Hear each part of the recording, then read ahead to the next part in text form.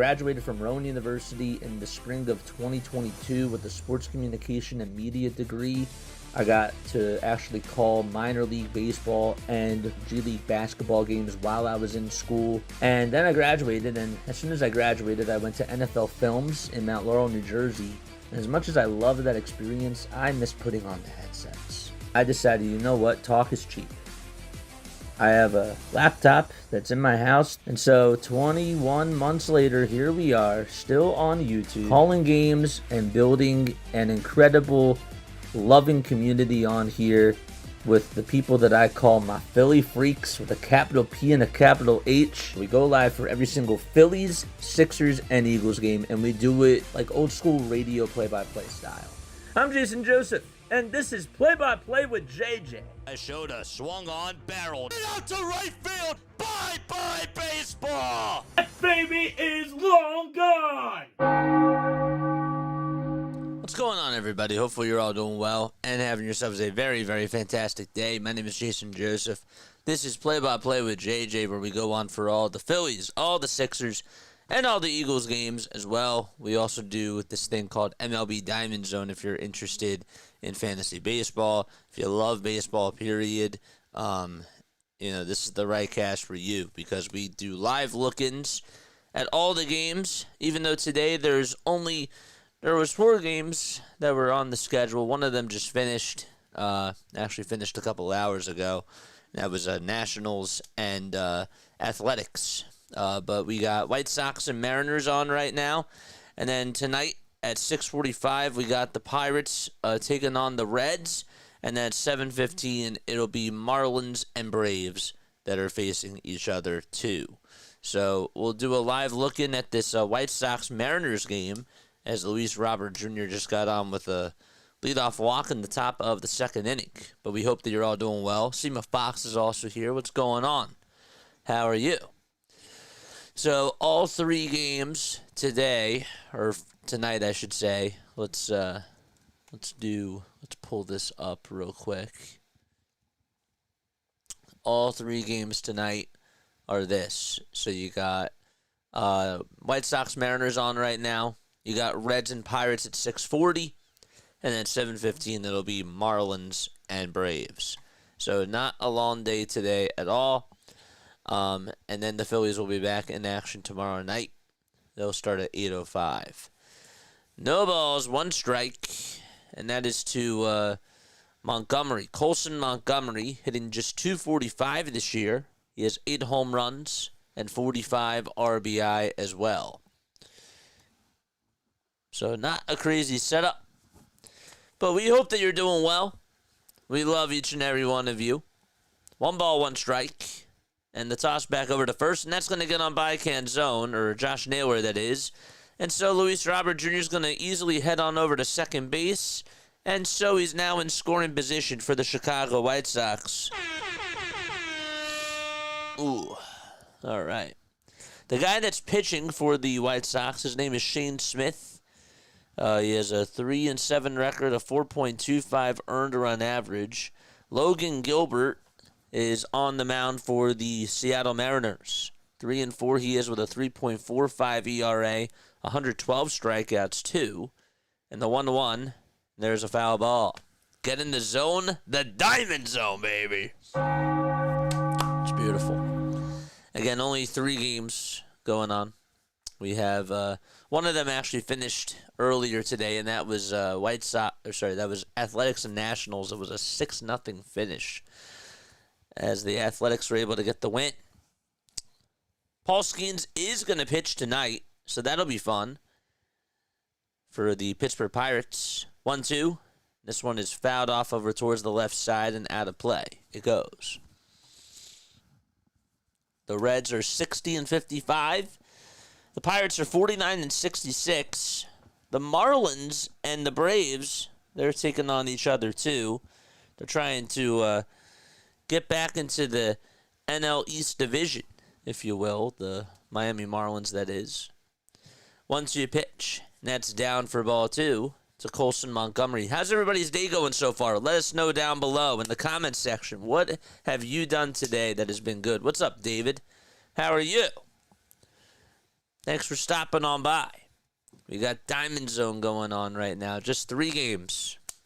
4 total games today. One of them finished earlier. 1-2 on the way, and there's a swing and a miss. Or that was a 2-2 pitch on the way, and there's a swing and a miss for out number 1. Nose is a little bit stuffy today. Sorry about this.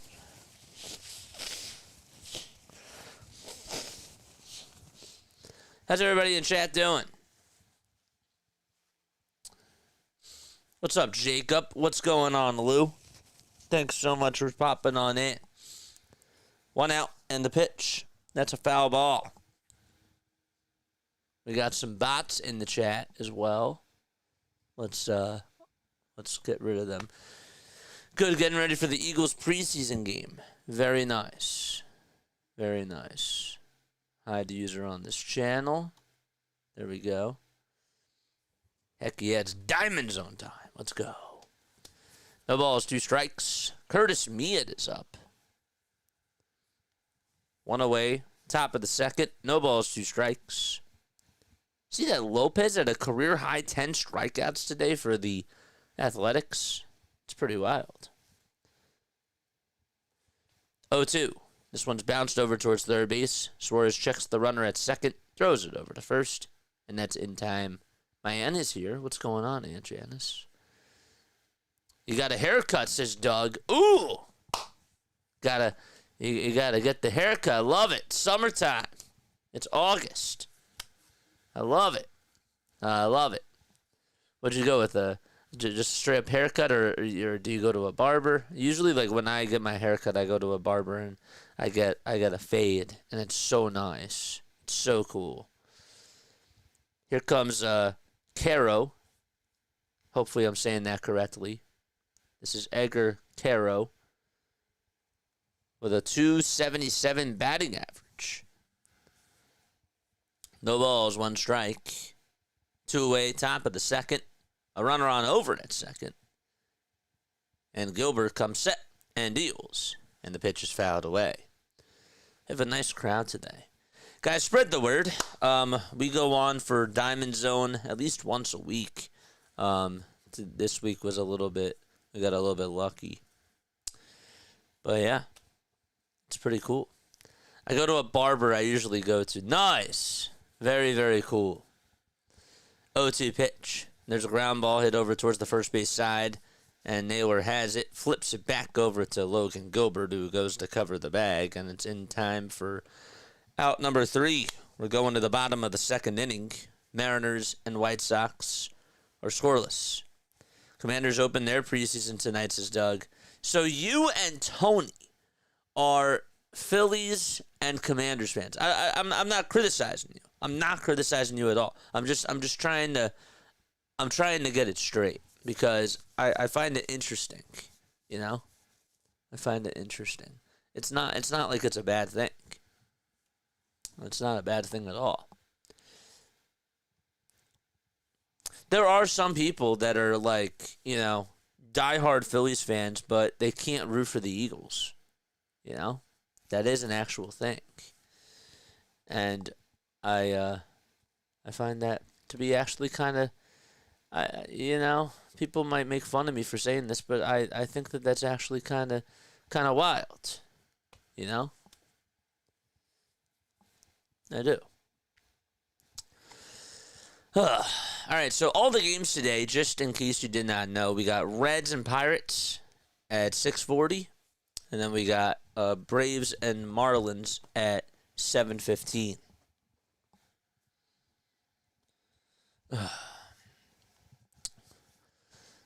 Calling 2 NFL preseason games tonight. The one at 7 between the Colts and the Ravens, and the one at 10 between the Raiders and the Seahawks.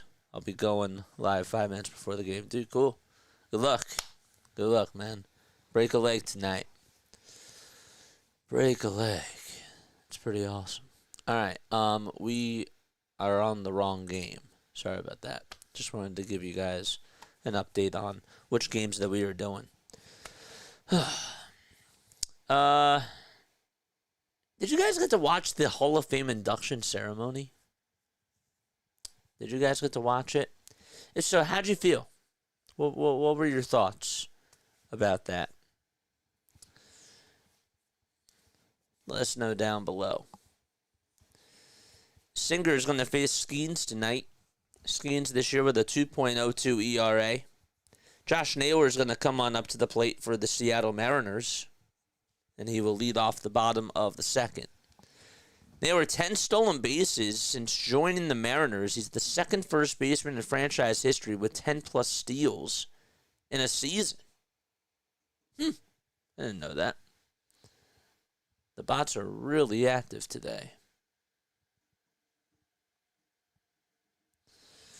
The pitch, and that's in there for strike. You know what's funny? They're active today because I know why. NFL. Oh my gosh. That's why. They think I'm doing an NFL game. No balls, one strike. And the pitch is taken down and in for a ball. Going to be in the Hall of Fame next Sunday. You're going to the Hall of Fame? Have a good time, man. One ball, one strike. To Josh Naylor. The 1-1 is taken low for ball 2.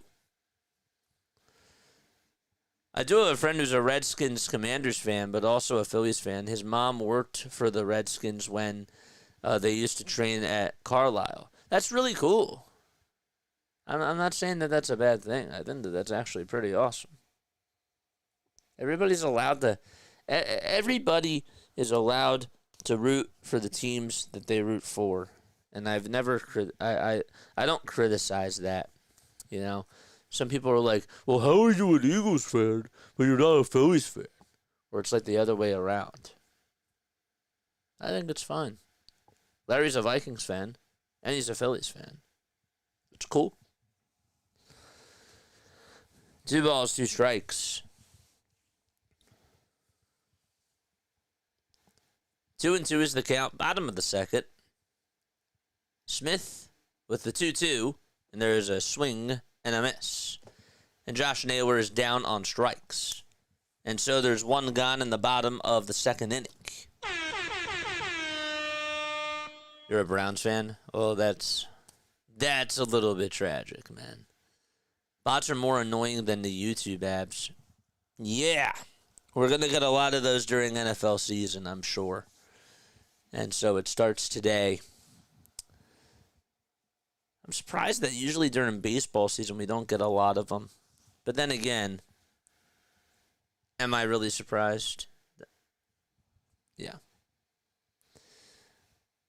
I just talked out of both sides of my mouth there. 1-0 pitch. There's a swing and a miss. But I had to think about it. I had to process it. You know what I'm saying? Like, I had to let it sink in, and I'm like, well, I'm surprised. And then it's like, well, now that I actually think about it, it's not really a surprise. 1 ball, 1 strike to Gino and the pitch. And that is in there for strike 2 at the knees. 1 ball, 2 strikes. 5 seconds left on the pitch clock. And the 1-2 is outside for ball 2.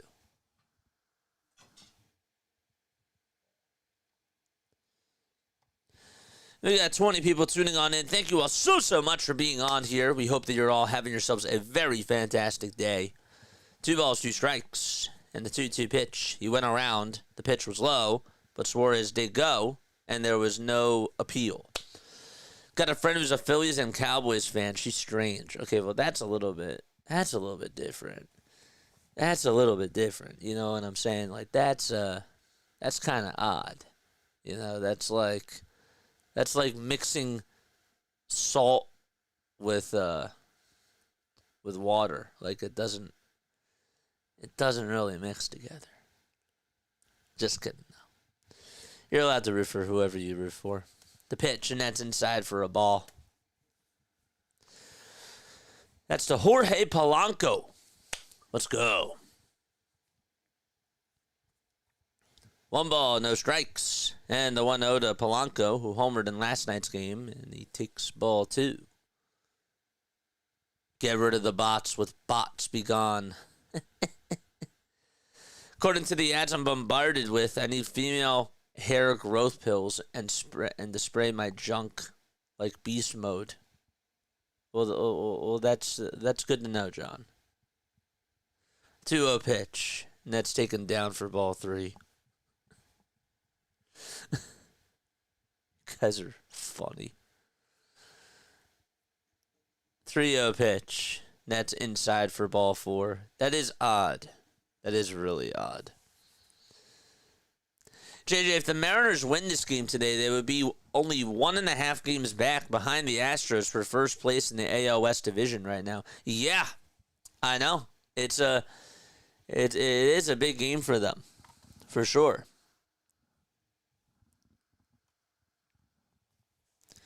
Two outs, a runner on over at first. Mitch Garver is coming up to the plate. The pitch on the way is outside for a ball. I have a friend who's an Eagles and Yankees fan. I have a friend who's an Eagles and Yankees fan, too. Eagles, Yankees, and New York Rangers. And then it's Sixers. It's weird.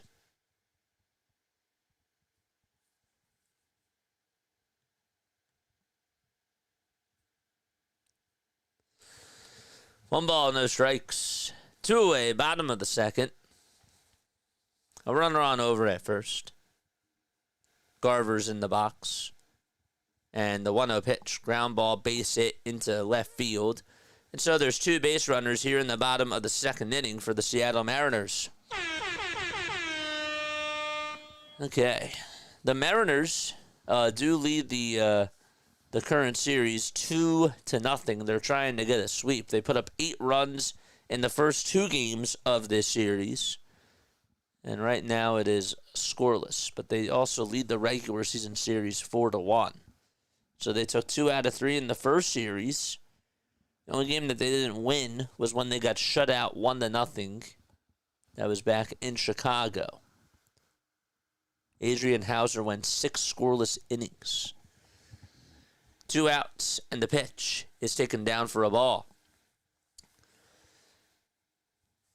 Yeah, there's some, like, odd people out there. You know what I'm saying? Like, there's some people that, I don't want to say, like, odd in a bad way, but, like, there's people that are like, you know, I'm a Phillies, I'm a Grizzlies fan, I'm a Phillies fan, I'm a Ravens fan, and then I'm a Rangers fan, you know? Like, there's people that, I don't know what you call them. They're like geographic fans. I don't know if that's the right word. Hybrid? Is that the right word? Like super hybrid? 1-1. And that's outside for ball 2.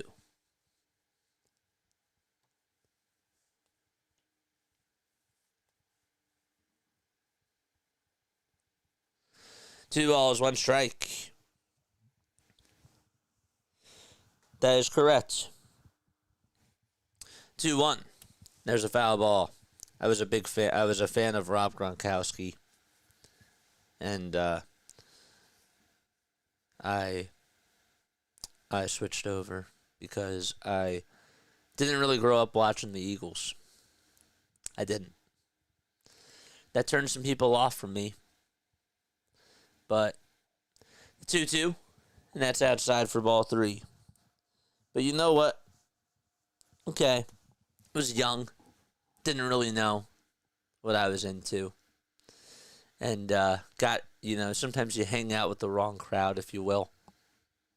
And that's really what happened. Gronk was a beast. He was. 3-2 pitch. And there's a swing and a miss. And so we go to the top of the 3rd inning. So Smith does get out of the jam. And we are going to the top of the 3rd. Dude, I hate mosquito bites. I really do. I put stuff on, and it's still itchy. But I'm going to wait for it to settle on in. But that's part of what happens when you're outside. You get exposed to more things. Hit that thumbs up button. Subscribe to the channel. And turn on the notification bell icons too, and that way you will know when we do go live. Bots, get out of here. What are we doing? My gosh, I'm not doing any NFL stuff. It's kind of ticking me off. What are we doing? Ashton Gently's making his NFL debut tonight. They're all after me because they think I'm doing the NFL preseason. And they're like, don't fool us. I'm not fooling you. Gosh. Just because I cover the Eagles doesn't mean I'm going to be doing all these NFL games. Now, I will do some. For sure. But definitely not now through October. That'll be like once we're done with the World Series. I mean, I am going to be covering the Eagles. So, like, when the Phillies do play and there's a conflict, I'm doing the Birds game. Unless it's the playoffs, of course. Unless it's the playoffs. Hit that thumbs up button. Subscribe to the channel as well. Turn on the notification bell icons too. And that way you will know when we do go live. All right. We got the Mariners taking on the Chicago White Sox. Off topic, I know, but these Asian lanternflies are all over the D.C. area. Well, it's not off topic. We're talking about mosquitoes. So, lanternflies, they sort of fit into that category, for sure. Top of the third, and the pitch. There's a swing and a miss. And so the count is 0-1. Baldwin is up. This is Brooks Baldwin. 5 homers, 24 RBI. He's 1 for 6 in the series with a .236 batting average overall this year. Here's the 0-1 pitch. Nats taken down for a ball. 1 ball, 1 strike to Brooks Baldwin.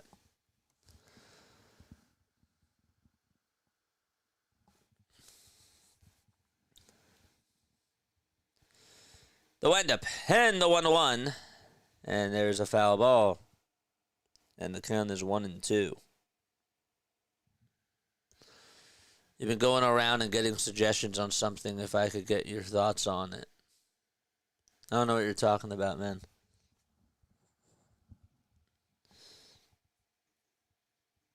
One ball, 2 strikes, and the 1-2 pitch. There's a swing and a miss. And there's out number 1. You've been going around and getting suggestions on something if I could get your thoughts on it. What is it, man? What is it?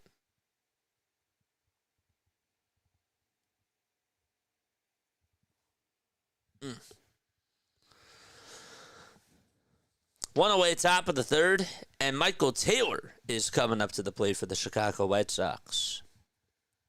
Gilbert gets set and deals, and the pitch is swung on and missed. If you're new to the chat, hit the thumbs up button. Subscribe to the channel. We do a lot of baseball stuff on this channel. It's so much fun. It's so cool. It's really great. No balls, 1 strike. And here's the 0-1 to Taylor, who homered in last night's game in the 9th inning. And the 0-1 is fouled away.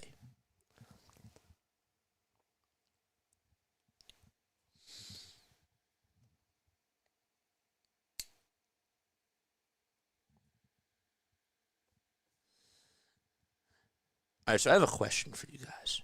You ready for this? 0-2 on the way.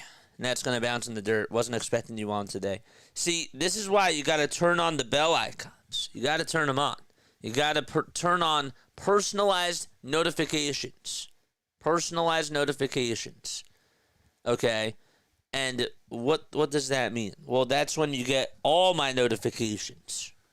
All my notifications come on. Because you just don't know. You don't know. I said I wasn't going to go on today. I lied. Oops. Yeah. 2 balls, 2 strikes. Welcome to the Diamond Zone, baby. NFL RedZone's version for MLB baseball. It's beautiful. It's sexy. We love it. 2 balls, 2 strikes. And the 2-2 pitch. And there's a foul ball. I would love to have to come up with different types of segments. And I eventually what I want to do is I want to have a home run counter throughout the whole entire day and like a run counter and be able to come up with some different ideas of what I could do every time there's a home run hit, you know? The pitch. And there's a called strike 3, and that was to Michael A. Taylor for out number 2. So there's the second out. Thank you so much, Antisocial. I appreciate that.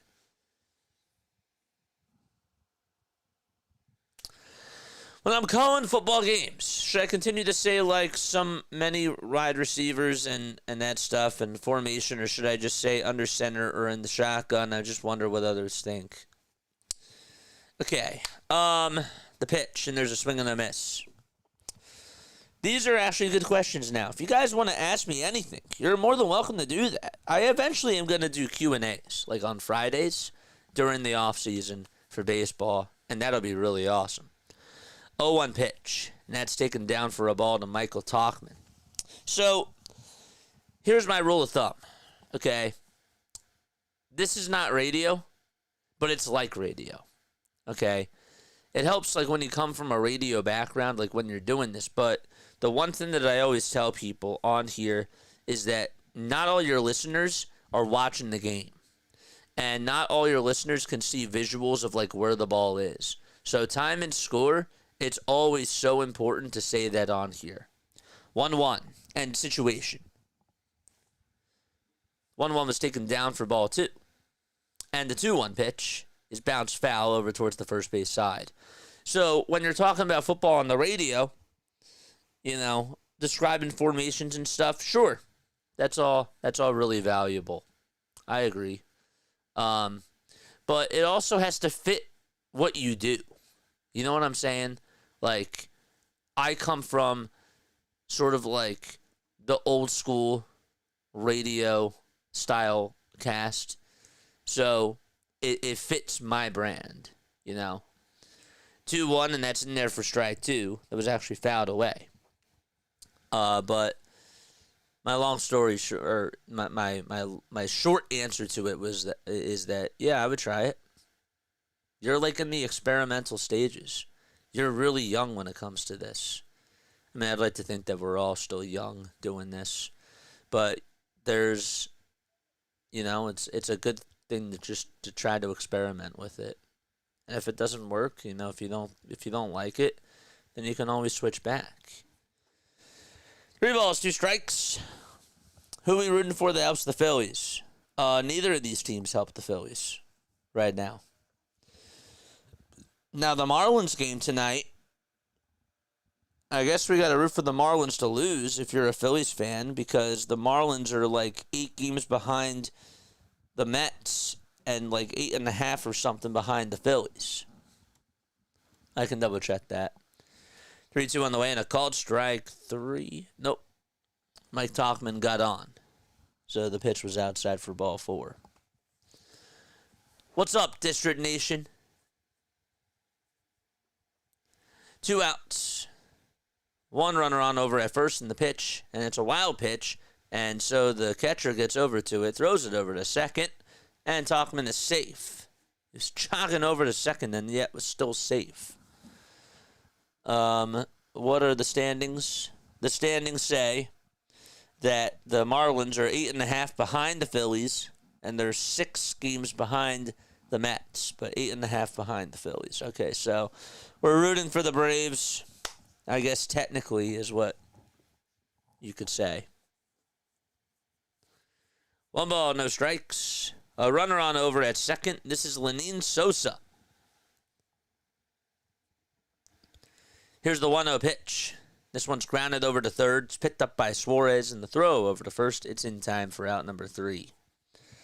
The main thing about this platform, guys, and this is what I've learned from doing this, like when I first started doing games on here, okay, I'll tell you straight up, no BS, okay, I only came on here at first in 2023 just to get reps. That was it. Scott Fransky, who was the Phillies radio play-by-play announcer, said that if you want to get more into this business, if you want to knock on other people's doors, you got to still get reps. You still got to call games. You got to call as many games as you can.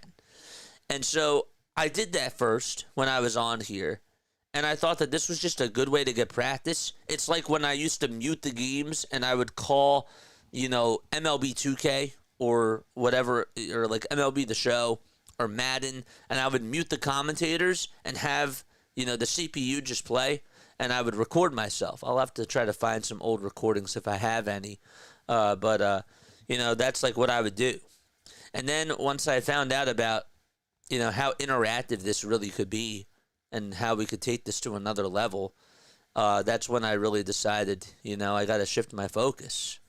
And so I bring that up because YouTube is a different platform. It's not radio. It's not TV. It's a mixture of both, but it's also you're interacting with the fans, and the fans are color commentators. They can be background noise, but they're also color commentators as well.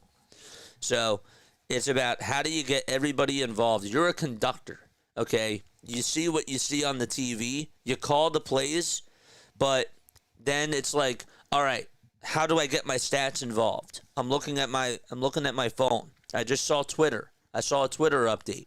Okay, but here's something that that chat is saying. Let's try to get that involved a little bit more. So you're basically a conductor. Here's the trumpets, but now we got to get the saxophone and, all the crescendos and all that sort of stuff right. So that's like what I've learned about this. Are we concerned about Wheeler? I think we should be. Fair question. I'm a little bit worried. I am. I'm a little worried. The ball's one strike in the pitch, and there's a foul ball. It doesn't make sense, right? Like, why would his start get pushed back? He had an MRI. When did this MRI happen? Like, I have a lot of questions. I agree. You should be concerned because he is your ace. He's your number one guy, and we've talked about how great the starting pitching has been. The pitch to J.P. Crawford. There's a line drive base hit back up the middle, and a leadoff single. JJ, do you think it's possible that the Phillies don't call up Peener or Crawford this year? Absolutely, I do. I feel like that there's definitely a possibility, but I also really believe that they're going to get called up in September. They have to be. If they're not getting called up in September, something is clearly wrong. I've always listened to a bit more radio football than TV. The pitch is taken down for a ball to Randy Arozarena. Here's the 1-0. There's a swing and a miss. I don't have a degree in broadcasting or anything like that like you do. It's just always been interesting and my passion to call games for people. Yeah, dude. The only way that you get better is just by doing it. That's really the truth. You just do it. 1-1. And that's on the outside corner for a called strike. And listen to other people too. Take notes. I take notes on so many other streamers. I'm very lucky that I'm able to do this. Really. I'm super, super fortunate. 1-2. And there's a foul ball. I say it all the time, but I have very supportive parents, and I'm not here without them. And so I'm at the time now where I'm taking a chance, and I'm trying to study other people that are not just broadcasters in the traditional sense, but other streamers on here too. It's like a very unique situation, But I'm super fortunate. 1 ball, 2 strikes in the pitch, and that's low and outside for ball 2. But I love it. I love it so much. And if you love it, you keep doing it. You keep going. And don't let anybody tell you no. 2-2. That's taken down and away for ball 3. So Randy Arozarena is up. We're scoreless, and we're in the bottom of the 3rd inning. We got a runner on over at first. 3-2 pitch, and there's a high fly ball. This one's hit out to deep left field, and it is gone. 2-0 Seattle as Randy Arozarena launches his 23rd homer of the season.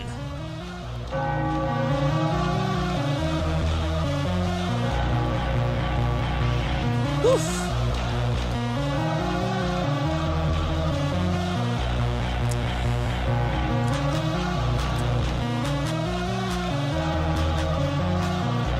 There we go.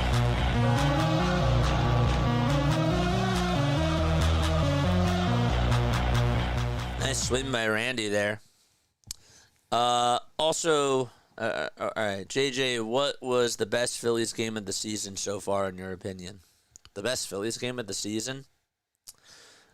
I loved it when Mick Abel went toe-to-toe with Paul Skeens. Thought that was a great game. The offensive explosion the other day was really, really cool. We've had some nice games. We've had a roller coaster of a season. 1 ball, no strikes. Schwarber's grand slam against the Orioles was awesome. The 1-0 pitch that is taken down for ball 2. How about when the Phillies beat the Dodgers earlier in the year and Nick Castellanos in a grand slam and they just absolutely demolished the Dodgers? That was fun. You know? 2-0 pitch. There's a called strike. That was in there at the knees. We've had some good games. Zach Wheeler gems. Christopher Sanchez, the 2-0 shutout he had the other day, that was a masterpiece. I loved that game. 2-1. There's a foul ball. It's hit over towards the right side. Duran coming over here, watching him perform in the bright lights the first time. That was cool. I mean, I feel like that it's a tough one. But probably my favorite, I would say, the one that stood out to me the most is Mick Abel's debut against Paul Skeens. That was just storybook. That was so cool. 2-2 pitch on the way. Swing and a miss. And so there's 1 out in the bottom of the 3rd inning. Yeah. That was nice. Also, kind of another one of those dumb questions. There's no such thing as a dumb question, my friend. There really isn't. The only dumb ones, and I know that this sounds cliche, are the ones that you don't ask.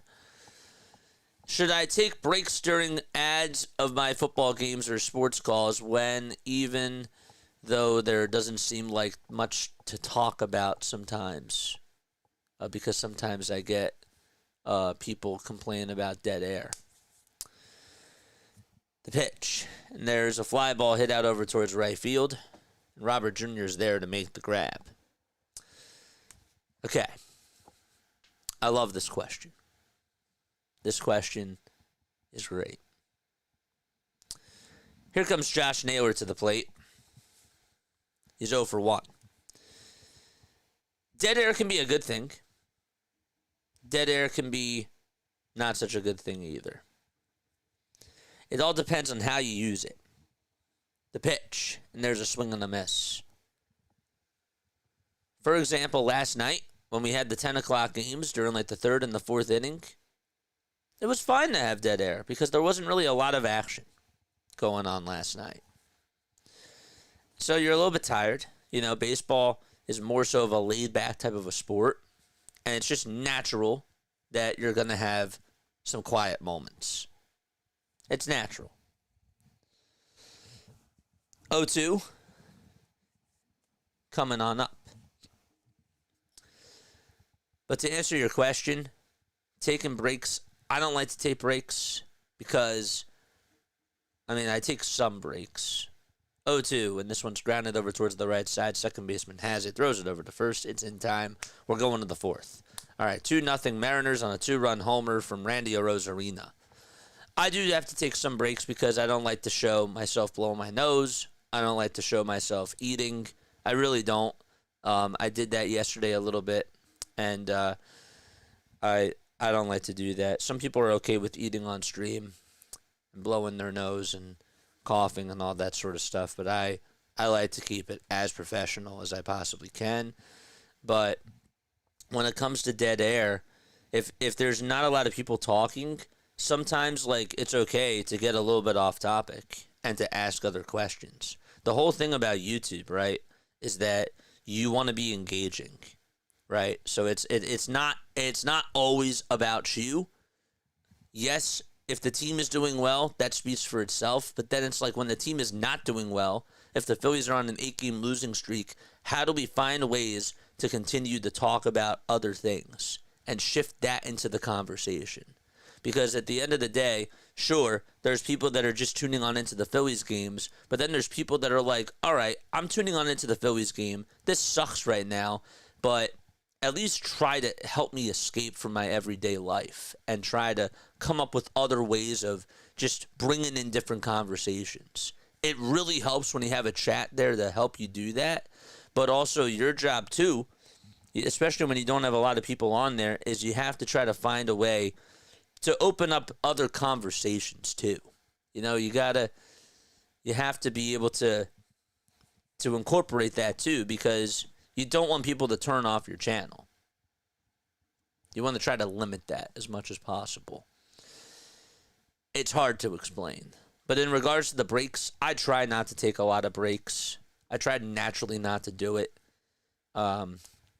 because this is sort of a unique thing. There's a radio announcer on NFL Monday night games that has so much enthusiasm that he gets me interested in the game. His name is Kevin Harlan, my friend. Kevin Harlan on Monday Night Football. Doesn't get any better than that. He is a presenter. He really is. He's an entertainer himself. Top of the fourth, Andrew Benintendi's coming up. And the first pitch is fouled away. Donovan Solano is going to play over at first base. They just took Josh Naylor out of the game. Hopefully he's okay. If we get an injury update, we'll let you know. 0-1 pitch. That is down for a ball. That's to Andrew Benintendi. Kevin Harlan is great. He's so awesome. He's very descriptive with the radio. He's really good on TV. He's great for basketball as well. I mean, I get my pace and my energy from him, especially for basketball. 1-1, and that's outside for ball 2. Kawhi with the shot. Here it is. It's up. It's good. Kawhi Leonard with a dagger in the face. You know, like he's so good at bringing that high energy every single time that he's on the airways. And basketball specifically, it really, really works. 2 balls, 2 strikes to Andrew Benintendi. Top of the fourth, 2-0 Seattle. And the 2-2 pitch to Andrew, and there's a foul ball. Tip back over towards the screen. What I find funny is this person said that he was there the whole stream and then comes out and complains about dead air between the top and bottom of the 8th. Which person? Which person? 2 balls, 2 strikes, and the pitch is fouled away. JJ is living my dream. I used to love broadcasting Stratomatic baseball games. It's never too late to start, man. You know? It's never too late to start. Even on here. The 2-2 pitch on the way, and there's a fly ball. This one's hit out over towards deep right center field. Uh-oh, this one has a chance. It's going back over towards the track, and Rodriguez will make the catch in front of the Alaska sign out in right center field. Couple more feet, and it would have went. But Julio Rodriguez able to make a nice catch. So Josh Naylor was taken out of the game because he found a pitch off and was a little bit off balance. I don't know if it was his back that got hurt, but there was something that was not right. I don't know what they're going to call it, but definitely something in the upper region. That's why he was taken out of the game. Here comes Luis Robert Jr., and he swings and misses at the first pitch. Our dead air is filled with random guys that keep everyone engaged. It's a great strategy. The ball is 1 strike in the 0-1. Check swing, did he go? And they say, no, he did not. But sometimes, I mean, for you guys, it might not be dead air because you guys are talking amongst yourselves. But for me, like, it is dead air. You know, I'll take breaks like right now.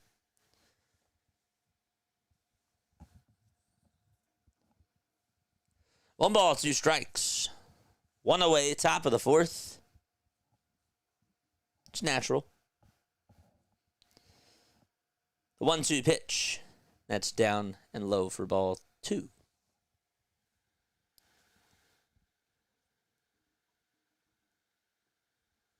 Kevin is the 2K voice for video games.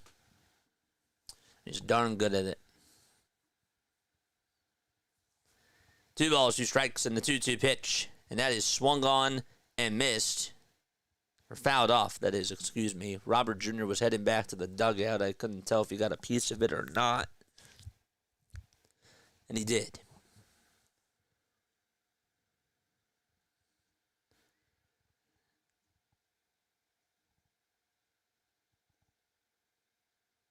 John says, JJ has the rare gift of personality, a good voice, a professional demeanor, and a sense of humor, and falls in line with the old school greats. Nobody's perfect, but with that foundation, you grow.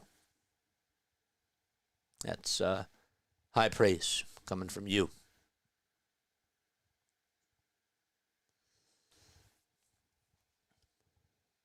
Two balls, 2 strikes. The 2-2 pitch. That is outside for ball 3. Plus, he's fortunate. He's not paying a mortgage and working the 9 to 5 to feed kids. Success is when opportunity meets preparedness. Some commentators get complacent and forget the basics, assuming everyone is keeping up or watching. I appreciate the reminders like pitch count and 0-3 to paint the picture.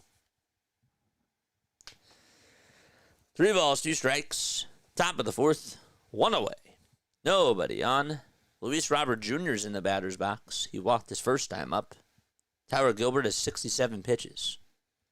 And here's the payoff pitch on the way. This one's lined out to right center field. Rodriguez on the run, and he can't make the dive and catch. It gets on by him. Dominic Canzonas to go chase it down. Robert Jr., he's going to go on over to second base, and he was rounding second. The throw was made over to second base, and so Rodriguez will stay on over at second. The ball was actually cut off by the shortstop on the throw over to second, but a good swing by Robert Jr.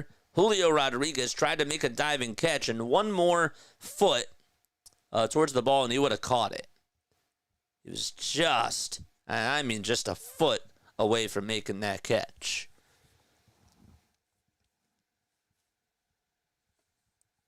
It was hit over towards his right side.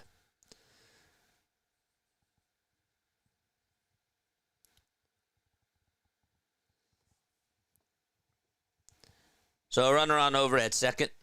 1 out, top of the 4th. And Colson Montgomery will step on up to the plate. And he takes low for a ball.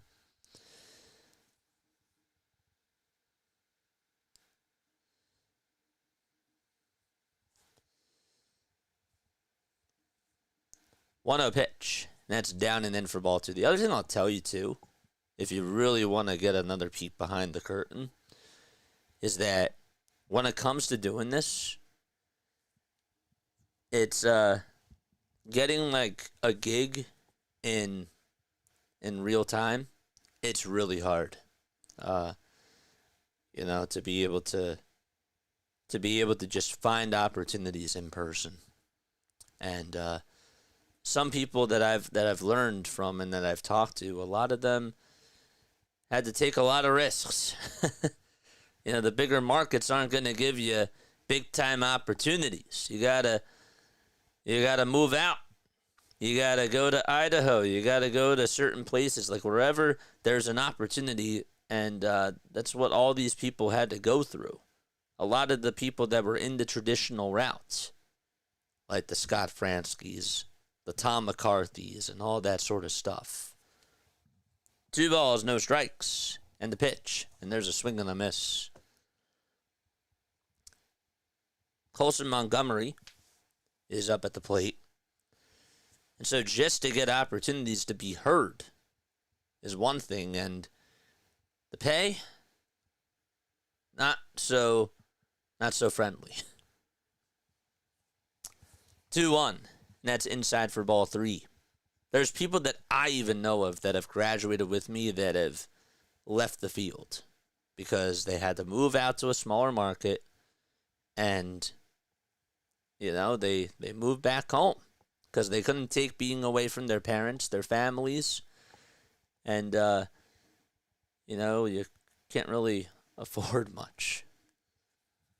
3-1 pitch. And that's taken for ball 4. So there's one out in the top of the 4th. It's a 2-0 score for Seattle. JJ even pauses in his cadence of speaking, which keeps you engaged. It's natural to some. Then there's high energy like Mike, and not a lot from RB. JJ has balance. Plus, you got to have a sense of humor. Yeah. I know you said no energy. I think RB actually does have some energy. I do. I think he gives energy. But that's debatable, and that's what you believe. For basketball, he really does give the energy. You watch him do basketball, he's great. And I appreciate what he does, too, for my baseball streams. 2 balls, no strikes. 1 out, top of the 4th. But I think he provides energy. 2-0 pitch. There's a fly ball. This one's hit out over towards right field. The catch will be made by Canzone for out number 2. But yeah, you do have to have a mix. You got to be able to have like a balance of that. I do agree with that.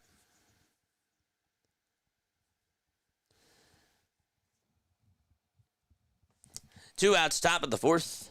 2 runners on. It's 2-0 Seattle. They had a 2-run homer back in the bottom of the 3rd. It was Randy Arozarena. The pitch. This one is grounded over towards the mound. And the throw over to first from Gilbert is in plenty of time. It was an underhanded toss over to first base. We're going to the bottom of the 4th. Nice job by Logan Gilbert so far. 4 shutout innings. My issue is that I try to be professional as possible, and I get like 200 to 1K views a stream, but like no one's in chat. Well, my friend, that's how everybody starts. It's from ground zero, dude. It's you gotta just keep going. It takes time. It took me, like, I wasn't just getting 200 people on here in one day. It took me a while just to be able to get to where I am. It's a journey. It really is a journey. And there's no roadmap to this. You have to understand that. There's no potion that's going to tell you this is how you get to this is how you get to here. There's no direction. So that's why trial and error on certain things is, I'm always doing things. I'm always trying out new things. I'm trying this out. And I eventually want to get Diamond Zone up to the point like where I'm getting my Phillies streams. And I figured, if I'm doing my Phillies game, I'm reaching out to my Phillies audiences, but I want to reach a bigger baseball audience. And the only way to do that is to do these, And so I'm trying to expand a little bit more. But even just to get to the Phillies audience, that took time. I mean, gosh. John, when did you find my channel? I've been doing this, for now, 3 years. He probably found my channel, I don't know, like last year. I think last year is when he found my channel. You can promote. You can post on the socials. But at the end of the day, you got to keep doing it.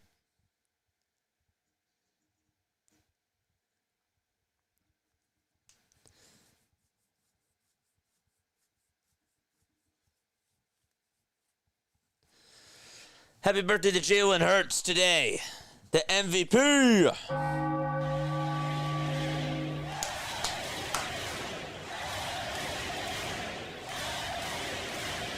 Here's the pitch. There's a swing and a miss.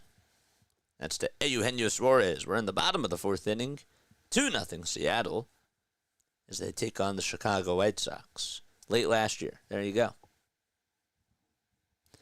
No balls, one strike in the 0-1, and there's a foul ball. And you know, John's not a big basketball guy. He knows I do the Sixers. He doesn't like basketball. So he doesn't tune on into that. But he still supports the channel.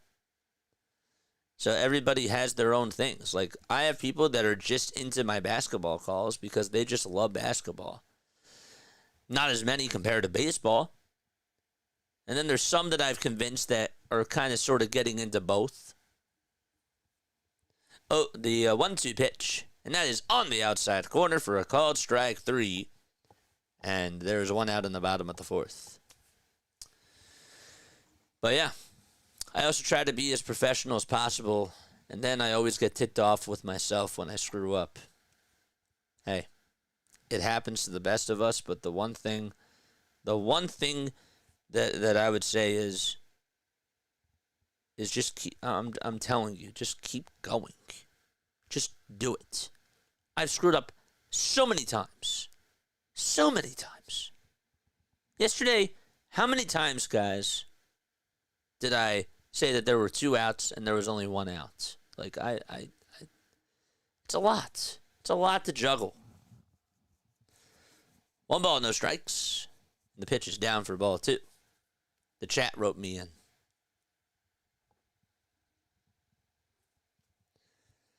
2 balls, no strikes to Jorge Polanco. We're in the bottom of the fourth. There's 1 away. The 2-0 pitch. And that is in there for a called strike. What's going on, James? Yes, Scooter and Beans in the house. You're the MVP, man. 2 balls, 1 strike in the pitch. There's a line drive roped out to right field for a base hit. And it takes about a bounce and a half, if you will, in front of Michael A. Taylor for a single. See, I almost said out number 1. It was not an out. That was a base hit.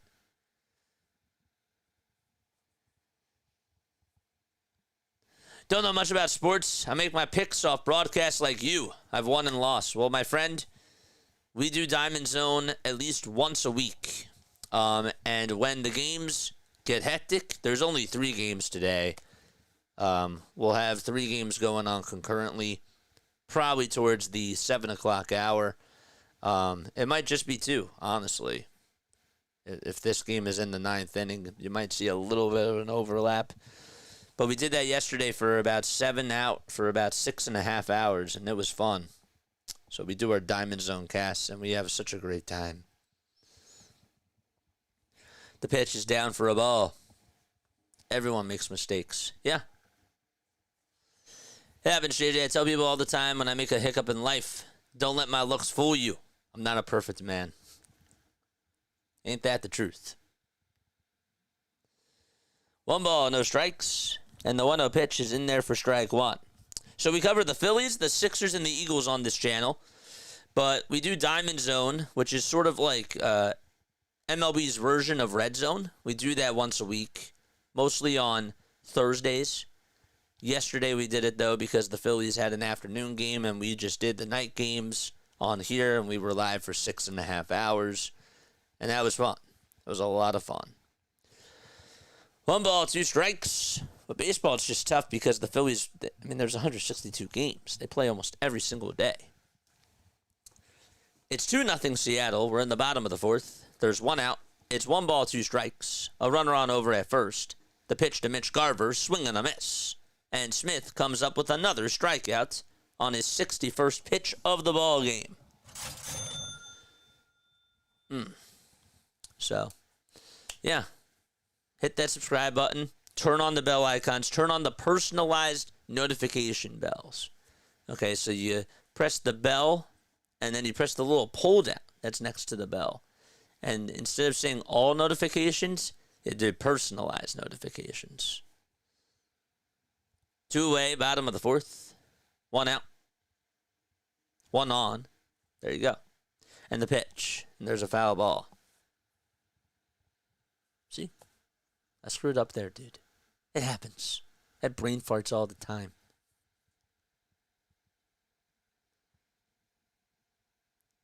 Oh, 1 pitch. That is outside for a ball.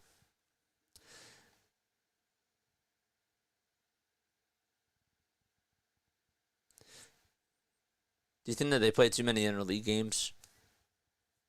I said yes 2 weeks ago. 1-1 pitch. And there's a called strike. I said yes 2 weeks ago, but then I thought to myself, you know,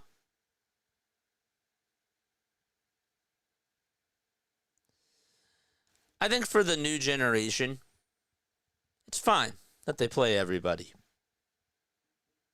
You know, if that's like the one change that I'm okay with, I feel like then that's fine. People can say, well, we don't like the DH, the universal DH. We don't like the expanded playoff teams. You know, we like the way the game was before, the pitch clock, and all that sort of stuff. I think that if we want to try to get a new audience involved, I think that interleague games are fine. I think it makes it more interesting. But then you can also make the argument, too, that, okay, you're not playing as much games against your divisional opponents, and there's not as much divisional rivalries, but I still think that there are divisional rivalries. I don't know, it's an interesting thing. I don't think that it ruins baseball. But do I think it helps expand the game a little bit more? Sure. You'll still tune in. 2-2. There's a fly ball. This one's hit out over towards right center field. Robert Jr. tracks it down over in the alleyway and will make the catch. And the inning is over. We're going to the top of the 5th inning. 2-0 Seattle against the Chicago White Sox.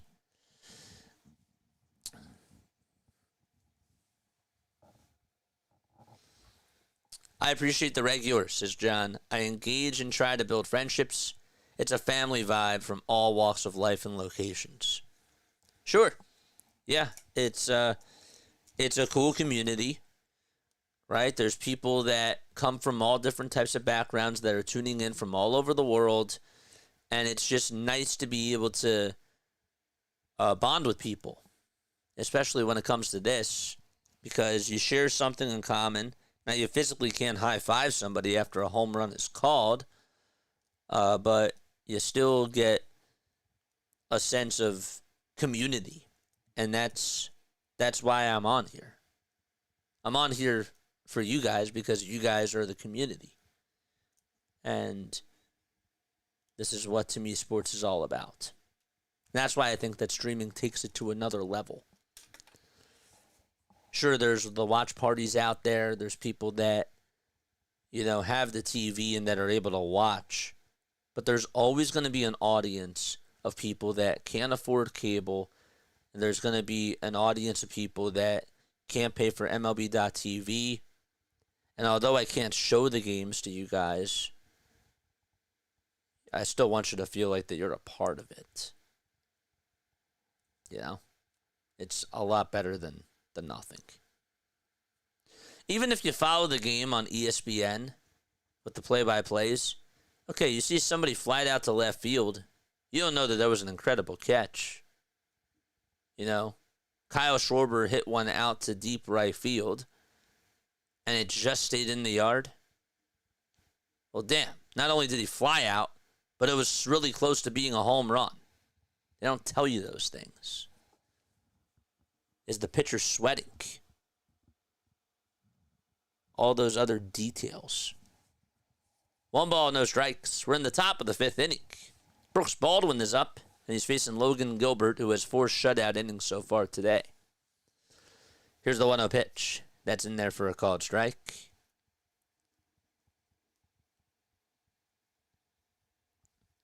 One ball, one strike. 3 seconds left on the pitch clock. Here's the 1-1 on the way. That's a foul ball. Funniest football TV thing was the halftime show, the AFC Championship game a few years back in Kansas City. The commentators were shouting at each other because the music was so loud. This is Doug. I remember that. I do remember that. Here's the 1-2 pitch. And it's a line drive foul ball over towards the right side. Kevin says, I never liked the pitch clock. I like when runners were on first base and made the pitcher keep throwing over to hold them on, and when the batter would step out to adjust their helmet and batting gloves. 1-2 pitch. There's a ground ball. This one's hit over towards the right side. And the throw over to first is in plenty of time by Polanco. But see, I'm like, the game for me was getting too long. That's just me, though. But the whole thing to me is that there's certain things that I want to stay the same, like the shift. First, I didn't want the shift, but now I think that the shift is strategy, and I don't like the fact that they got rid of that. I would like them to bring it back, is what I'm trying to say. But then there's other things where I'm like, you know what? It's all right. Because, sure, like, that's what makes an era of baseball stand out. You know? Like, it's a new era. And I'm okay with changes. I'm okay with change. I think change can be good. Now, some change is bad. But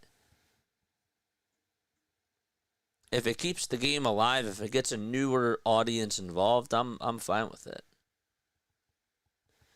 No balls, 2 strikes. That's to Michael A. Taylor.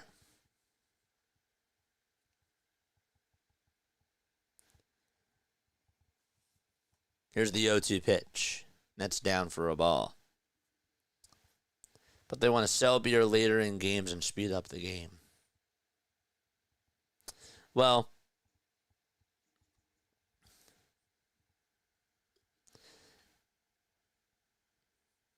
beer ain't cheap, I'll tell you that. That part is sad to me. For the customers. 1-2. There's a foul ball. But not to get like too involved with it. Overall, though, I think from a generic perspective, I'm for change.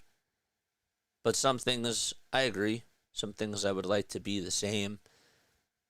Like the shift, bringing that back. The ghost runners, get rid of them. You know, but when it comes to interleague play and stuff like that, I'm okay with it. I don't think it's better than the other way around, but I've come to accept it.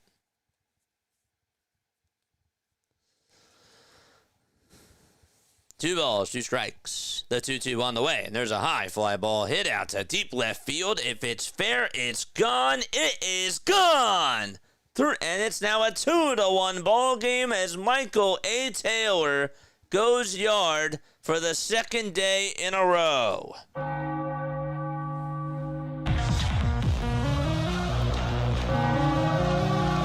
Homer to the 9th of last night's game, and well, he makes the 1-run game here off of Logan Gilbert.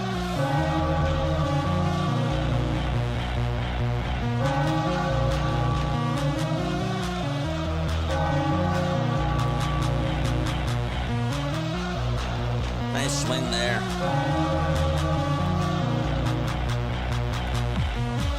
Here comes Michael Tauchman. Tauchman batting .284 with 8 homers and 31 RBI, and he flies this one out towards right field. And there is out number 2.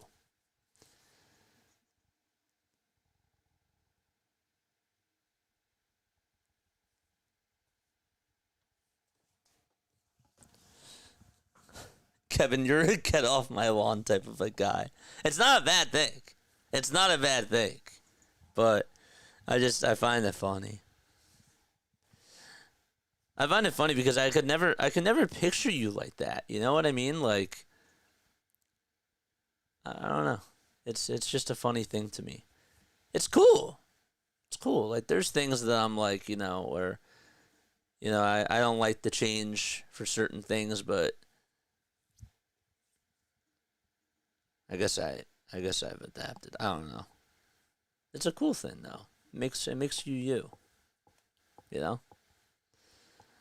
1-0 pitch. And that's in there for a called strike. Lenyn Sosa is up at the plate. Keep the beer prices up. People will keep buying it. 1-1 pitch. That is in there for strike 2. I love beer, but for one beer, you can buy a tall boy and have some change left over for a McDouble. It's true. It's a good way to put it. Kevin, you like high gas prices too? We're just messing with you, man. Just messing with you. 1 ball, 2 strikes, 2 away. Top of the 5th inning. Tying run is up at the plate. And that's Lenyn Sosa. Here's the 1-2, and that's outside and low for ball 2. So it's 2-1. White Sox just got a run back on a solo home run. That was hit by Michael A. Taylor. 2 balls, 2 strikes. 1 second left on the pitch clock. And the pitch on the way, a swing and a miss. And we go to the bottom of the 5th inning. The White Sox get a run back on a solo jack hit by Michael A. Taylor. 2-1 is the score out at T-Mobile Park. Kevin says gas prices ain't too bad. Well, I guess it depends on where you are. Oh, boy.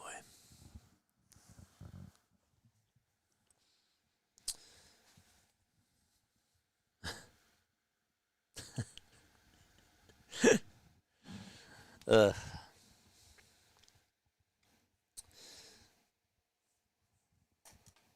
Just out of curiosity, and nobody has to answer this because, you guys have personal lives, and I get that. Some people just like to come on here to escape from reality, if you will. But just out of curiosity, what do you guys do for a living? Just out of curiosity. Or, what did you do for a living if you're retired? I'm just curious. You don't have to answer. Would love to do a stream with you someday, although the amount of tips that you've shared with me and just today alone are absolutely unmeasurable. Thank you. Dude, I'm not, I cannot stand.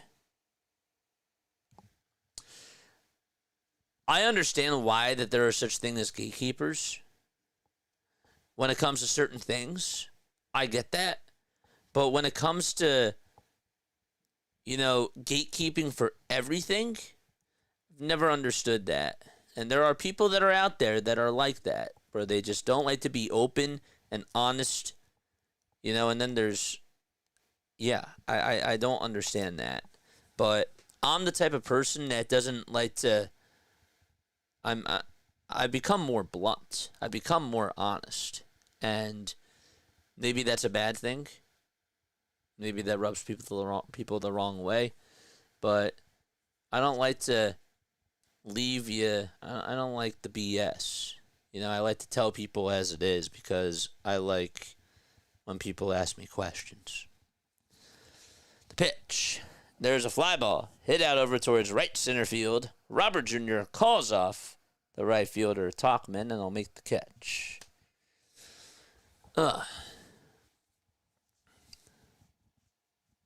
Did you ever find out about taking food into CBP? I believe you. I said the whole time, I believe you. I just haven't done it because I haven't gone to any games this year. The pitch. And that is outside for a ball. Working at an animal hospital. Really? That's cool. 1-0 pitch. And there's a foul ball.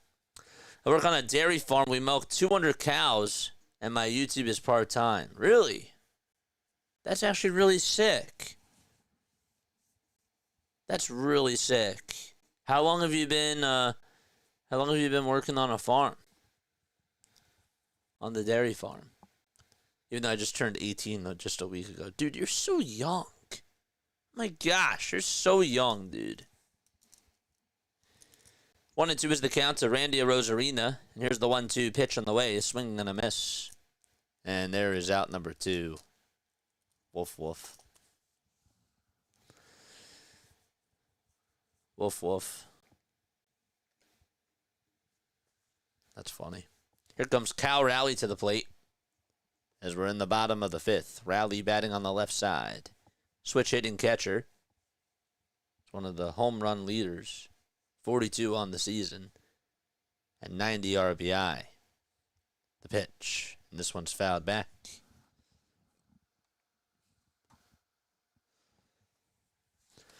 Three small businesses. Service call plumbing, a dump truck, and landscaping and driveways. I haul materials and make beautiful yards, easy to maintain, sometimes small concrete pours and stonework. It's a lot of labor. That is a lot of labor.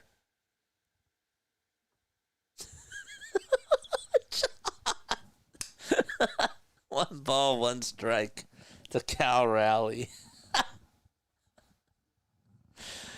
You guys are too much, man. 1-1 pitch, and that's on the outside corner for strike 2.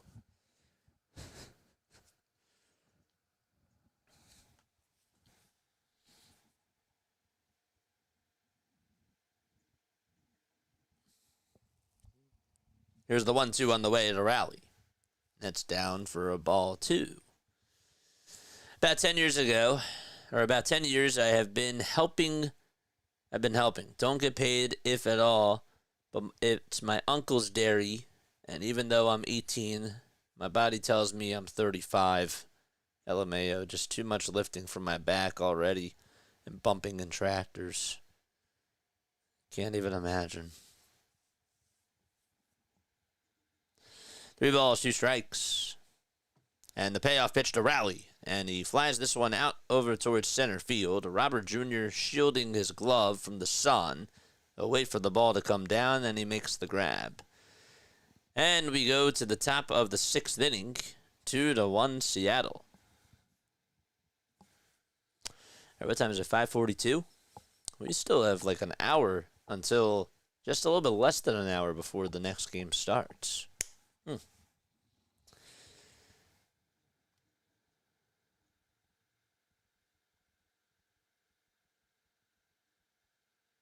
Crazy. We love the bots.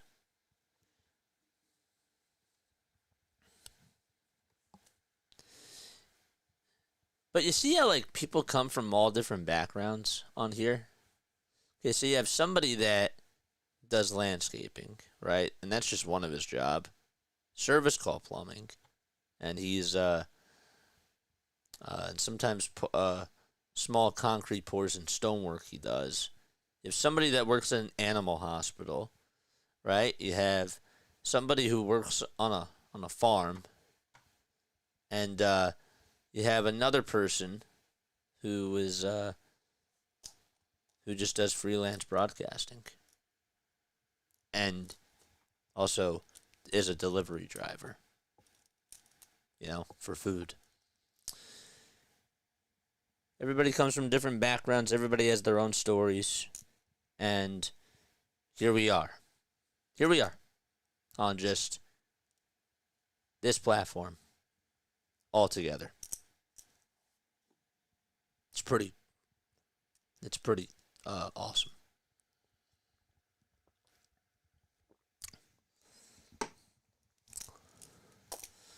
Logan Gilbert, 5 innings, 2 hits allowed, 1 earned run, 6 strikeouts, 3 walks, and 94 pitches. See, that was a nice little segue there.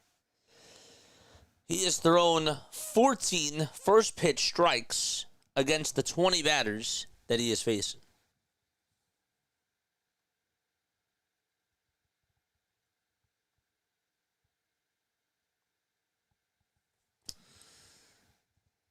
Top of the sixth. 2-1. Andrew Benintendi is coming up to the plate. And the pitch. And that is taken up high for a ball. Used to be a saltwater cowboy. Has shipped cattle from Hawaii to Cali and Washington states on Matson container ships.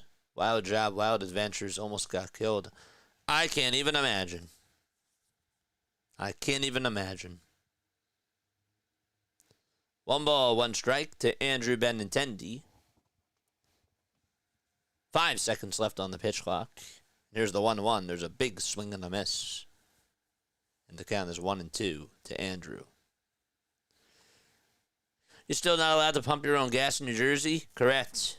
Yep. Oh, yes.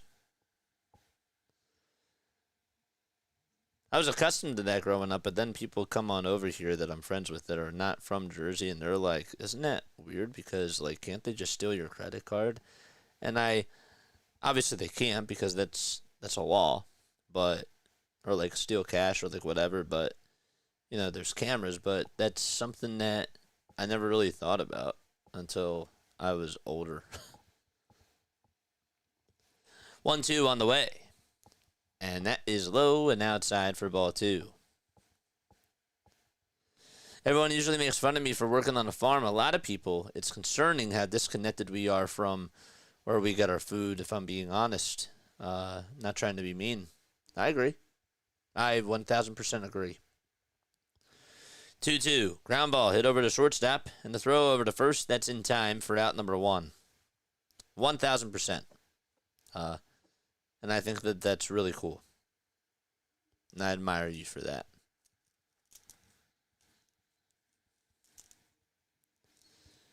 We're a weird generation. We are. Gen Z is filled with a lot of weirdos. It seems. The pitch. There's a ground ball, base hit out to right field. And Luis Robert Jr. gets on with an opposite field single. And that's not classifying everybody. I mean, come on. No. But there are definitely, it's a different generation. But I'm not saying everybody in Gen Z is bad or weird. It's not what I'm saying at all. But we do have an interesting generation.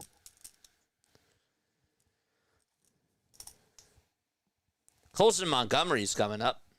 Top of the sixth. 1 out. And the toss back to first. That's not in time. See, though, how I'm, like, taking breaks? Like, this is just natural. You know? It's natural to be able to take breaks. 1 away, top of the sixth. And the pitch. And that is taken for a strike.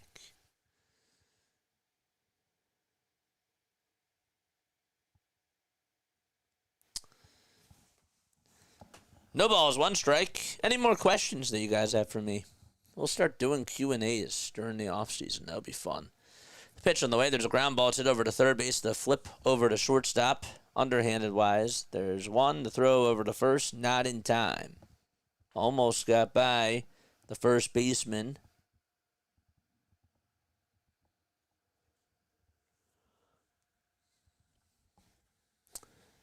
Mariners got 2 runs on a 2-run homer by Randy Arozarena.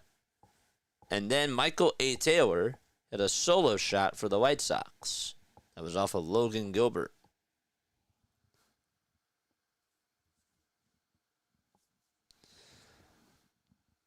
Reds and Pirates will begin at 6:40. And then it'll be Marlins and Braves at 7:15.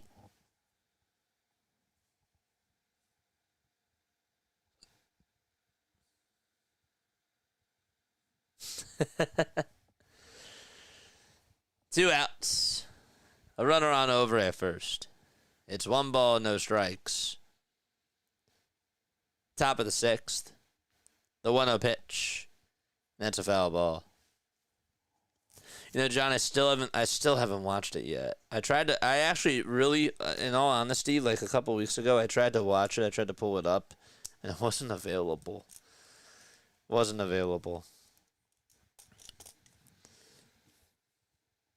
But once I do get to watch it, I promise I'll let you know.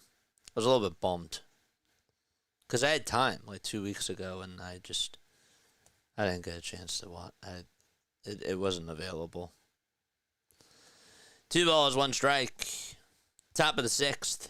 2 outs. A runner on over at first. The 2-1 pitch. And there's a swing and a miss. You know what else was on my... I was just thinking about this the other day, about another movie that I haven't seen. And it just slipped out of my head. It just slipped out of my head.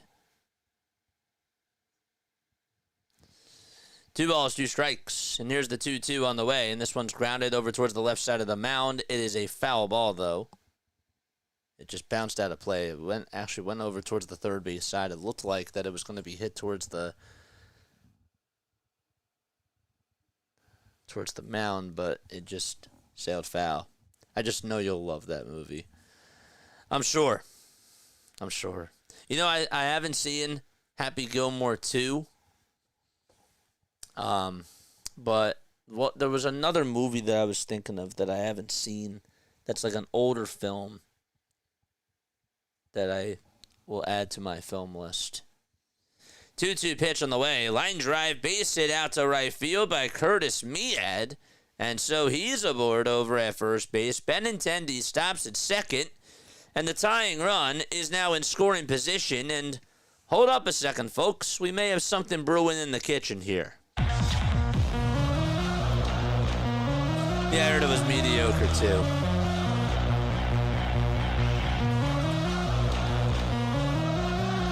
Looks like we're going to have a pitch and change. And that is going to be it for Ferguson. All right. So, a new pitcher's coming in for the Seattle Mariners. Let you know who that is in just a few moments. But there was another movie I was thinking of the other day that I was like, damn, like I haven't watched it. And I forget what it was. Throw. Oh, you know what it was? And I'm going to get made fun of for this. I still haven't watched it yet, and I know I probably would really, really love it. You ready for this?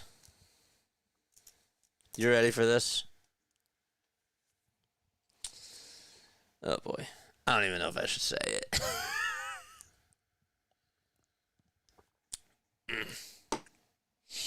I don't even know if I should say it. I've heard so many great things about it.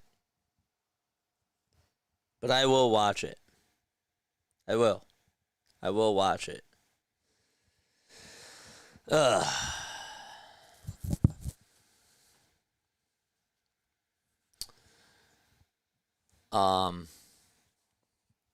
Should I just beat around the bush and give hints, or should I just say it? Say it. My Cousin Vinny. I have to admit it. I haven't seen My Cousin Vinny. I have not seen My Cousin Vinny. And I know I'm going to get made fun of for it. But that's okay. You know, I'll take it. I'll take it on the chin, and we will watch that. Is it actually available? Because tonight is like an early night. It's on Hulu. And it's also on Disney Plus. All right, I will watch that. Okay. I will watch that tonight. I will watch My Cousin Vinny tonight. I promise. I do. Top of the 6th.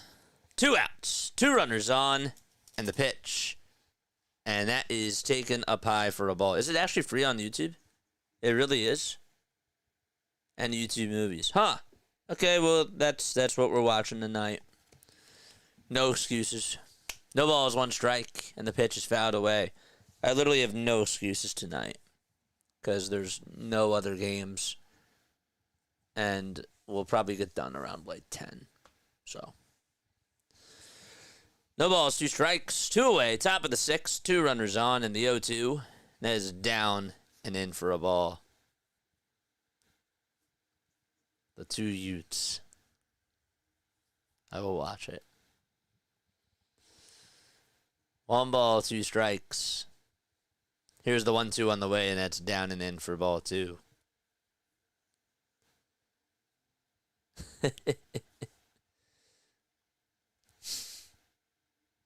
I can't wait to come back onto the stream and just watch this part of the chat replay and get all the references now.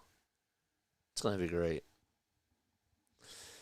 Edgar Caro is up in the 2-2, and that's going to get on by the catcher. And so there's now 2 runners in scoring position.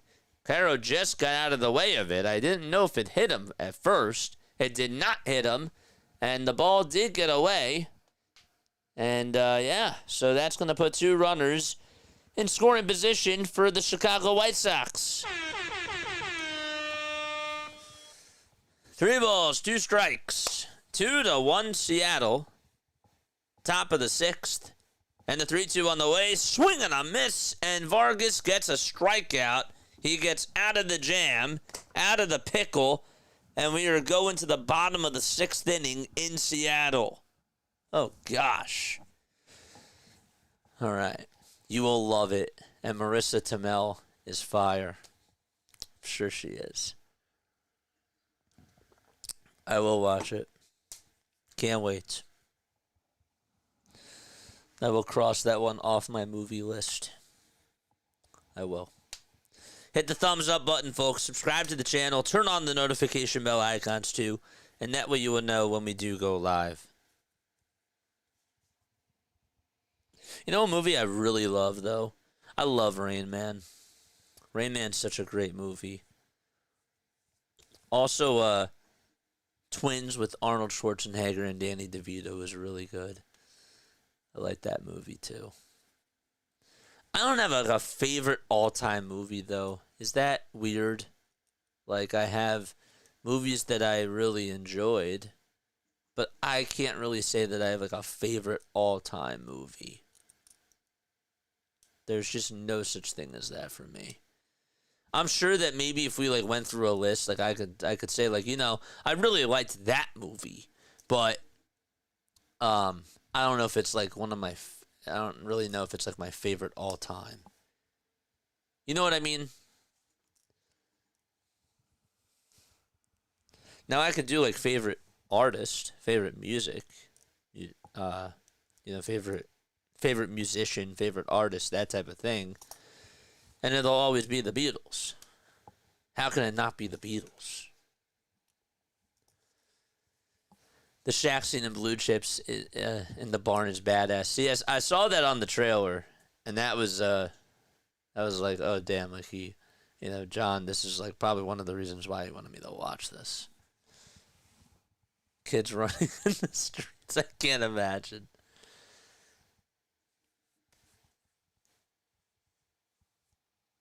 Please tell me you have watched the Major League, the Indians movie. I've seen Major League, yes.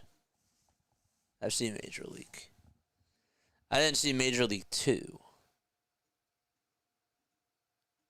But I saw the first one. Jordan Leisure is going to go out there to pitch for the Chicago White Sox in the bottom of the 6th inning, and he will face Julio Rodriguez to start off the 6th inning. Rodriguez homered in last night's game. He had a 3-run shot. It was back in the bottom of the 2nd. The pitch. That's low for a ball.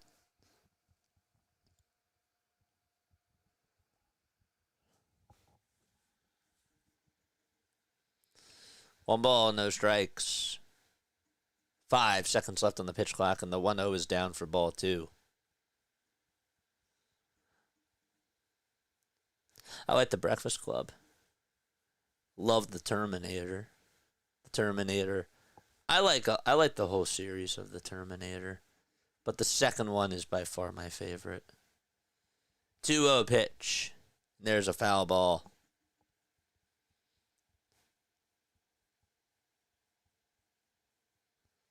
Two balls, one strike.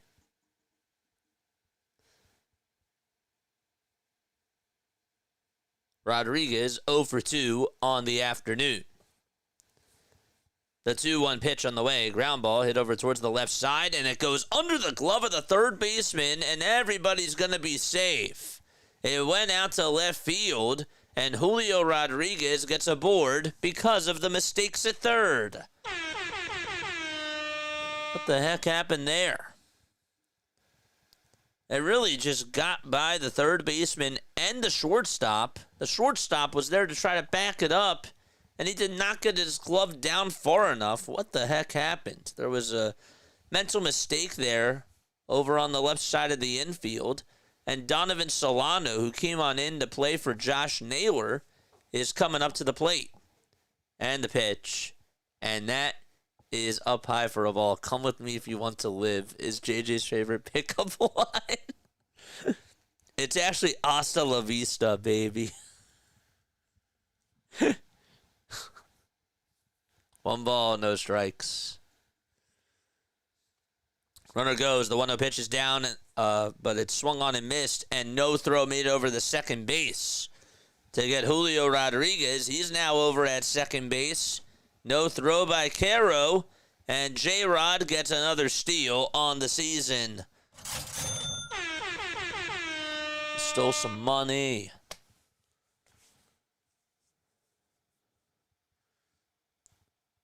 1 ball, 1 strike, and the 1-1 foul ball.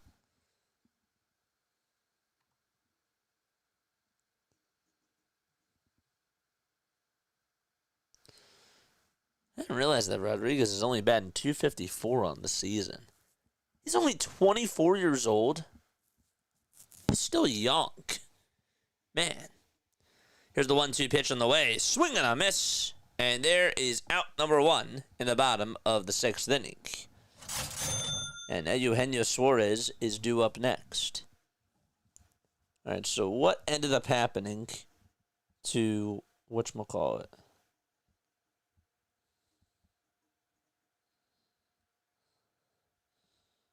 Josh Naylor.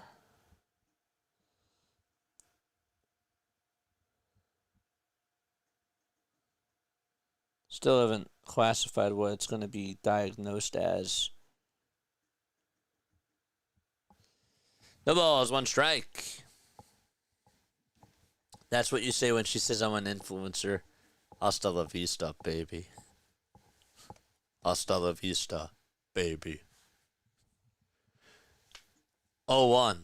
This one is popped up over towards behind the home plate side, and Caro gets under it, and he'll make the grab for the second out.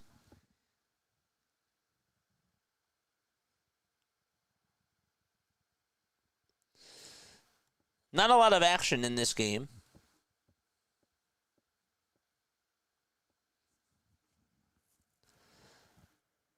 So they did call the hit from Rodriguez. They called it a fielding error by Baldwin at third. 2 outs and the pitch, and that's going to bounce away from Caro, and going over to third base is Rodriguez, and he's now 90 feet away from scoring. Josh Naylor is back spasms from what I heard. Yeah, it looked like it had to deal with the back, and I didn't see anything on Twitter, so I didn't want to say anything. The kids call it X nowadays. But yeah, I still call it Twitter. 1 ball, no strikes, even though the proper terminology is X. 1-0 pitch, and that is taken low for ball 2. Any more questions for JJ? Any more Q&A stuff? It's going to get a little bit busy within the next 40 minutes or so, because then we're going to have 2 games on. So if you have any more questions, I mean, you'll still... It won't be... It's going to get a little bit more, not chaotic, but it'll be tougher. 2-0 pitch, and that's in there for a strike. Your life is going to change when you get a P.O. box. You'll get treats from all over to try and review. Yeah, I've been looking into it now. I really have. I'm really excited about it. 2-1 pitch. There's a fly ball. This one's hit out over towards right field. Taylor's there on the track. He'll make the catch. And there is out number 3 and we are going to the top of the 7th. I am really excited about it. I'm just waiting for the next steps. But I should be able to get one by, I believe, the end of the month. I will probably get one at the very latest by the end of the month. But yeah, it's in the works. I'm excited about it. It's going to be really awesome. Yep. All right, so we're going to the top of the 7th. It's 2-1 Seattle. Dude, what are these bots doing? We're not doing football. Like, what the actual heck? Starting to tick me off. Like, seriously. Also, if you do redirects, that will be an option for the 10 p.m. game for tonight. Yeah, man. Sounds good. Awesome. Dude, I'm so excited. I'm not excited about these freaking bots. But yeah, I'm excited about the P.O. Box. It's going to be great. We're going to the top of the 7th inning. Bot flies are the worst. Dude, maybe I should get a T-296, get a Terminator from the past and just shoot these bots down. Dude, that'd be like a funny concept. That would actually be really funny. Like, every time a bot comes on here, I turn on into the Terminator and I just get rid of them. Like, that'd be kind of funny. I don't know. Maybe that's a little bit too much. I don't know. Top of the 7th and the pitch, and that's taken for a strike on the inside corner. Brooks Baldwin's coming up. Has a .234 batting average, 5 homers and 24 RBI. The 0-1. That's inside for a ball. The one thing that I've learned, too, from here, you need a T. Scott 1000. That's so true. 1-1, and there's a fly ball. This one's hit out to deep right field, and it is gone. And that makes it now a 2-2 ball game as Brooks Baldwin ties up the knot. For a second, I thought Canzone was going to make the catch. But it just went over his head, and it hit the first row behind the rail. That was launched, though. Wow. I'll get back to my thought in a sec. Here comes Michael Taylor, who homered his last time up. It's a brand new ball game in Seattle. It's 2-2 in the top of the 7th inning. No balls, 1 strike to Michael A. Taylor. And the 0-1 pitch is inside for a ball. The other thing I learned on here, Ultimate Sports Network, is that sometimes when it comes to these types of things, when it comes to these types of streams, having conversations with yourself can still be entertaining too. 2-1, and that's up high for ball 3. I'm not really much of a talker, in case you guys didn't know. I've become more of a talker on here, but I'm still not like... I have my moments where I'm quiet, and I'm cool with it. 2-1. This one's bunted over in front of the mound, and the throw over to first from the catcher. Rowley is in time for out number 1.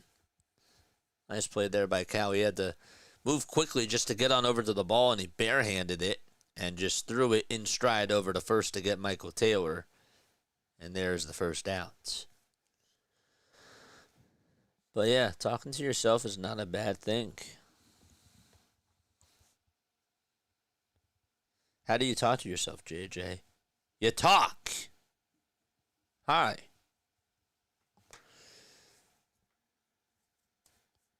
You just talk. I love, you know what I really love? I like playing on the Wii. I still have my Wii here. I do. I still have my Wii here, and I haven't played on it in a while, to be fair. I got my PS4, though, but I do like, whenever I do get a chance, I like playing on the Wii. I don't play, now I'm not a Super Smash Bros. Type of a guy. I don't play Super Smash Bros., but, you know, Guitar Hero, oh, that's great. Love Guitar Hero. Guitar Hero is a lot of fun. The Just Dance, even though I don't have it anymore. If I did have it, I would play it. But yeah, Just Dance is cool. JJ, you're gonna be live for the Eagles game tonight. No. I'm not doing the Eagles game. I'm doing Diamond Zone all the way. It's preseason. I don't know everybody from the NFL roster. I don't know everybody. But yeah. Some people might be disappointed, but no, I'm not doing it. Just doing baseball. Just doing baseball. But yeah. Guitar Hero is great. I have Guitar Hero World Tour. I don't know if anybody plays that, but that's a fire game. I also play, you know, it's also weird. I play a game on the PC called Toontown. That's a lot of fun. I actually just got back into it. It's a different game than what it was like 5 years ago, but I do play that from time to time. I've been starting to play it a little bit more. I become addicted to it. Uh-oh, the audio's clipping in and out. I'll have to reload. Oh, boy. Gabe Spire's going to go out there to pitch. Wii Sports are fun. Dude, Wii Sports are the shit. Are great.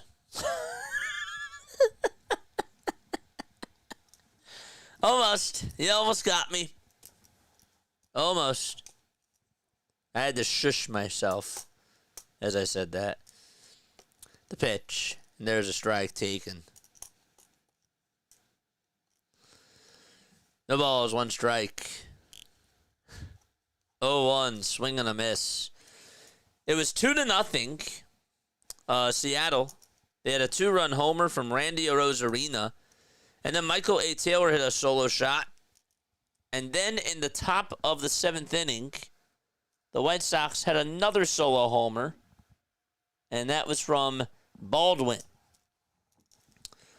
No balls, 2 strikes. Here's the 0-2. That's up high for a ball. JJ's timed out for 600 seconds. Got to put that one in the swear jar, don't I?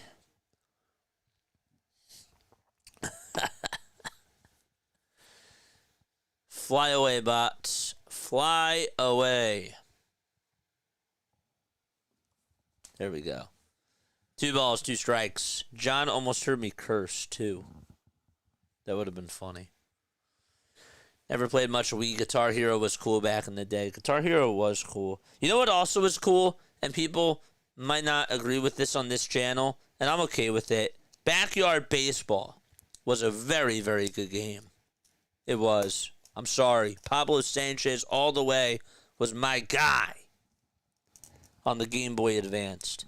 I'm showing my age, but that's okay. 2-2, swing and a miss. And so Mike Tauchman is down on strikes.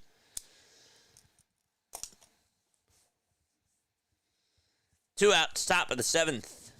We're tied up 2-2. And Sosa is coming up. That's Lenyn Sosa. And he'll take a strike. Still got 3 games left to go today.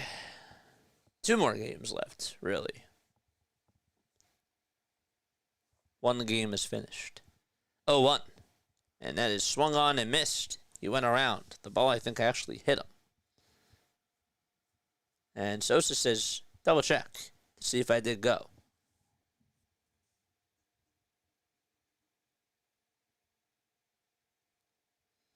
He's going over to first. He was going over to first base. Why would he go over to first if they're going to review it? It looks like I thought it hit him.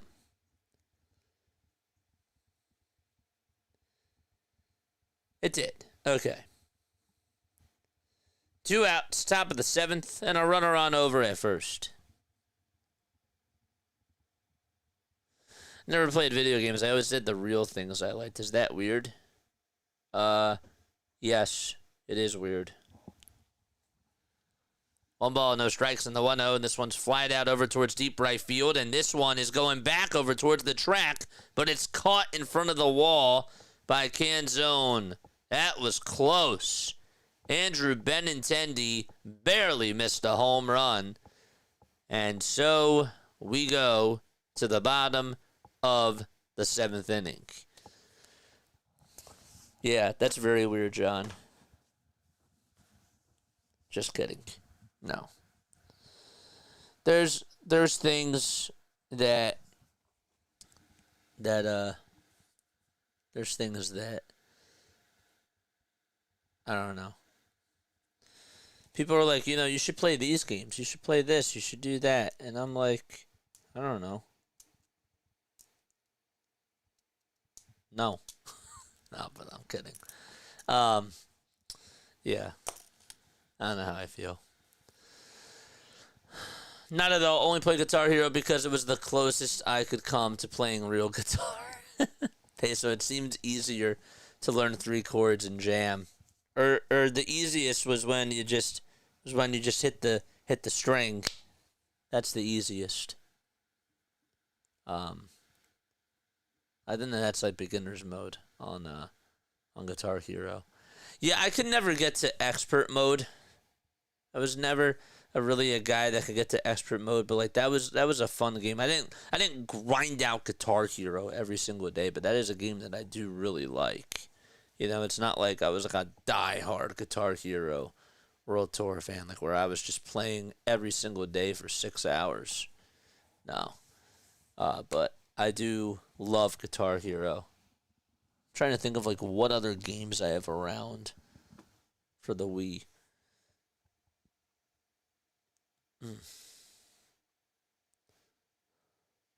My friends and I used to play Rock Band. Oh, dude, Rock Band's great. The 4 of us entered a tournament and placed 6th in the world. Wait, shut up.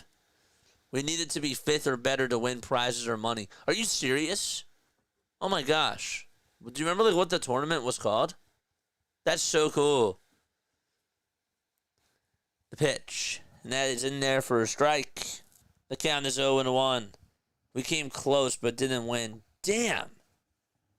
Which tournament was it, if you remember what it was called? I'm just curious. The ball is 1 strike. The 0-1, and that's low and outside for a ball. I just see people addicted and stuck on a couch and invest in gaming consoles, which, while real life is right outside awaiting. I hear you. 1 ball, 1 strike, and here's the 1-1, swing and a miss. And so the count is now 1-2. I do.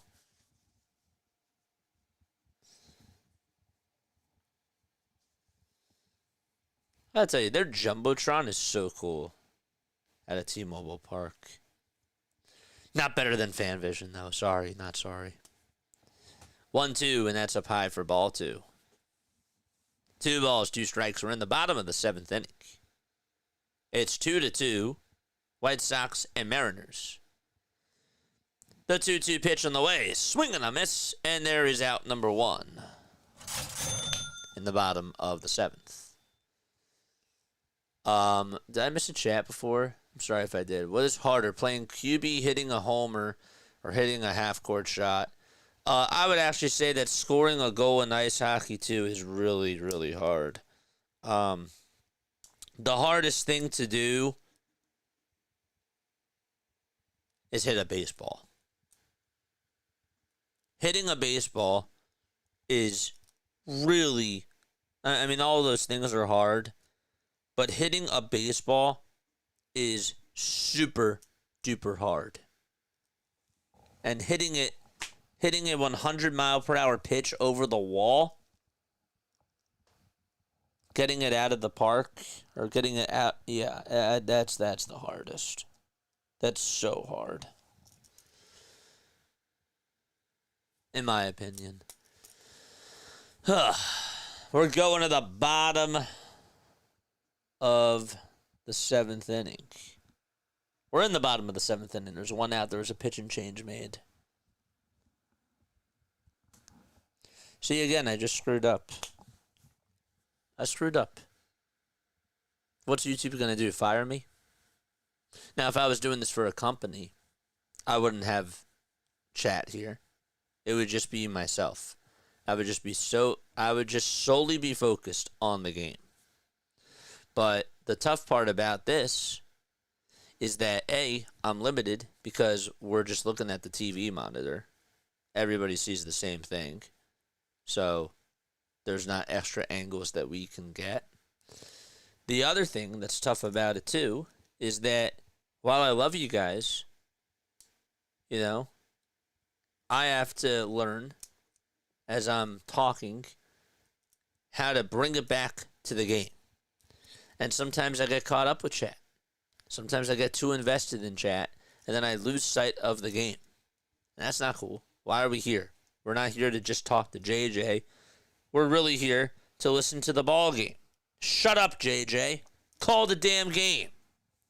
But also talk to us. 2 balls. Or it's 2-2 in the bottom of the 7th inning, and the first pitch is going to be grounded over towards the right side. Sosa picks it up, throws it over to first, and there is out number 2. Brian Hudson is pitching for the Chicago White Sox. 13 games, 5.56 ERA, 11 1/3 of an inning, 12 walks, 15 strikeouts as well. I'm bummed I never went to a Mariners or Giants game with all the years I sailed in there. Now in East Hawaii, there's no opportunity without big expense to travel.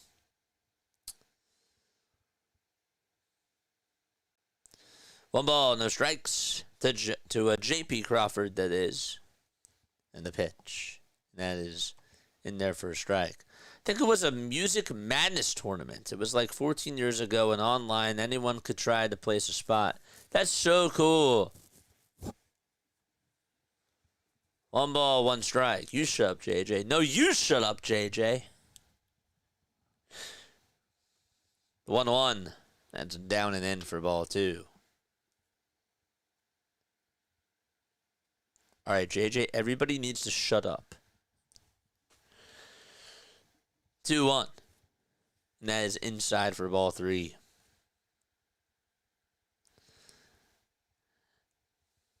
My friend could get gold stars on drums on any song I would sing/play bass. Hey, man, that's still very valuable. That's really, really good.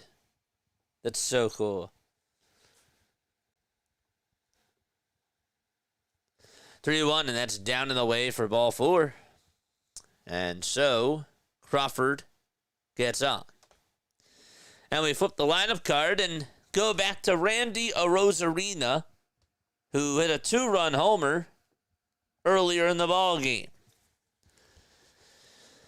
I think us play-by-play guys, I guess we could technically call us a play-by-play family instead of guys, but I think we should team up and start making cheat sheets for games. Oh, dude.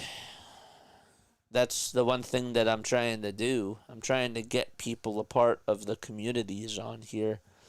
And I want to see people that are looking to grind and get better and better and better. You know, it's the one thing that I'm trying to do. Bottom of the 7th, there's 2 outs. A runner on over at first. And Arozarena takes strike 1 right down the middle.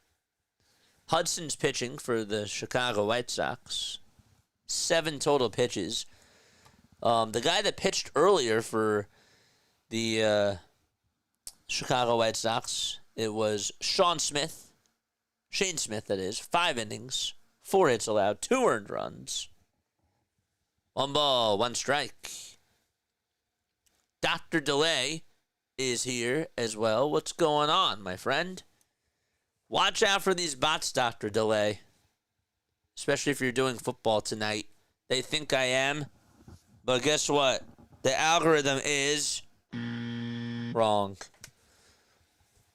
2 balls, 1 strike. In the bottom of the 7th inning, 2 outs, a runner on over at first. The toss back to first, not in time.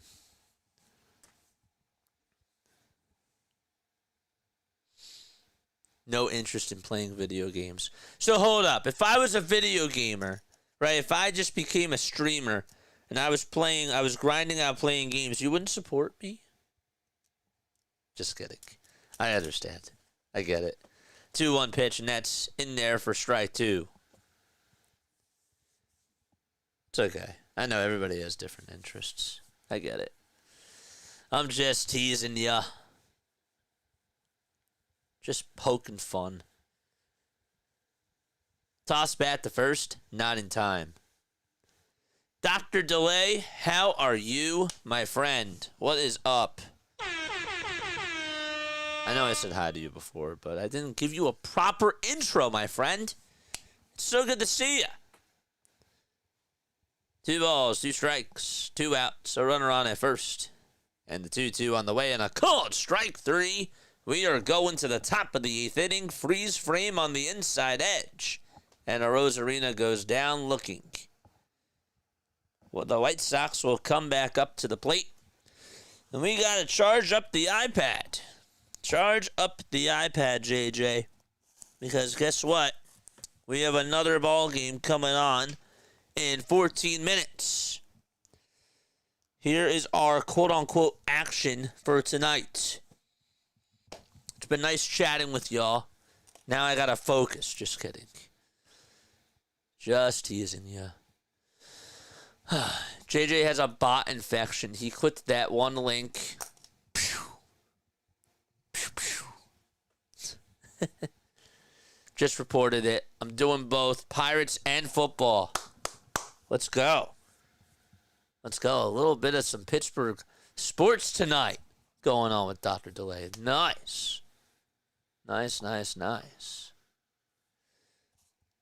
And folks, please, if you love Pittsburgh baseball, if you love Pittsburgh sports, if you like the Steelers, they're a part of Pittsburgh sports. And if you love baseball and football, period, Dr. Delay is your man. And you know what? Ultimate Sports Network 2. Please go subscribe to his channel as well. It would mean a lot to me. It really would. It would mean a lot to me. I want to get these guys up and going. They're putting out the work. They're doing the time. They're really good at what they do. And I want everybody to grow. How have you been, man? I've been doing good. Really. I wasn't going to come on today, and then I missed you guys. I'm addicted to the grind. I am. And I might not be streaming on Saturday because it is, I don't know if I should say it. I'll say it anyways. It is my big day. It is my birthday on Sunday. But I'll be on here Sunday. But yes. I still play guitar, but not as much. And I get the violin out once in a while. That's cool. How have you been, dude? It always puts a big smile on my face when I see you guys.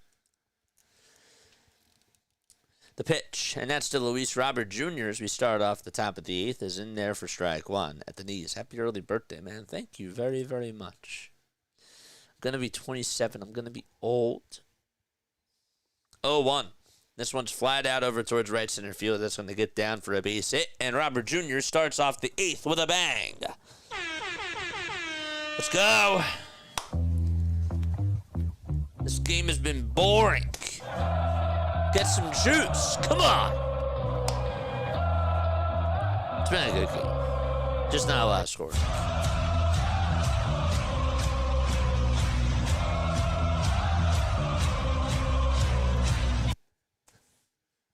Tam goes here. There he is. Here comes Colson Montgomery, and the pitch is in there for strike 1 to Colson. Yeah. No balls, 1 strike. Here they keep coming. There they are. And there they go. See ya.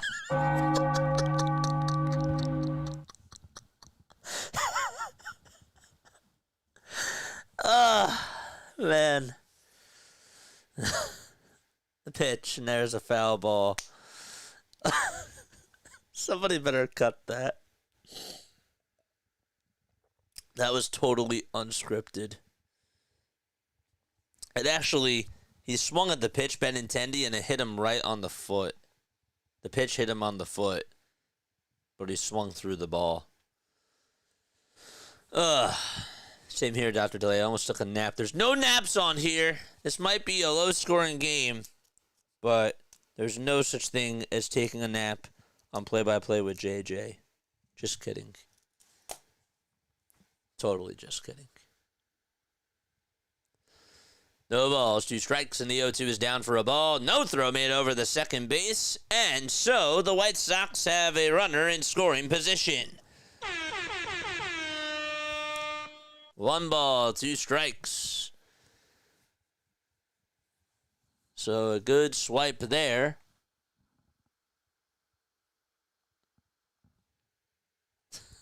Michael's laughing. 1-2. There it is. And there's a strike 3 called. And there's 1 gone in the top of the 8th inning. Nice. I do got to head out. Good luck with the stream, and y'all take care. Dr. Delay, thank you so much for being on here, dude. The pitch, and that's taken for a ball. Taking all favorites in the preseason money line. Oh, boy. 1 ball, no strikes. Who do you have going tonight in baseball, Tamgo? No throw made back over to second. And Robert Jr. stays put. Dr. D. 1-0 pitch. And that is swung on and missed. Don't get caught napping on Diamond Zone. That's right, because we dig out the sleepers. We dig them out. We call them diamonds in the rough. 1-1. There's a foul ball. Hit off the knee of Curtis Mead.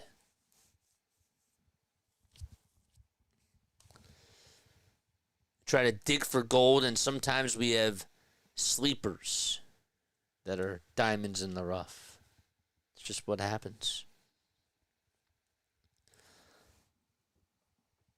1 ball, 2 strikes. The 1-2 on the way. Line drive, base it out to left field. Robert Jr.'s rounding third. A Rosarina will make the throw home. Robert Jr. stays at third base. He went back towards the bag, and he's safe.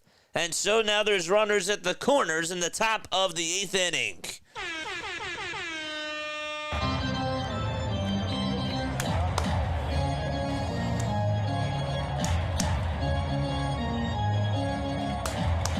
Yeah. And now Edgar Caro is going to be the next man up with 1 out in the top of the 8th.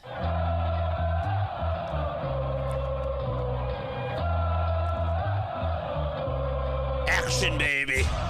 Lights, camera, action.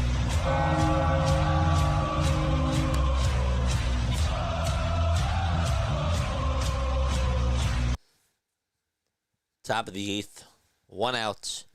Edgar Caro is up, and the pitch. It's inside for a ball. Back, the family requested a cookout. Now it's back to JJ. What's up, Paul? What's up, Paul? 1 ball, no strikes to Caro, and the pitch. Check swing. Did he go? He did. Wow. That was close. Thought it could have gone either way.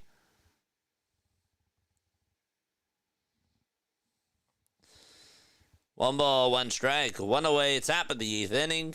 Runners at the corners. The 1-1. That's up high and outside for ball 2. All right. 5 more minutes till we have another game on concurrently.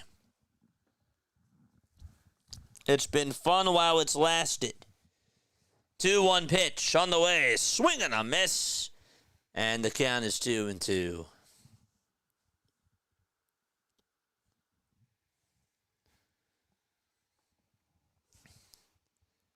All right, let's go. Let's go! Charge!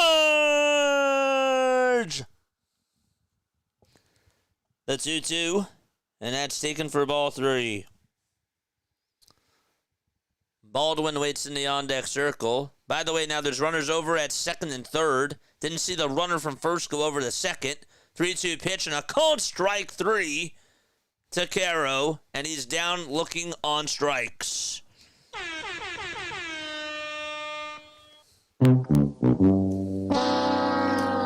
There is out number 2. I did that just for you, John. I figured you'd appreciate it.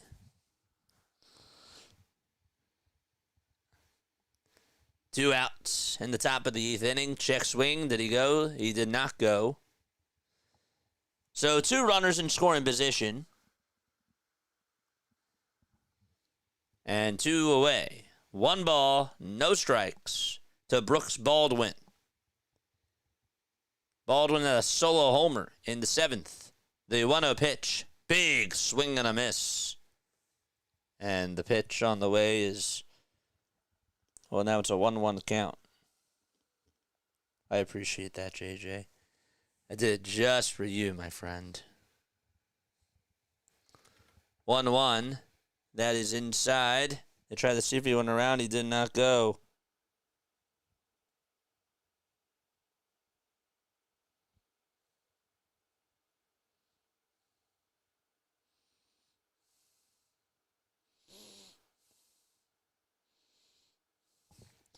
Two-one pitch, ground ball, hit over to first base, and that is going to do it. The inning is over. All right, so Donovan Solano picked it up, and he tagged the bag, and we are heading to the bottom of the 8th inning out at T-Mobile Park. Okay, so now what we can do is we can put this over here,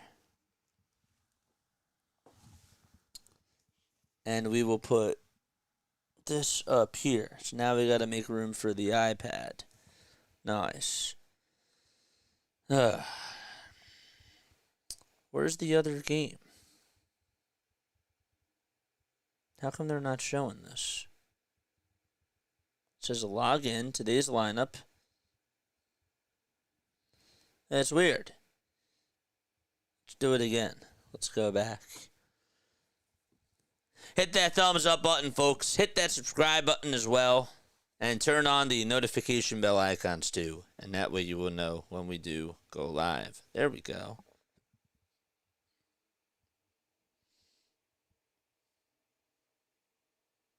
Just to view this, create an MLB account. What are we doing? I'm signed in. I'm literally signed in. What are we talking about? Bots, go away.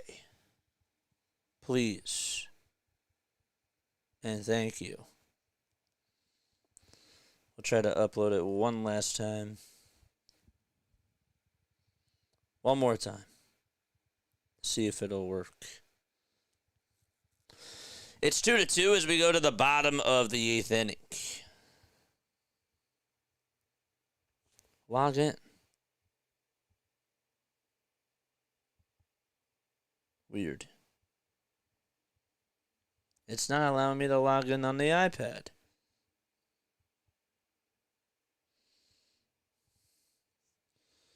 Isn't that strange? Bottom of the 8th, here's Cal Raleigh up at the plate. What time is the Eagles kickoff? Anybody know?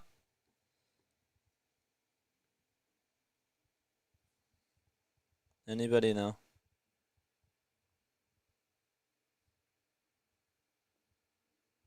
This is not working. Oh, let me take the VPN off. That's why. That's why. Okay. Keep forgetting I gotta do that.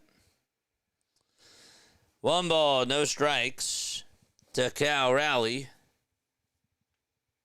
Pitch was taken down low for ball 2.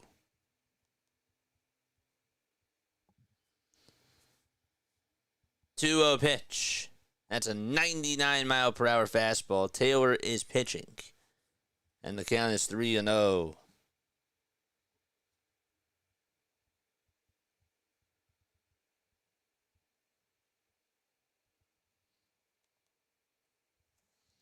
All right, it's just not working.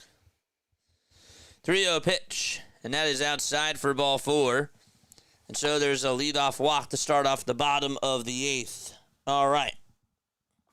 I'll have to just pull it up on the phone, I guess.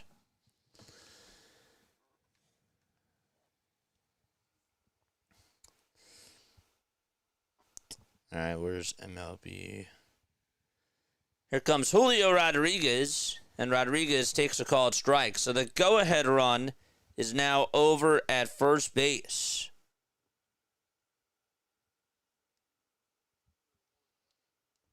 Paul Skeens getting ready to pitch for the Pittsburgh Pirates. 0-1 pitch on the way. Ground ball hit out to right field for a base hit. Cal Raleigh's rounding second. He's going to be waived or held over at second base. And so 2 base runners to start off the bottom of the 8th for Seattle. Okay, here we go. Seattle looking to try to take the lead.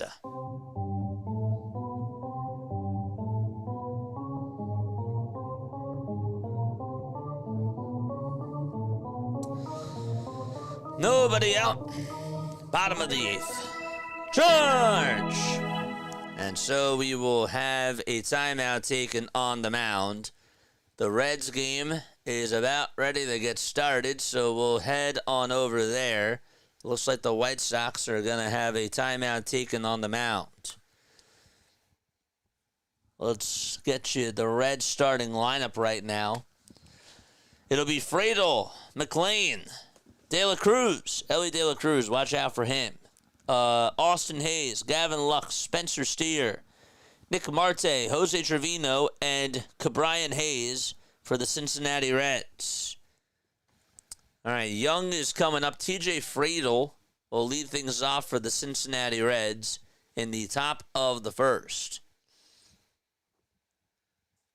But here comes Young. All eyes on him in the Seattle game. Bottom of the 8th. Nobody out. Thank you so much, Rising Rhino. And the pitch, this one's grounded over to third base. This will get the runners over to second and third. The throw to first, that's in time. There's one away in the bottom of the 8th inning. And Friedel for the Reds just struck out to start off the top of the 1st for Cincinnati. Okay. Only 3 games tonight. The last game will start at 7:15. Why are there football bots in here? Dude, I don't understand. They've been here all day. Makes no sense. I didn't post any hashtag football stuff. Doesn't make sense. It's the weirdest thing. And it's actually really annoying me. Low key. Bottom of the 8th, 2 runners on, 1 out.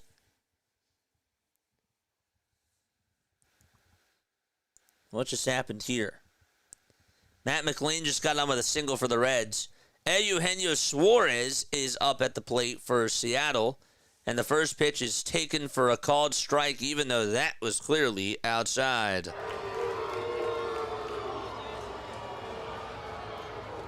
Two runners in scoring position. Rodriguez at second. And the 0-1 is taken for a ball. And the count is 1-1. Rising Rhino, drop your link down below. Ellie De La Cruz just singled for the Cincinnati Reds, and there's 2 runners on in the top of the 1st there. 1-1 pitch, and that's in there for strike 2 at 100. See, Rising Rhino just knows when to join. He knows when to join. He saw that the second game starting at 6:45. He's like, this is where I'm going to get the most action. One ball, two strikes to Eugenio Suarez in the guts of the game here in Seattle. The 1-2 on the way, swing and a miss, and there's out number 2. Okay, 2 gone in the bottom of the 8th inning, and we now go back to back because the Reds are looking to score. Austin Hayes is up, and he takes the first pitch for a ball. Reds taking on Paul Skeens and the Pirates. Skeens has been really good this year. The 1-0, and that's taken for ball 2. That looked like it was a strike. In the Mariners game, Jorge Polanco will be walked, and the bases will be loaded with 2 outs still in the bottom of the 8th inning. 2-0 is the count to Austin Hayes, and the 2-0 is down for ball 3. Not a good start by Paul Skeens.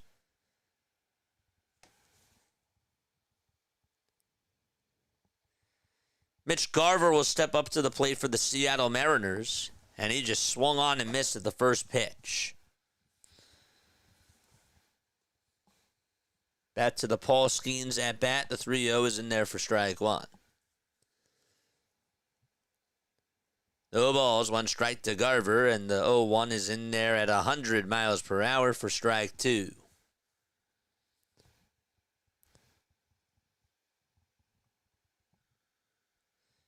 The 3-1 pitch to Austin Hayes, and a foul ball hit towards the left side.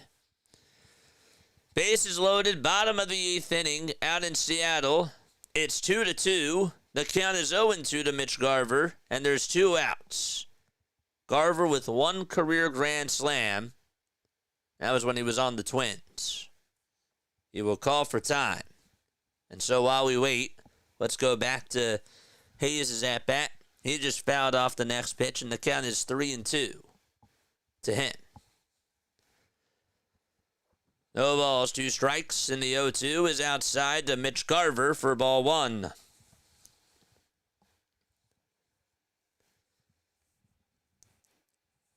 Austin Hayes for the Reds trying to get them on the board. 3-2 on the way, swinging a foul ball. Garver with the 1-2 on the way, swinging a miss, and somehow, someway, the White Sox get out of the inning. The Mariners had their chances with runners at second and third, and they could not get anybody home, and they strand the bases loaded, and they will go to the 9th inning tied up at 2. Crazy.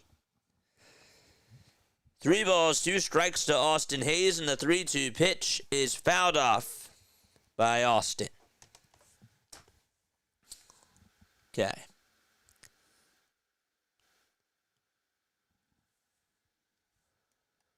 What else do we have in chat? 3-2 to Austin still.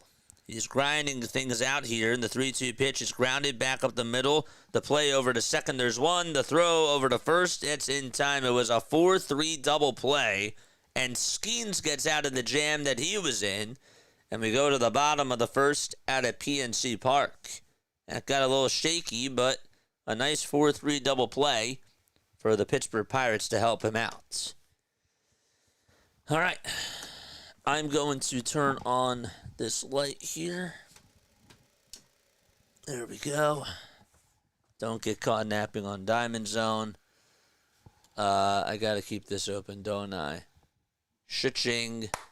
I can't believe that they didn't get any runs there. Would love to see a Phillies-Mariners World Series. Schwarber versus Raleigh. Let them slug it out.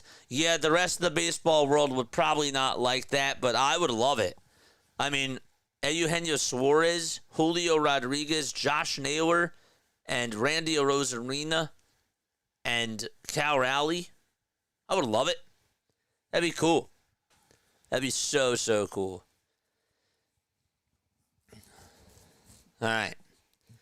So the Pirates are going to the bottom of the first.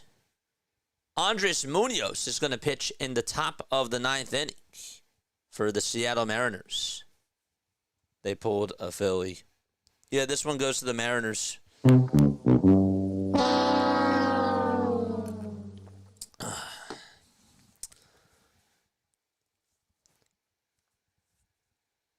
Munoz, a 1.43 ERA. Taylor homered off of him last night, and so Munoz trying to get redemption against him. 1 ball, no strikes. He threw 26 pitches last night, yet it got really dicey, but he still got the save. 1-0 pitch, foul ball, and the count is 1-1. For the Pirates, their lineup, by the way, will be this. It'll be Spencer Horwitz, Nick Gonzalez, Brian Reynolds, O'Neal Cruz, Andrew McCutchen, Jack Sawinski, Jared Triolo, Henry Davis, and Isaiah Kiner-Falefa in their starting lineup.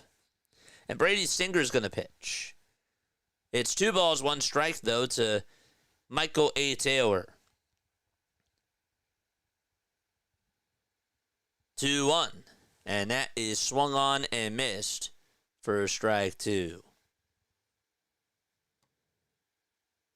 We are Penn State. 2 balls, 2 strikes. We'll give you an update on the Horwitz at-bat once that's done. 2-2, though, is the count to Michael Taylor. The pitch. And a called strike 3. It looked a little bit inside. And Munoz got the call there. There's out number 1. I'm just telling you that these umpires, it's not just in the Phillies games. Like, these umpires really just make some bad calls. That was another one.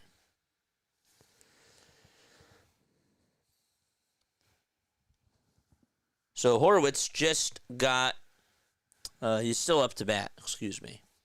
The count is 2-2 to him. Here comes Mike Tauchman, and the pitch is in there for a called strike.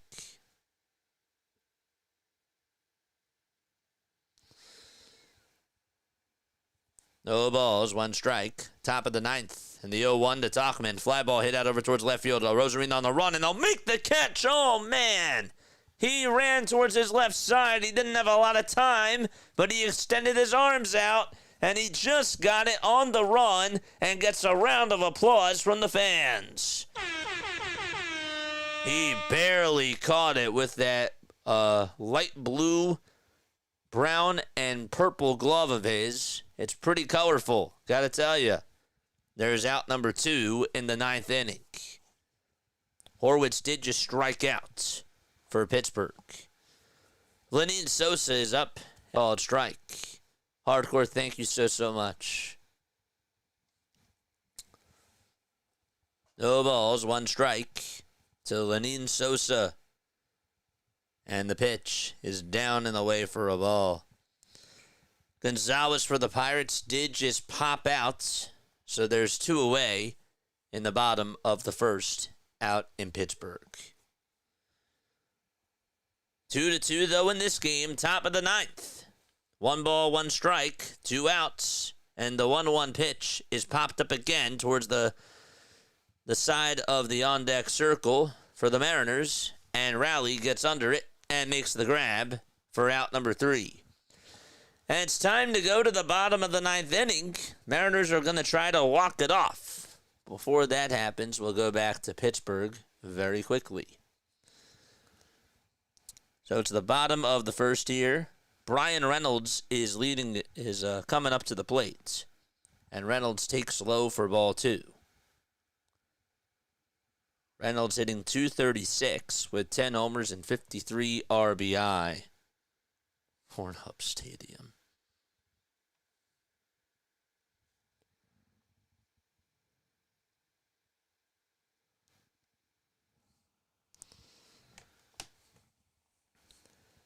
.2-0. That's down for ball 3. And so the count is 3 balls and no strikes to Brian Reynolds. Here's the pitch. There's a fly ball. This one's hit out over towards left field. It's going back towards the track, and Reynolds leaves the yard. Up-o taco for Brian Reynolds. 1-0 Pittsburgh as they strike first. And the crowd claps along for Brian Reynolds.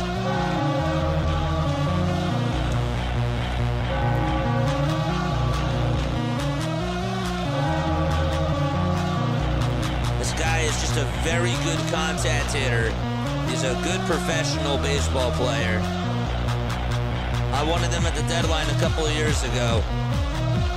He still is playing very good.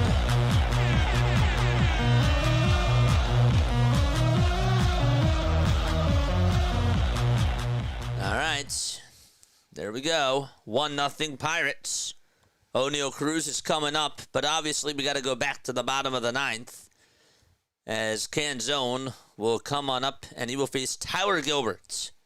Logan Gilbert pitched today for the Seattle Mariners, and Tyler Gilbert's going to go out there for the White Sox. Bottom of the ninth, and Canzone will lead it off. O'Neal Cruz up for the Pirates. The count is 1-2 to him. Brian Reynolds just hit a solo homer. Dominic Canzone, 0 for 3 tonight. Today, that is. And time will be called. And as that occurs, let's go back to Cruz's at-bat. The 2-2, and that's outside for ball 3. The Rhino Zone. Yes.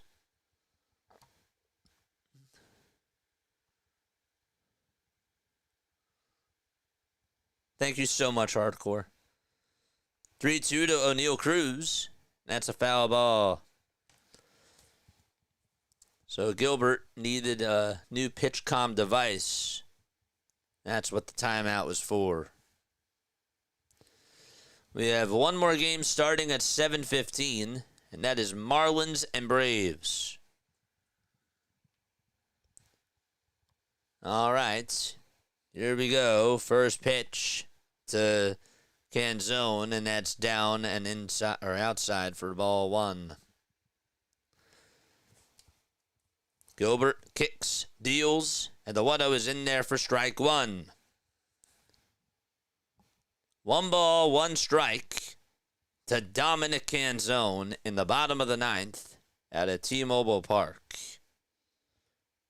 And the pitch, here it comes. That's in there for strike 2. For the Pirates, O'Neal Cruz did just walk with 2 outs, and he is now on base. 1-2 in the bottom of the ninth to Dominic Canzone. And the 1-2 pitch on the way, ground ball foul just barely towards the third base side. It was hit off the end of the bat by Canzone. Andrew McCutchen will be the next man up for the Pittsburgh Pirates. O'Neal Cruz just walked. Brian Reynolds homered. That's only in the bottom of the first. 1-2 though to Dominic Canzone.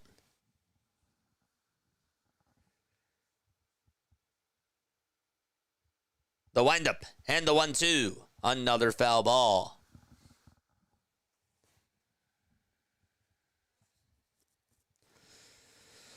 All right. Let's go, chat.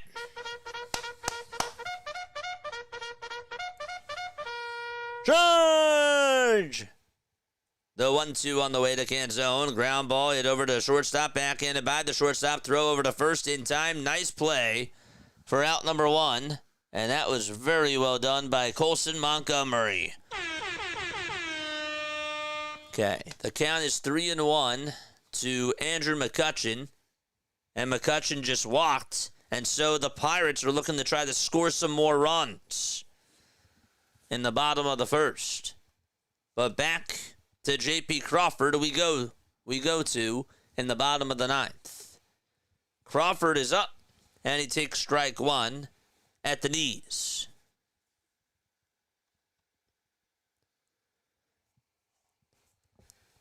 No balls, 1 strike.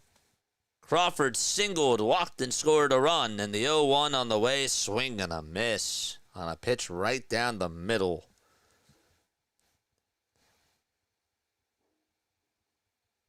Oh and 2 is the count.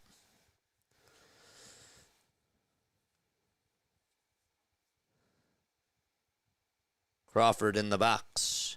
Here's the 0-2 pitch. Outside for a ball. So the Pirates, in their situation, they have runners on at first and second in the bottom of the first with 2 outs. It's the bottom of the ninth here in Seattle with 1 out, nobody on. And the 1-2 to Crawford is low and outside for ball 2. So back and forth we go.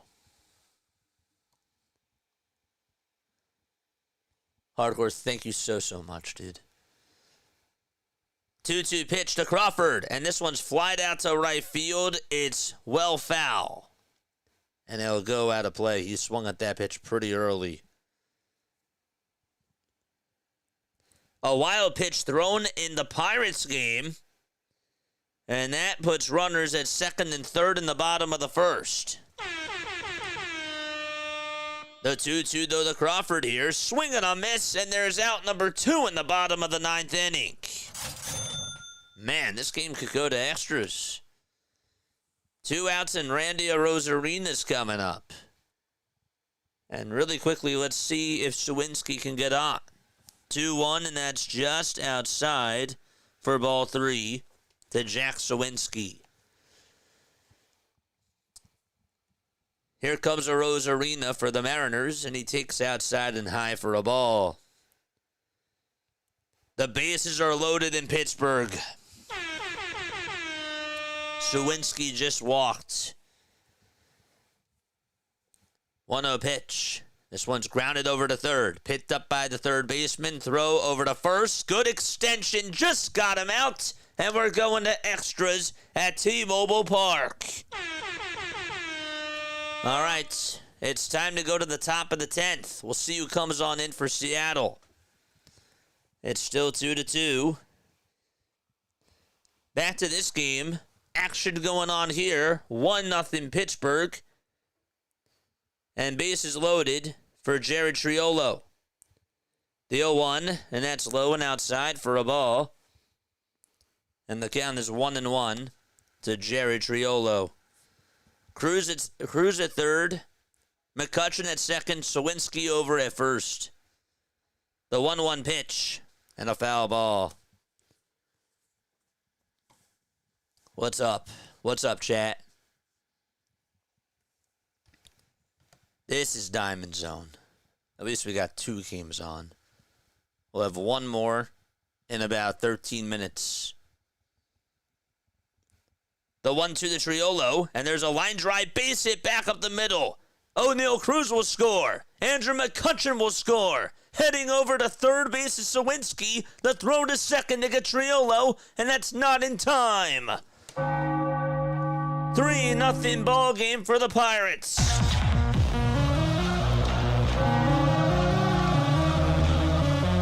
Got a pitch and was able to drill it back up the middle. And the Pirates making some noise early on against the Reds. It was big.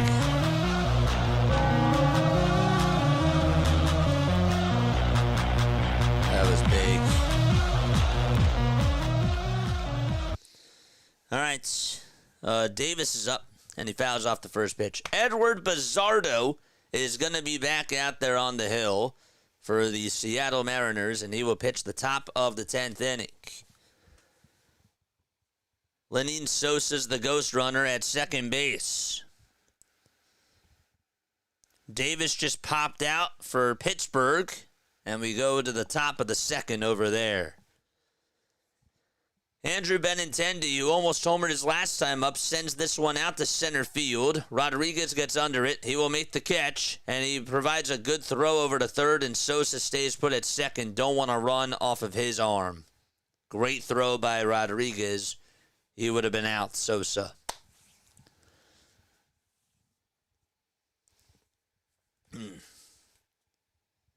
Always wondered the origins of the Pirates' flat hats. Yeah, I don't know. Dude, by the time he threw that ball, it literally went into the shortstop's glove. He was playing pretty deep out there, too. Luis Robert Jr.'s up, and he takes the first pitch. That was a little bit inside, but it's called ball 1.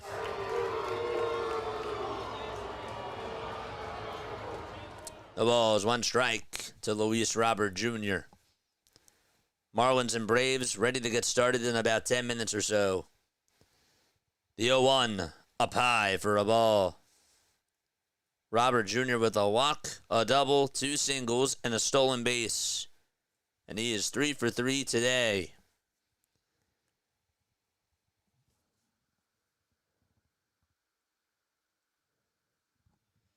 One ball, 1 strike to Robert. The 1-1, swing and a miss. And the count is 1-2. Edward Bizzardo with a 2.90 earned run average, 55 strikeouts, a 1.08 whip. He gave up 3 earned runs on Wednesday.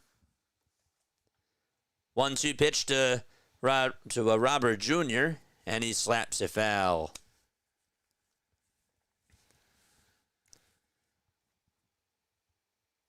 Robert this season with runners in scoring position, hitting .276 with 28 RBI. We'll keep you updates on the Reds game. The 1-2 pitch. And Bizzardo does not get the call there. That was in the zone, and it hit the upper tier of the zone. Instead, it's 2 balls, 2 strikes.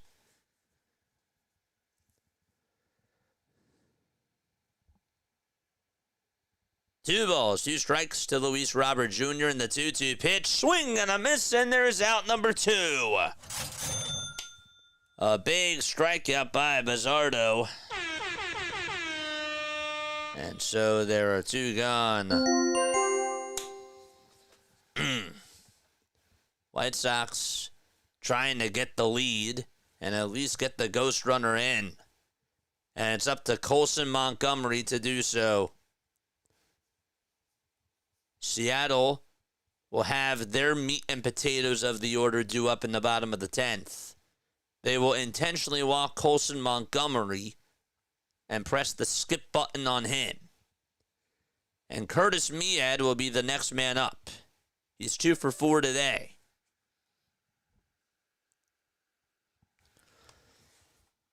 Two outs. And the pitch. And that's in there for a strike. At the knees.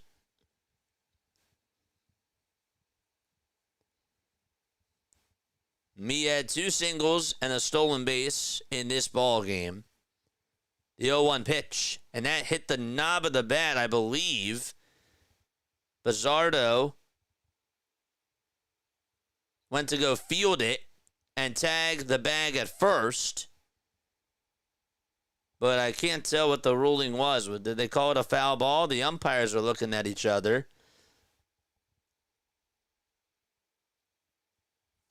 And I think that they're going to want to try to get an explanation here. The White Sox seemed a little bit confused.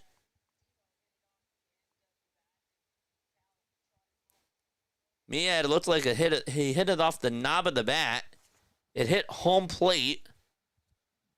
Mead thought that it hit him.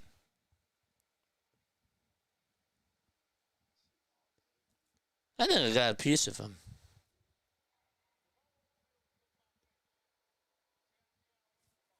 The call on the field is that it was a hit by pitch, and the Mariners are challenging the call.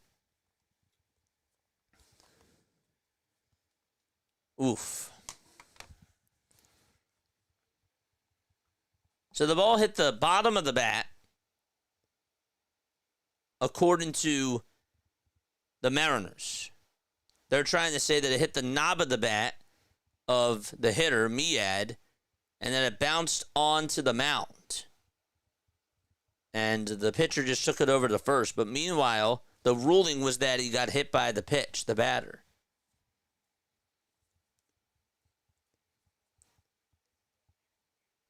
It hit his, I thought it hit his pinky. So if it's a hit by pitch, then that's going to load the bases. If it's an out, the inning is over.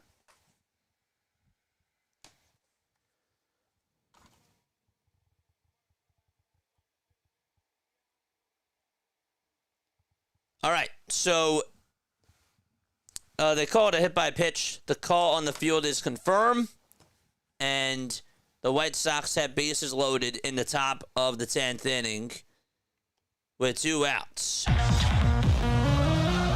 Okay. Bizarre call. And a timeout taken on the mound.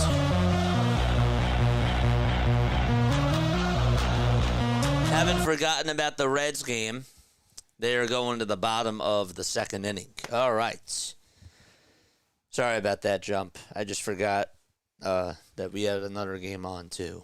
That was a 1-2-3 inning. Edgar Caro is up at the plate now. 5 more minutes, so we get the Marlins involved in this as well.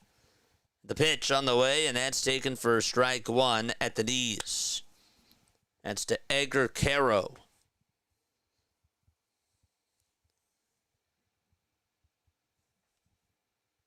No balls, 1 strike.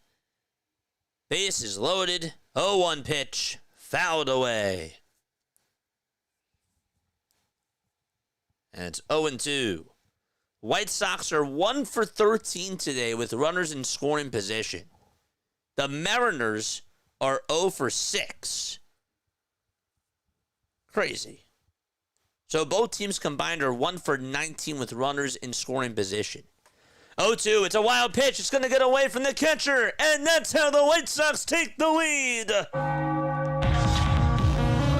The pitch was way inside, and the White Sox get a run home because of it. It just hit the bottom of Rowley's glove, and he couldn't make the catch. So that's going to put runners on at second and third. The count is 1-2. And the 1-2 pitch is a foul ball. So they take the lead on a wild pitch. What a bizarre inning. I mean, there hasn't even been a hit. Not one hit. 1 ball, 2 strikes. The 1-2 to Caro, and that's taken low for ball 2. 2 balls, 2 strikes, and 2 outs in the top of the 10th.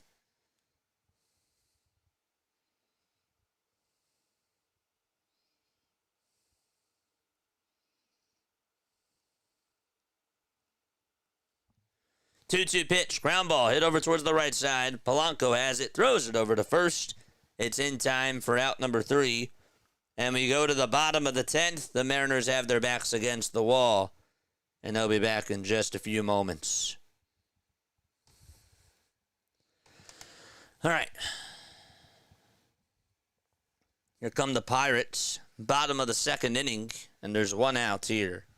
Spencer Horwitz is back up. This game is obviously in the early stages. Okay. Let's turn on the laptop. We'll have to turn this on now. Ooh, boy. Hit that thumbs up button, folks, and hit that subscribe button as well. And turn on the notification bell icons, too. And that way you will know when we do go live indeed. The 1-2 pitch. This one's grounded over towards the right side of second base, and the throw over to first with the glove by McLean is in plenty of time. A shovel pass, if you will, over to first base with the glove. And there is out number 2. Okay. Can't believe that Seattle, or that the White Sox were able to take the lead on a wild pitch in the 10th inning.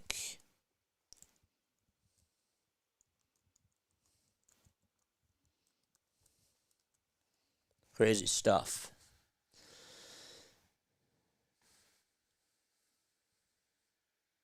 His name is Cal Raleigh. That's correct. And guess who's coming up? It's him. We're in the bottom of the 10th now. White Sox looking to try to hang on here. Pirates are just going to the top of the 3rd.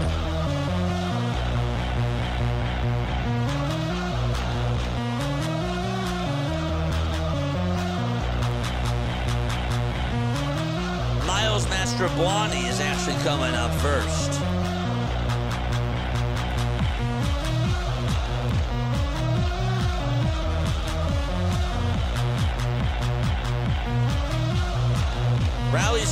start was due up. They took him out. I don't understand why. And Julio Rodriguez waits up next. I don't know if he hurt himself or what's going on, but he's out of the game. Oh, boy. Bottom of the 10th, and Miles Mastrobuoni is coming up. It's too bad. That's really too bad. He'll show bunt, and the pitch is taken low for a ball.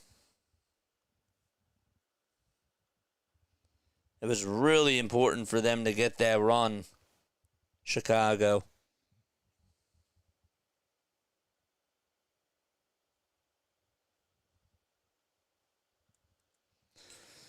One ball, no strikes.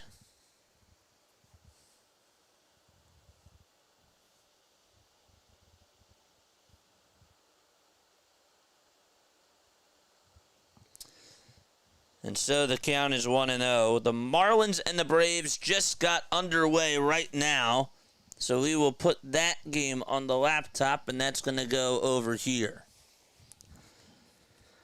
The 1-0 pitch. That's in there for strike one. See a bunch. Small balls are a weakness. We'll obviously catch you up with Braves and Marlins as that game progresses. 1 ball, 1 strike, though, to Miles Mastrobuoni. Cal Raleigh got taken out of the game. 1-1. He bunts it over towards the third base side. This will get the runner over to third. The throw over to first. It's high. It's going to go over the first baseman's head. And so the Seattle Mariners tie it back. And the runner goes on over to second base. Miles Mastrobuoni with an excellent bunt over to third. The throw was high from Sosa. And so he goes over to second base. And the winning run is at second.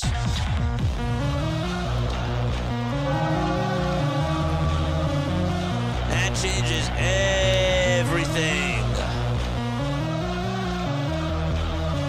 Rosarina scores.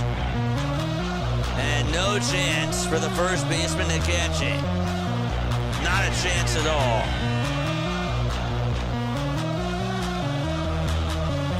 And actually the funny part is that Miles Mastrobuoni had to go touch first base because he didn't touch it at first. So he had to go back to the bag to touch it. And then he had to go over to second base.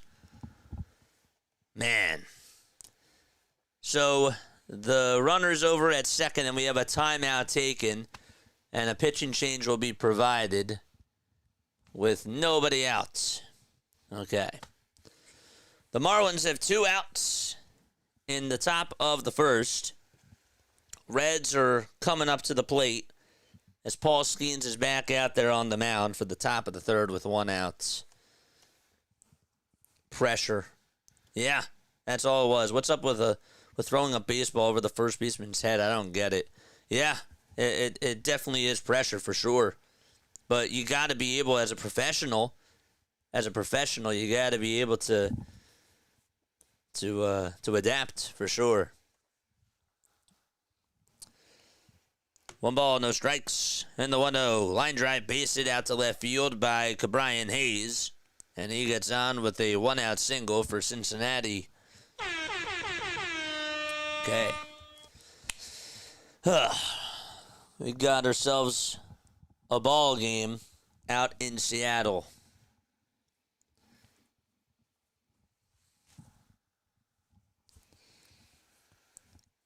I didn't think I'd have to bring out the laptop today, but I did.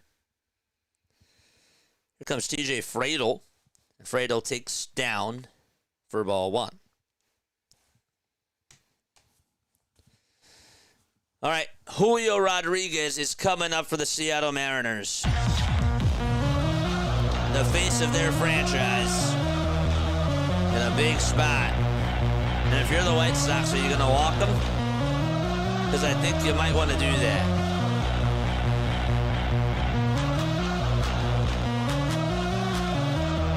Okay. Here comes Julio Rodriguez to the plate. Mastrobuoni, the winning run at second, the pitch, and there's a foul ball. They're going to pitch to him. Can't believe it. They don't want to get the double play. They're going to take their chances with Julio Rodriguez. Rodriguez reached on an air, but also singled, and is 1 for 4. 0-1 pitch, and that's down for a ball. JJ's bandwidth is getting smaller. Is it? 1 ball, 1 strike. Oh, because I had to pull the laptop out. Is that what you're saying? Here's the 1-1 pitch. That's low and outside for ball 2. All eyes on Julio Rodriguez for the Seattle Mariners. 2 balls, 1 strike. 3 seconds left on the pitch clock, and the 2-1 to Rodriguez, and he'll ground this one over to third base. It's a foul ball, though.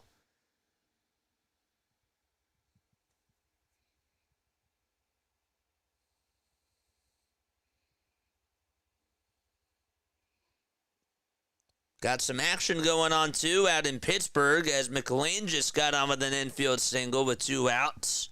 And the tying run for them is coming up. And I believe it'll be Elly De La Cruz. Oh, boy. So 3 games going on, and obviously this one in the late stage. 2 balls, 2 strikes. 3 seconds left on the pitch clock, and the 2-2 to Rodriguez, and he pops it up. It's hit out towards shallow center field. Sosa gets under it, and he waits for it, and he'll make the catch, and there's out number 1 in the bottom of the 10th. Let's go really quickly to Elly De La Cruz's at bat for the Reds, and he swings and misses at the first pitch. Braves and Marlins, they're in the bottom of the 1st. But there's traffic on the bases here out in Pittsburgh. No balls, 1 strike to De La Cruz. Dylan Moore is coming up for the Seattle Mariners. And bat is at bat. The pitch is outside. The throw over the third base is not in time to get Julio Rodriguez. You figured he was going to swipe third. Or not Rodriguez, Miles Mastrobuoni. You still figured that he was going to swipe third base, and he did. And so now a sac fly wins it for Seattle. This is why I like the bigger bases. We're playing more small ball now. Elly De La Cruz. Let you know how he does, but we just got to focus on this. 1 ball, no strikes. A sac fly wins it. The 1-0 pitch, and it's a foul ball.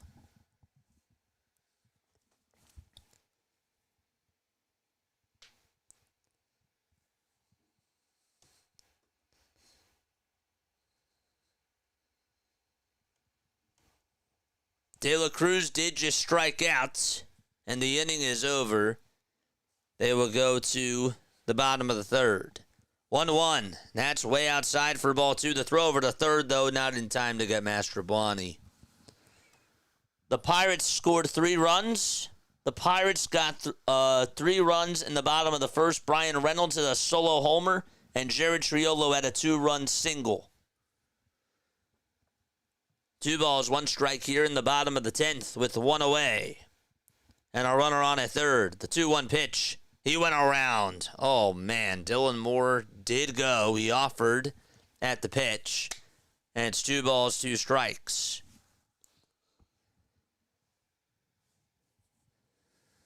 De La Luz.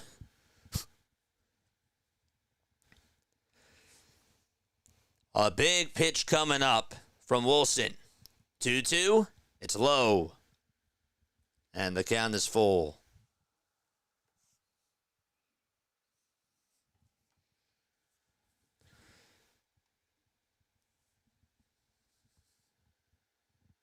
I agree. 3 balls, 2 strikes to Dylan Moore. And the pitch of the ball game on the outside corner for a called strike 3.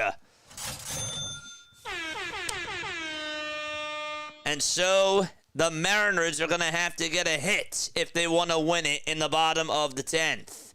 And Gino is coming up to the plate.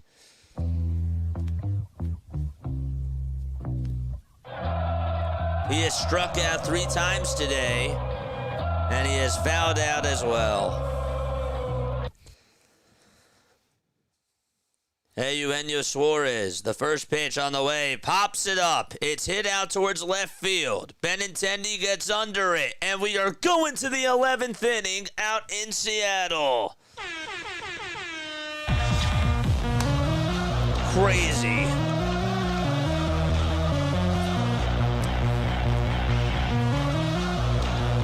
More free baseball out at T-Mobile Park. Okay. That's pretty exciting, gotta tell you. So just to catch you up, the Marlins and the Braves are on. They're in the bottom of the first. And no score there. The Reds and the Pirates are in the bottom of the third. It's 1-1 to Brian Reynolds. Reynolds homered his last time up, and Jared Triolo had a 2-run single as well. And this game takes the cake right now. This game is going to the 11th inning. 3 runs scored in this ball game between the White Sox and the Mariners. It's been a pretty good series between the both of these teams. In this game, though, Randy Arozarena hit a 2-run homer. Michael Taylor homered for the White Sox. And then Brooke Baldwin homered as well. In the top of the 10th inning, Lenyn Sosa scored on a wild pitch to put the White Sox up 3-2. And then Miles Mastrobuoni tied it up on a sacrifice bunt and an error over at third base from Rojas. So we're going to the top of the 11th inning. It's tied up 3-3. Okay. O'Neal Cruz is going to come on up for the Pittsburgh Pirates with a runner on over at first. Brian Reynolds did just lead off the inning with a walk in the bottom of the third. But we go back to Seattle, top of the 11th, 3-3 between the Mariners and the White Sox. This game started at 4:10, and it's been a 3-hour, 18-minute ball game. Jackson Kowar is going to go out there to pitch. And Kyle Teel will be the next man up for the White Sox. Ghost runner at second base. And the first pitch is way up high and outside for ball 1.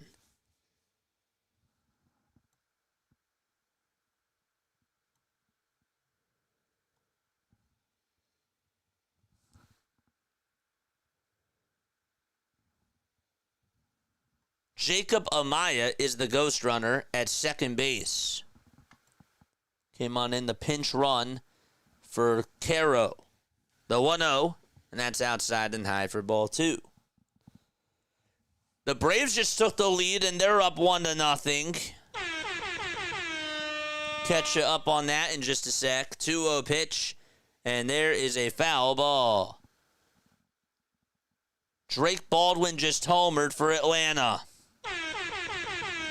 Let's go. 2 balls, 1 strike here to Kyle Teel.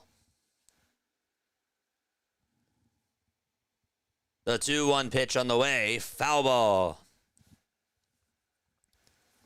For the Pittsburgh Pirates, Andrew McCutchen is up at the plate.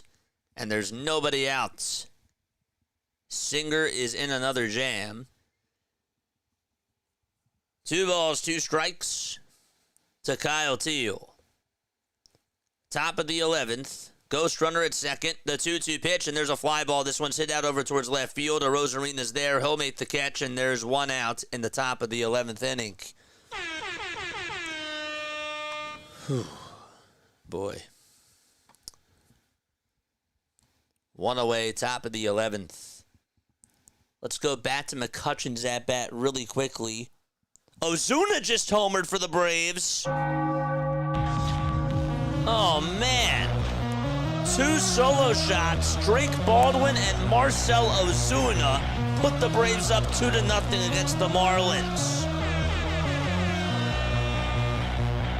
Man, we're missing all the action just for this game. Here comes Michael A. Taylor for the Chicago White Sox, and the first pitch is in there for a strike. So Baldwin and Ozuna both homer for the Braves. And they go up 2-0 as they go to the second. Here's the 0-1 to Taylor, swing and a miss. For the Pirates, Andrew McCutchen did strike out, and there's one away there. No balls, 2 strikes, though, to Michael Taylor. 3 seconds left on the pitch clock, and the 0-2 on the way. Another foul ball off of Kawar.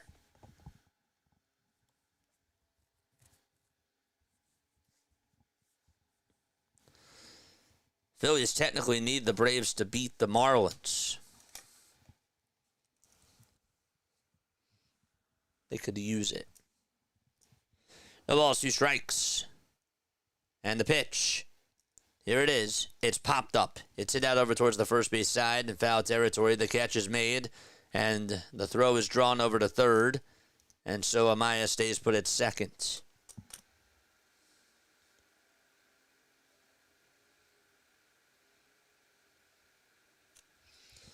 Sawinski did just fly out for the Pirates.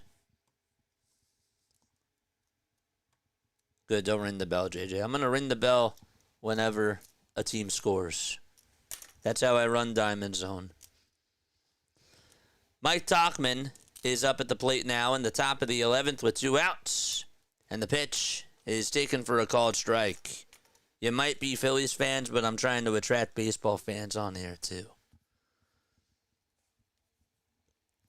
That's like telling Tom McCarthy not to sound excited when he's on a national cast. 0-1. And this one's flied out over towards center field. Rodriguez gets under it. He'll make the grab, and the inning is over. We're going to the bottom of the 11th inning. We're tied up 3-3 out in Seattle. Just because Tom McCarthy's calling a game on Fox, and it's Phillies versus Mets, he has to do his job. I got a job to do, too. All right. So we're going to the bottom of the 11th. Seattle and Chicago tied up 3-3. Okay. Let's go back to Cincinnati really quickly. There was some miscommunication on a foul ball that was hit out towards the right side. Benson tried to get over there, and he just could not do so. He should have been able to catch that, though. 0-2 to Jared Triolo, who had a 2-run single his last time up for the Pittsburgh Pirates.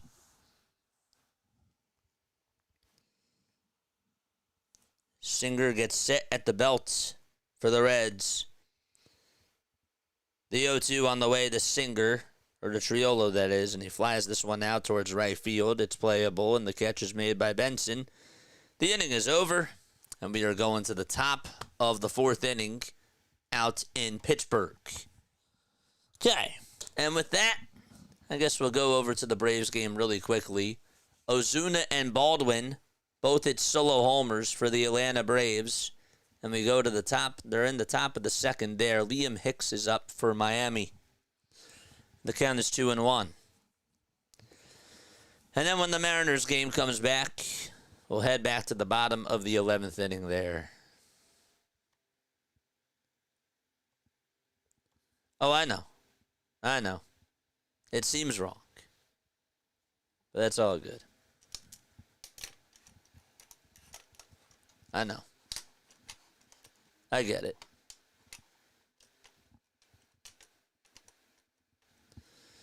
All right. Let's go. Let's go. All right. We are... what just happened here? Otto Lopez just got on with a double. And he's over at second base for the Miami Marlins. And there's runners on at second and third. All right, let's go back to Seattle. Jorge Polanco is up. Bottom of the 11th. Ghost runner at second base. And the first pitch is popped up. It's a foul ball. And the count is 0-1.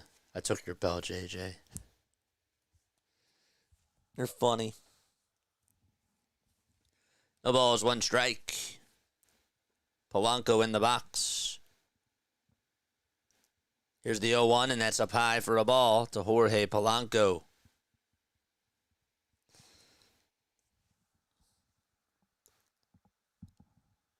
The Marlins are threatening. They have runners on at second and third. 1-1 pitch on the way. Swing and a miss. And the count is 1-2.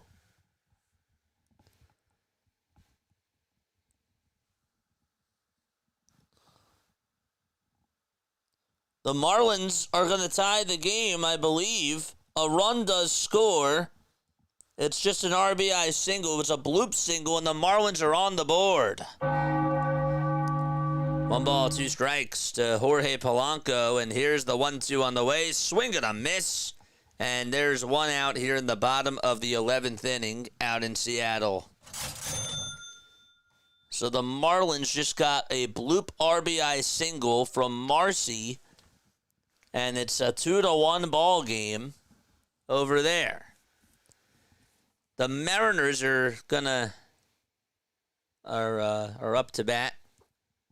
And Slater is going over to first base. White Sox swipe left on him. And Dominic Canzone is up right now. Winning run at second. 1 out. The pitch. Swing and a miss. And it's an 0-1 count.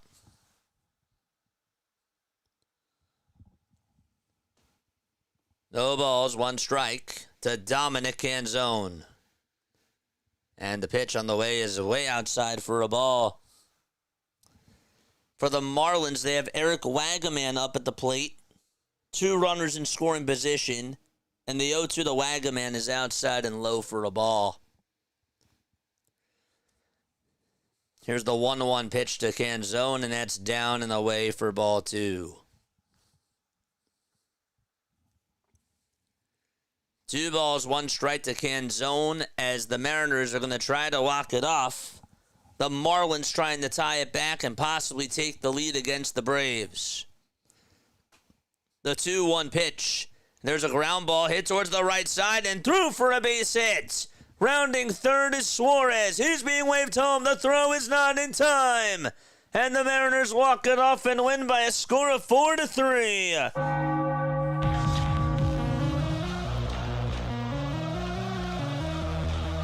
And Eric Wagaman just hit a 2-run triple for the Marlins out to right center field, and they're back on top against the Braves.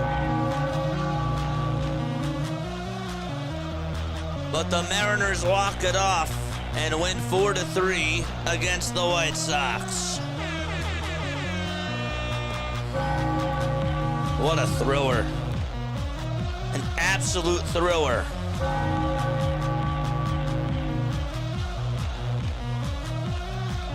Crazy. All right, there we go. All right, so the Marlins were down 2-0. A lot of offense in this one so far. 2 solo homers. One was from Drake Baldwin. The other one was from Marcell Ozuna. And then Marcy had an RBI single, and Wagaman just hit an RBI triple. So we stay in Atlanta as Johnston's coming up for the Fish. And it's a 3-2 game. Carlos Carrasco's pitching for the Atlanta Braves. And the pitch is swung on and missed. And also to add on in the Reds into the mix, it's 3-0 there. In the top of the 4th, Paul Skeens pitching and Spencer Steer is ahead in the count 1-0.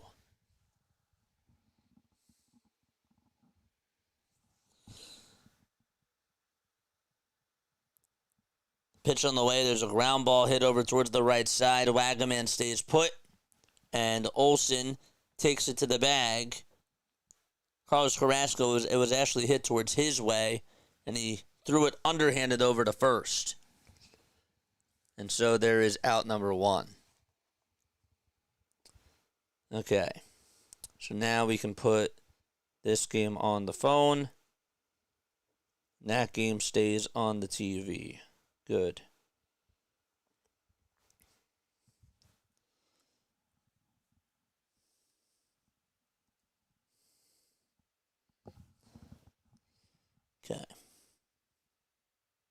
Turn this off.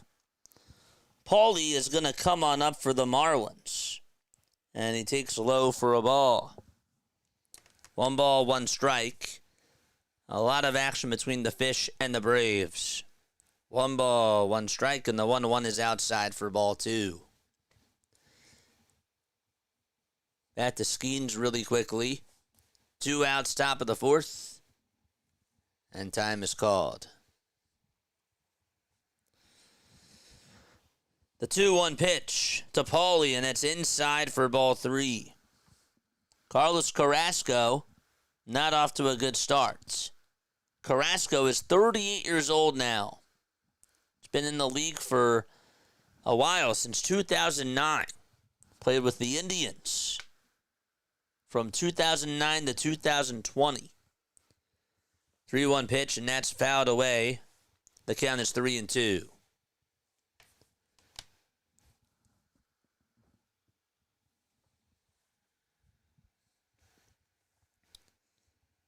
Three balls, 2 strikes to Paulie.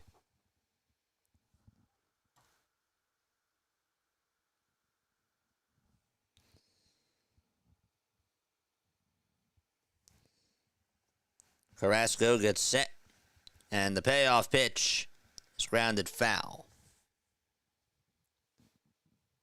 Go back to Paul Skeens really quickly. 1 ball, 2 strikes to Nick Marte. And there's 2 outs there.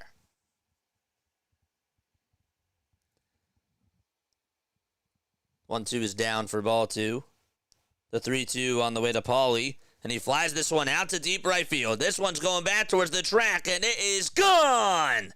The Miami Marlins exploding off of Carrasco in the top of the 2nd.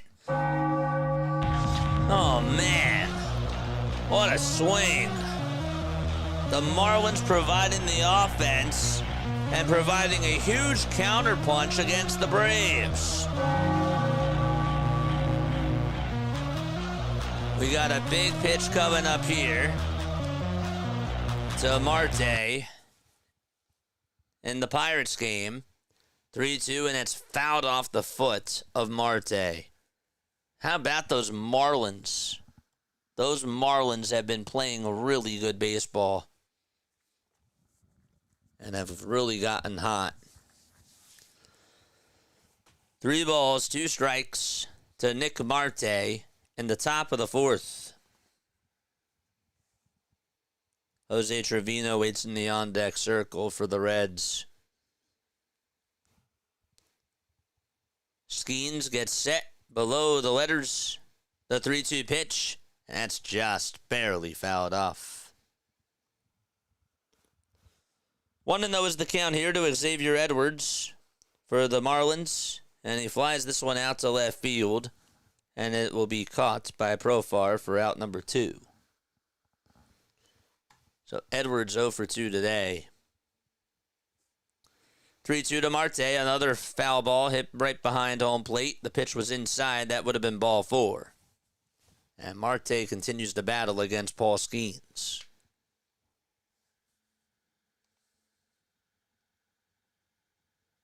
Carrasco announced he's retiring after in this game. Crazy. 3 balls, 2 strikes. The payoff pitch. Swing and a miss, and Paul Skeens gets out of the jam. Bottom of the 4th coming up in Pittsburgh. Kyle Stowers for the Marlins did just get on with a base hit.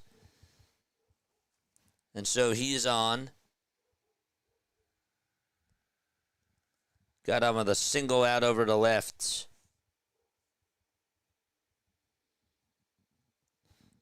They're catching everybody up on the Braves game. We're still in the top of the 2nd. Carrasco has given up 5 runs in this inning. 2 outs. The pitch. It's outside for a ball. That's to Agustin Ramirez, a former Yankee. 1-0 is the count to him. case you missed the Mariners game, that was pretty exciting. 4-3 final score in the 11th inning. 2 balls, no strikes. A runner on at first. 2 outs. The windup and the pitch. That's in there for a called strike. Looked a little bit inside. No Eagle preseason video? No. Everybody's upset that I'm not doing it. No, I'm not doing it. I'm only doing the regular season for the birds.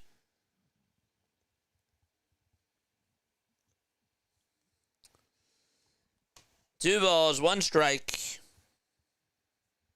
Ramirez in the box. The 2-1 pitch. It's popped up over towards the third base side. Allen's there. He'll make the grab. We're going to the bottom of the second inning. I'm going to take a very quick step off while I have the chance. I'll see you very, very soon. Don't go anywhere.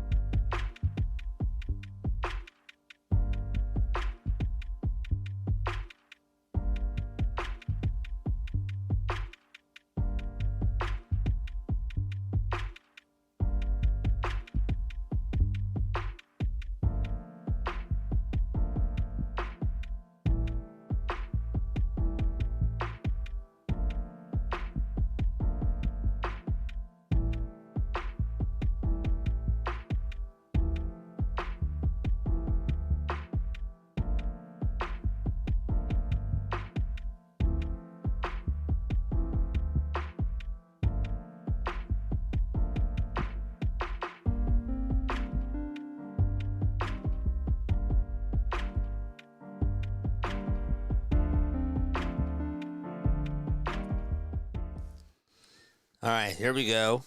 We're going to put the Reds game back on really quickly. It's 2 balls, 2 strikes, and that's to Henry Davis. Davis lines this one foul. And so it's 2 balls, 2 strikes. What are they showing? The 1925 World Series Game 7 at Forbes Field. The pitch, there's a ground ball back up the middle for a base hit by Henry Davis, and he's able to single off a sinker. He has not done a very good job today, but a leadoff single here in the bottom of the 4th inning. For the Braves, they will send Ozzie Albies up at the plate here in the bottom of the 2nd. The first pitch that he takes is low for a ball. Carrasco should come back to Philly. He would fit right on into the garbage of middle relief. I figured somebody was going to say that. The pitch, and that's taken inside for a ball. So Isaiah Kiner Falefa. 1 ball, no strikes. The 1-0 pitch, ground ball hit over towards the hole. The shortstop, De La Cruz, has it. Fires a missile over to first, and it's in time. It took 2 bounces in front of the first baseman, and Ellie De La Cruz with an excellent play for out number 1. The runner from first, though, does go over to second base. Okay. It's 2-0 to Ozzie Albies in the Braves game. Yuri Perez gives up a fastball down the middle, and Albies takes advantage of it and singles out to center field and gets on with a base hit in the bottom of the 2nd inning. Horwitz up to bat for the Pittsburgh Pirates in the bottom of the 4th. It's 1 ball, no strikes to him. And the windup and the pitch, it's in there for strike 1. 1 ball, 1 strike. Bottom of the 4th, out at PNC Park. The pitch to Horwitz, it's up high for ball 2. Albies just stole second base for the Atlanta Braves, and he's in scoring position for them. 2 balls, 1 strike to Horwitz. And the 2-1 is fouled away. Pirates trying to add on to their lead. So in both games, the hitting team has a runner on at second base. Let's go back to the Braves game really quickly. White is up, and the 0-1 to him. It's down for a ball. Horwitz just took ball 2 for the Pirates. Don't forget to like, don't forget to subscribe, and hit the bell icons. And White's at bat for the Braves. The 1-1 pitch. And that's low and outside for ball 2.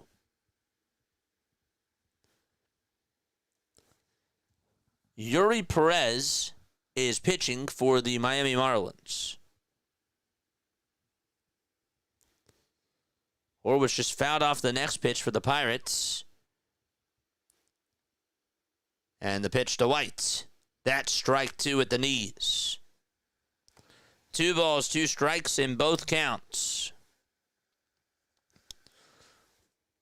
Singer gets set and deals to Horwitz, and this one's grounded back up the middle for a base hit, and the Pirates will add on to their lead, and they are now up 4-0. The 2-2 to White, and that's down for a ball. Henry Davis will score, and Spencer Horwitz with an RBI single.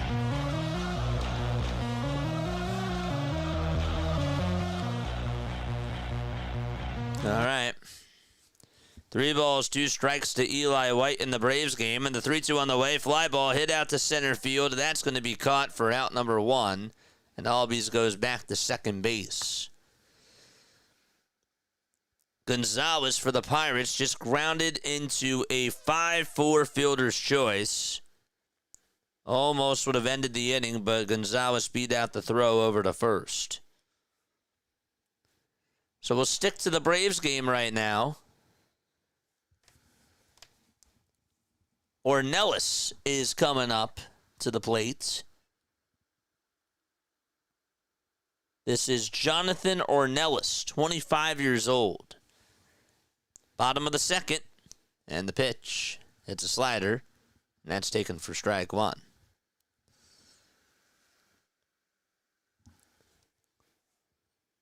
Brian Reynolds is up for the Pirates, in case you have him in fantasy. No balls, 1 strike to Ornelas, and the 0-1 is down for a ball. Eli White did just line out to center field for the Braves. Albies is still at second. 0-2 to Brian Reynolds. 1-1 to Jonathan Ornelas. And Ornelas fouls off the next pitch.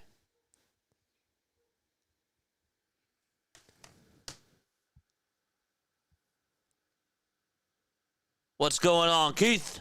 What's up, Michael? What's up, chat? Got 2 games going on at the same time.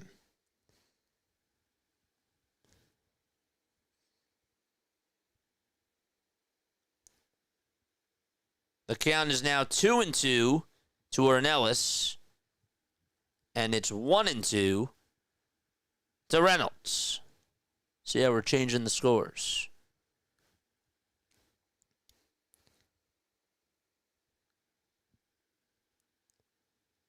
Two balls, 2 strikes.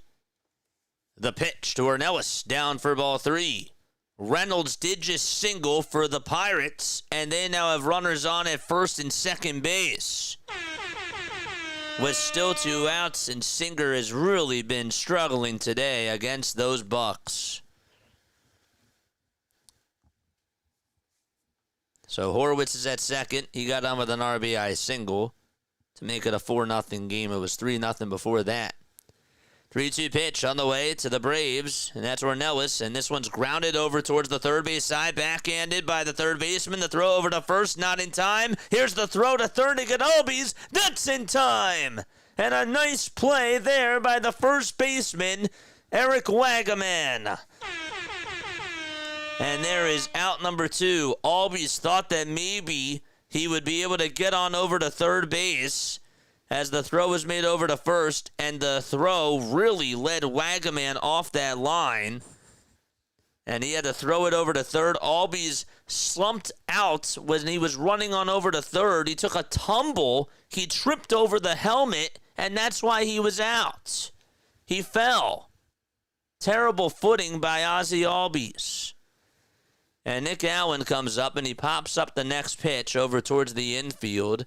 Edwards gets under it. He'll make the grab, and the inning is over. So the Braves shoot themselves in the foot, essentially, and the Marlins get out of the second, and they will go to the top of the third. Meanwhile, in the Pirates game, what ended up happening there is Brian Reynolds ended up singling the center, and there's a pitching change going on. They're still in the bottom of the fourth with 2 outs.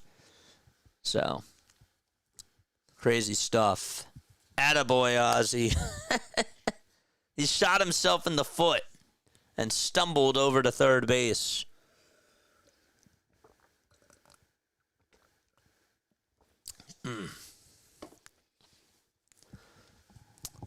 What a weird play. How's everybody in chat doing? So in case you're just tuning on in, the Athletics, they shut out the Nationals 6-0. And the Mariners, they walked it off against the White Sox 4-3. That was the final score there. That game went into the 11th inning. Pirates lead at 3-0 in the bottom of the fourth. Or 4-0, that is. Excuse me. And the Braves are down 5-2. Okay. Let's go back to the Pirates game. O'Neal Cruz is coming up to the plate for Pittsburgh.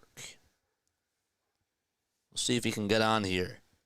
Runners at the corners. Sam Moll pitching.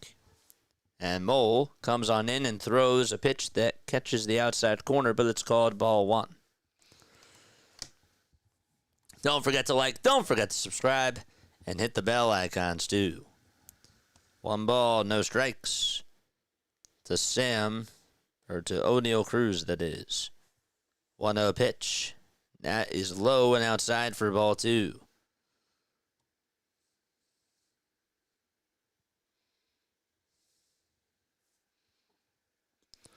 Two balls, no strikes. Moll kicks, deals, and the pitch is in there for strike 1. Marlins are getting back onto. It's Eli Hicks who's up. 2 balls, 1 strike, though, to O'Neal Cruz. And the 2-1 offerings, swing and a miss. Sam Moll goes at him with a slider. And the count is 2-2 to him. Carrasco's still pitching for the Atlanta Braves.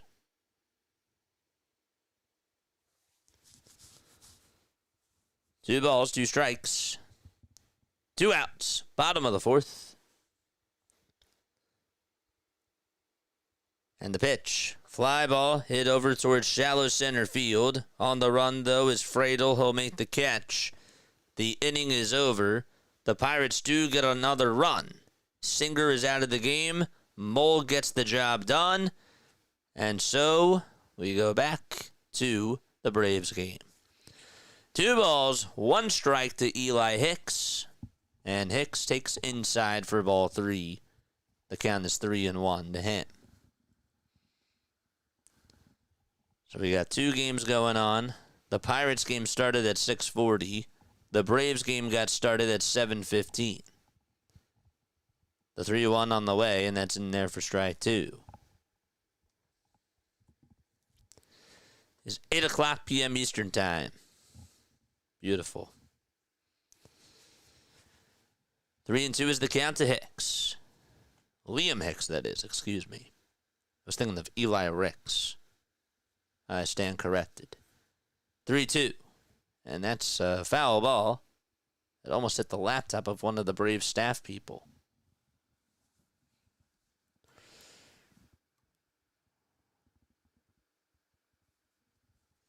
Three-two on the way, and that's just barely outside for ball 4.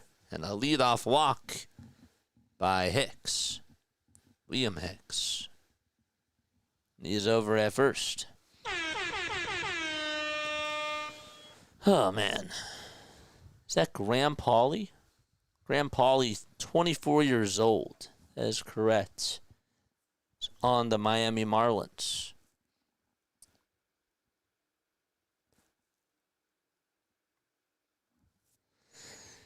Here comes Otto Lopez, who takes a pitch at the knees, taken for strike one. Top of the third inning. Robert Jr., by the way, just got his 100th stolen base today. Didn't realize that. Seattle has won 6 of their last 7 games. They're now 1.5 games behind the Astros in the AL West. 0-2 is the count to Otto Lopez. Jacob Marcy had a big RBI base hit for the Miami Marlins. The ball's 2 strikes. That's to Lopez in the 0-2. Check swing. Did he go? He did. There's out number 1. We'll go back to Cincinnati's game as they are down 4-0. They're up to bat. Jose Trevino is up, and Paul Skeens is still pitching. 0-2 is the count to Jose Trevino. That game is in the top of the 5th. 0-2 pitch. Fouled away.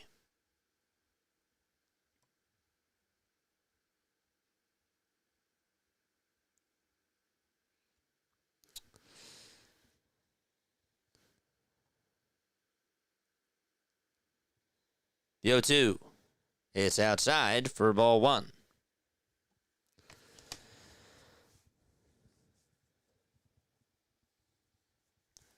Skeens trying to get another scoreless inning here. 1-2, and a foul ball again. And we'll do it again.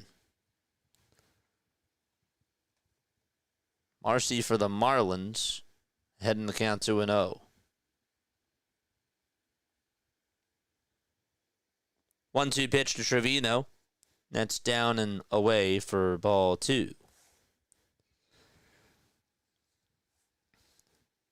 2 balls, 2 strikes to Jose Trevino. And 2 balls, 1 strike to Jacob Marcy.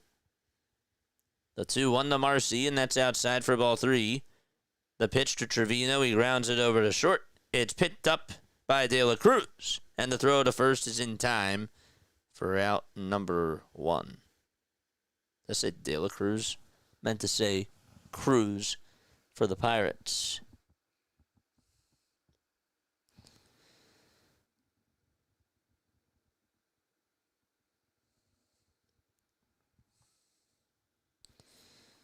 And so, Marcy just got on with a single. And let's go back over to Miami, or Atlanta that is, because now there's runners on at first and second base.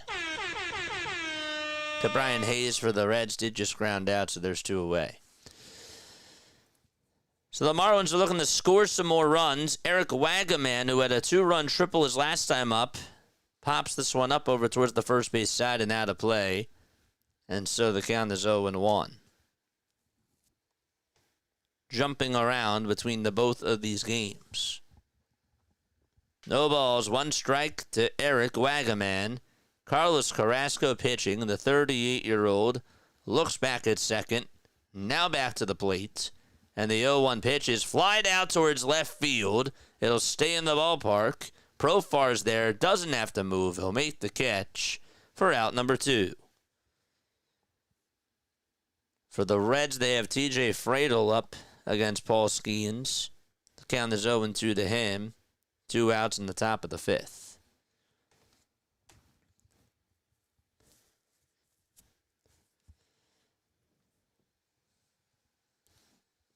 How's everybody in chat doing tonight? Let us know. Hit the thumbs up button. Subscribe to the channel.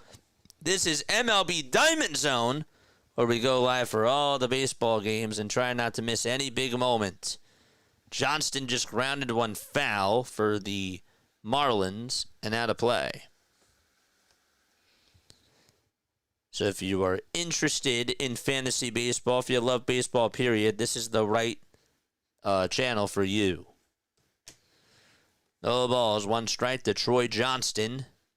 And the pitch. And it's a wild pitch. It bounces in the dirt. And that's going to put runners on at second and third for the Marlins. Baldwin could not block that thing. He got the glove down way too low. And so a wild pitch puts 2 runners in scoring position, one of them 90 feet away from scoring.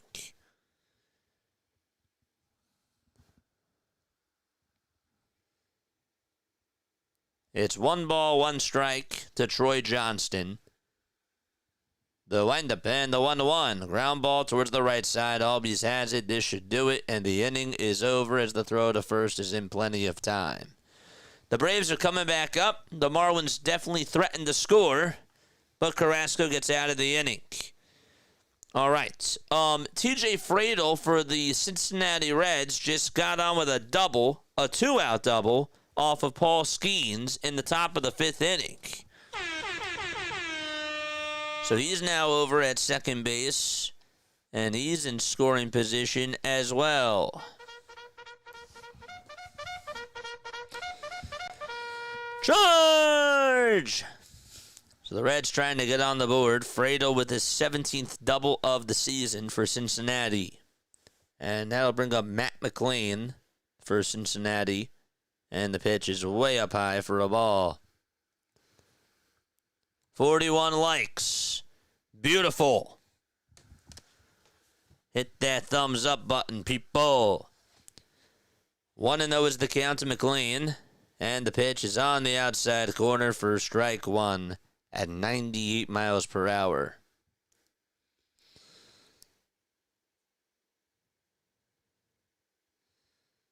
Eight seconds left on the pitch clock. And the 1-1 to McLean, swing and a miss on a 99-mile-per-hour fastball that just sailed outside. And it's a 1-2 count.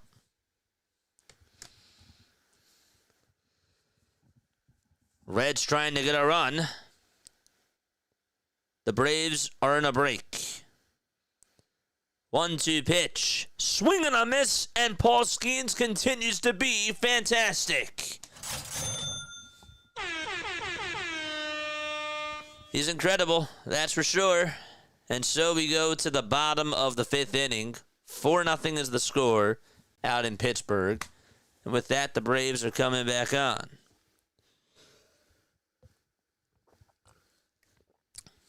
Yeah, my bad. My bad. Yeah, I pressed the wrong one.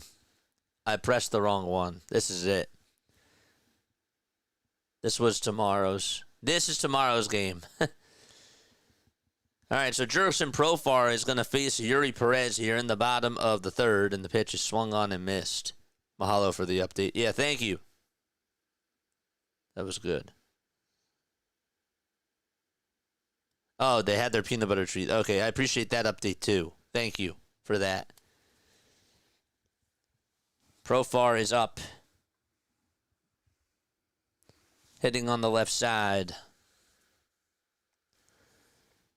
And I think he got a batter's violation. No, he did not. No balls, 1 strike, though, to Jurickson Profar. 2 games. It's just the Marlins Braves and the Reds Pirates game. It's confusing because the Reds Pirates, with the way it's up on the scoreboard spot, that's just crazy.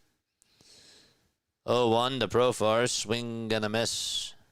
And the count is 0-2 to Jurickson.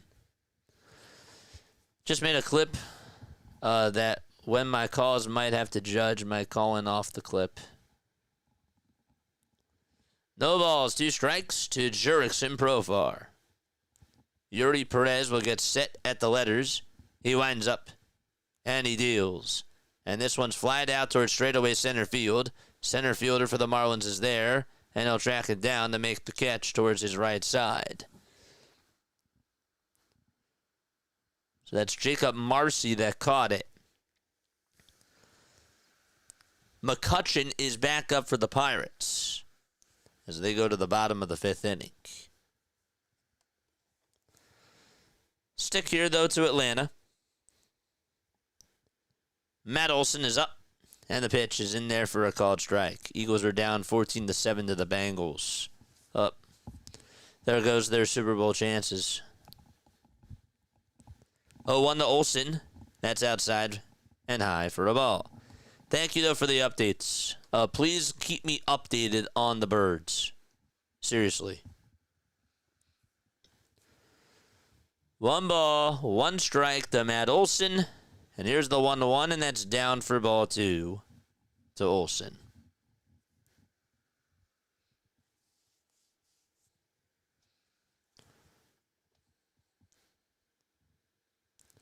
Two 1 pitch on the way, and that's a foul ball.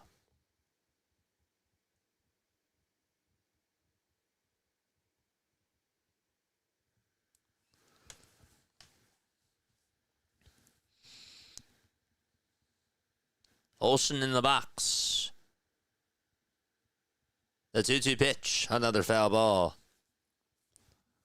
You know that Matt Olson this year is batting .257. He only has 18 homers and 68 RBI. Last year he had 29 homers, and the year before that he had 54. 2 balls, 2 strikes to Matt Olson. The 2-2, up high and away for ball 3. 3 balls, 2 strikes to Matt Olson.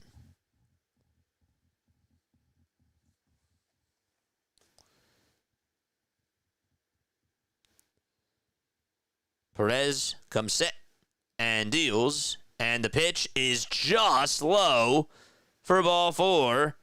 And Perez says, come on, why couldn't I get the call there? And Olson gets on with a walk on a controversial call.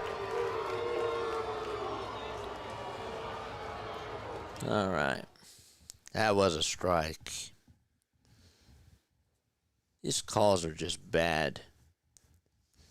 Drake Baldwin's coming up with 1 out, and Baldwin fouls off the first pitch. McCutchen did get on for the Pirates, and he's over at first. But we're staying still in Atlanta. No balls, 1 strike, 1 away, bottom of the 3rd. Baldwin hit a solo homer in his first appearance, and he lines this one over towards third base. The throw to second, there's 1. The throw to first, there's 2. Around the horn they go, and a double play ends the 3rd inning. Okay, and so as that is taking place, the Reds are going to take a timeout, and they will make another pitching change. Jack Sawinski is going to come on up to the plate. And it looks like we got Jose Triolo is going to come on up, and a new pitcher for Sam Mole. Okay.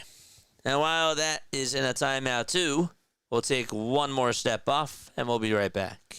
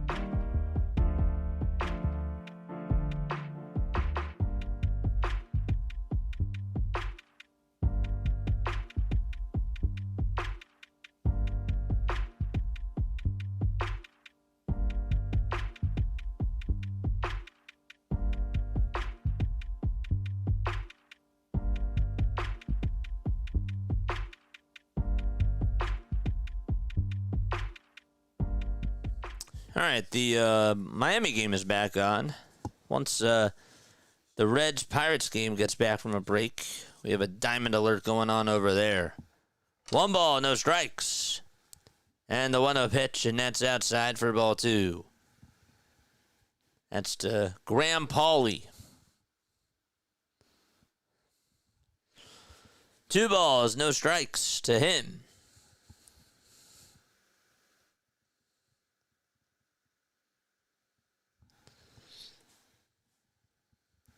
The pitch on the way.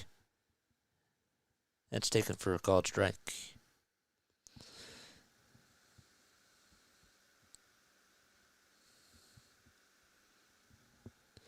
The pitch, ground ball hit over towards the right side. Albies has it, tosses it over to first. Matt Olson catches it for out number 1. Pirates are back on. 2 balls, 2 strikes to Jared Triolo with 1 away in the bottom of the 5th. And a runner on over at first.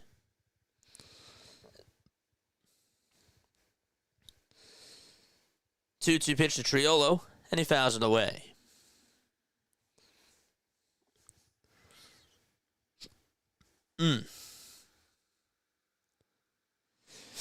Anthony Richardson got absolutely lit up, was favoring his right arm a bit, got pulled out of the game after taking less than 10 snaps, while at the Kyler Murray helmet coming off his hit, except his didn't.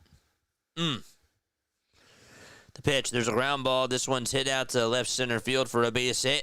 Triolo gets on again. He's been the kryptonite for the Cincinnati Reds. And so runners are at first and second base for Pittsburgh. Okay, Edwards just got on with an infield single for the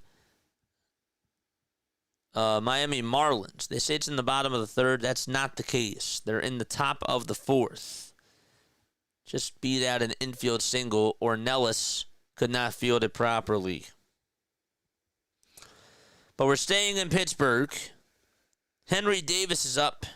May is pitching. It's a 4-0 game. And the pitch is in there for a strike. Stowers is up for the Marlins, too. No balls, 2 strikes to Henry Davis. And the 0-2 on the way. Swing and a miss. And a huge strikeout by May for out number 2. Davis strikes out. Triolo's at first. McCutcheon's at second.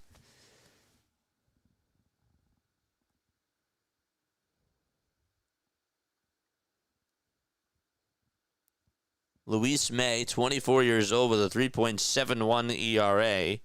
He'll be facing Isaiah Kiner-Falefa. And the throw, the pitch, that is, it's in there for a strike. Don't forget to like. Don't forget to subscribe. Who is Anthony Richardson? He's the starting quarterback for the Indianapolis Colts. Okay.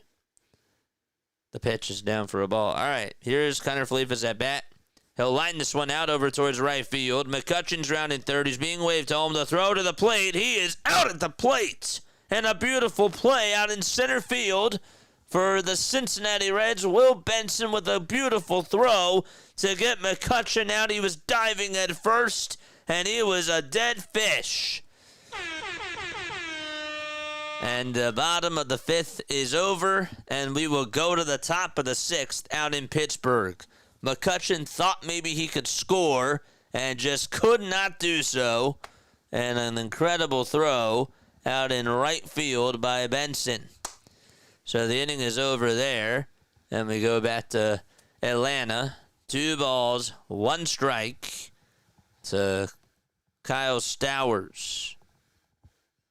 I don't know why this is a little bit behind. Again, a runner on over at first. The 2-1 pitch. It's low for ball 3. That was an ouch. Benson threw a strike to the plate.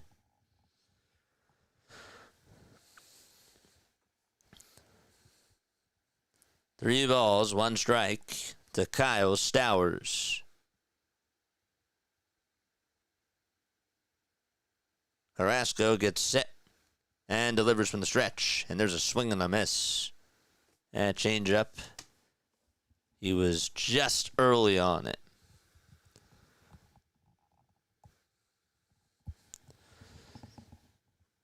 Stowers over his last 21 games, 9 homers, 23 RBI, and a .360 batting average. 3-2 is the count. The payoff pitch, ground ball towards second base. And Albies has it, throws it over to first, and it's in time. They weren't going to be able to get the speedster Edwards. He was running on the pitch. So he ran and sprinted over to second, and there's 2 outs in the top of the 4th. You like lamb? Lamb chop?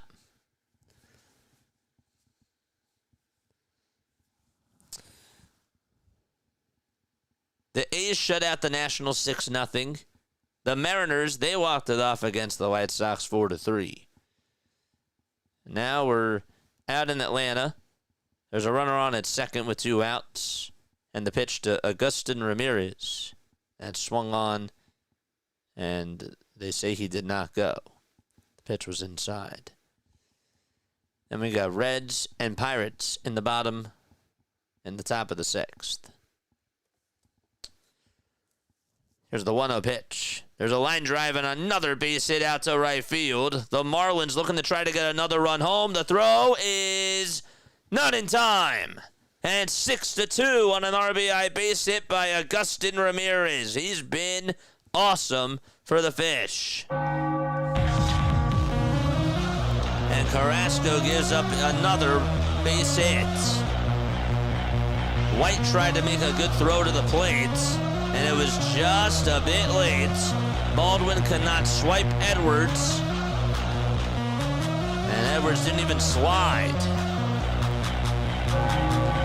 It's 6-2 Miami. And here we go, the pitch to Liam Hicks, and that's outside for a ball. Agustin Ramirez makes it a 6-2 ball game in Atlanta. 1 ball, no strikes. Top of the 4th inning. Hicks with 2 walks today. And the 1-0 pitch is in there for strike 1. They're just trying to squeeze the lemon out of Carlos Carrasco. 1 ball, 1 strike.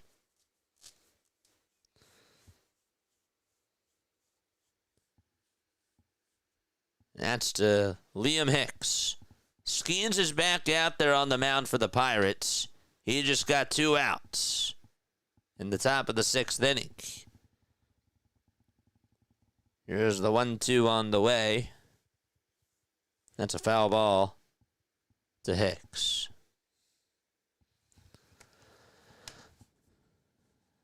The pitch. Outside for ball 2.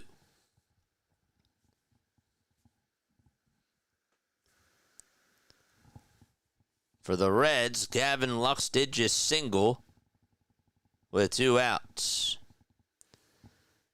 2 balls, 2 strikes in the 2-2. Fly ball, foul ball, well out of play into the 3rd deck.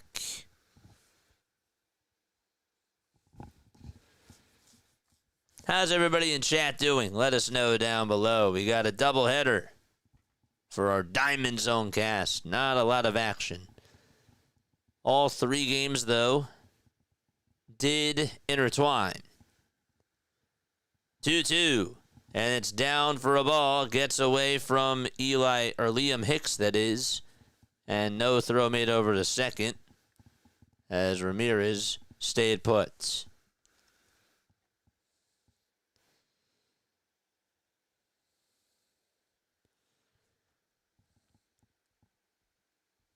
Hicks is in the box. It was Baldwin that was catching. 3-2 pitch. Ground ball towards the right side. Albies has it. Underhanded throw to first to Olsen in time. We're going to the bottom of the 4th inning out in Atlanta. The Marlins do get another run, though, and make it a 6-2 ball game.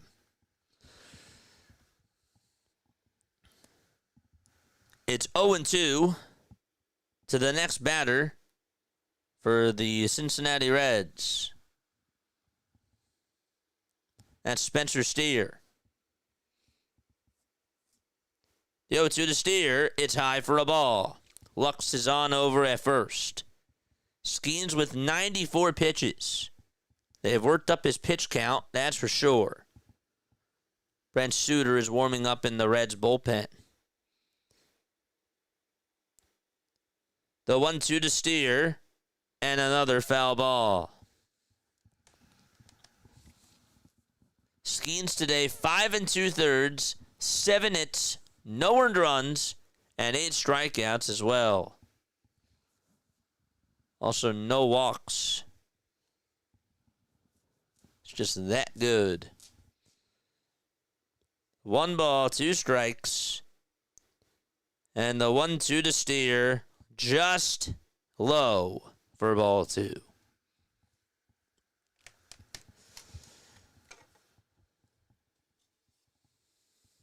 I need a back scratch. The back is so itchy. 2-2 pitch. Fly ball, hit out to center field. Not that deep. Cruz is there, makes the grab, and the inning is over. It's time to go to the bottom of the 6th out in Pittsburgh. How's the score of the Birds game going, folks? How is the Birds game going? Eagles are losing to the Bengals. Yeah, the last I've heard from Michael, he said it was 14-7. That's what he said. All right, we are going to the bottom of the 4th inning out in Atlanta. Still plenty of baseball left to go there. There's a lot of baseball left to go, too, in the Pirates game, too. Just a 4-0 game, though, in the bottom of the 6th. We'll see Marcell Ozuna come up to the plate. Backups are losing to the backups. Yeah, I don't know. I'll have to rewatch it. Ozuna in the box. And the pitch is low and outside for a ball. It's 14-10 now. Thanks. 1 ball, no strikes. Ozuna hitting just .235 this year with 16 long balls and 49 RBI. The 1-0 pitch. And that is called a ball. Or called a strike. And it looked like it was a ball. 1 ball, 1 strike. Got to lock in, JJ. Perez with the windup and the 1-1. That's inside for ball 2.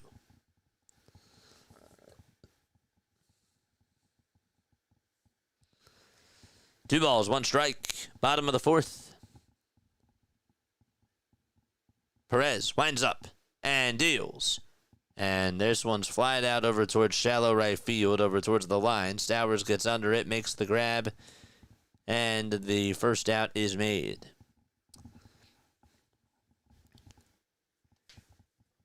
Paul Skeens, his night is done for the Pittsburgh Pirates. He went 6 shutout innings. And Spencer Horwitz will lead it off against Brent Suter. But we'll go back to Michael Harris's at-bat right now. Bottom of the 4th, 1 away. Harris in the box. And he launches this one foul.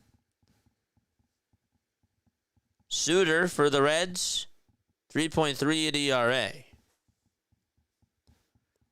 No balls, 1 strike to Michael Harris. 1 away, bottom of the 4th. The windup from Perez. The 0-1 is fouled off. Got the Eagles on. Nice. Very, very good. Happy birthday to Lou's niece. For sure. Happy birthday to her. That's awesome. The ball's 2 strikes to Michael. Perez kicks. Fires. This one's grounded over to first base. Going to be a tough play for the first baseman. And he will make it to the bag. Wagman, that is. And get the second out. He just beat Harris to the punch. That was a tough play. 2 up, 2 down here in the bottom of the 4th. Out in Atlanta. And Ozzie Albies is the next batter.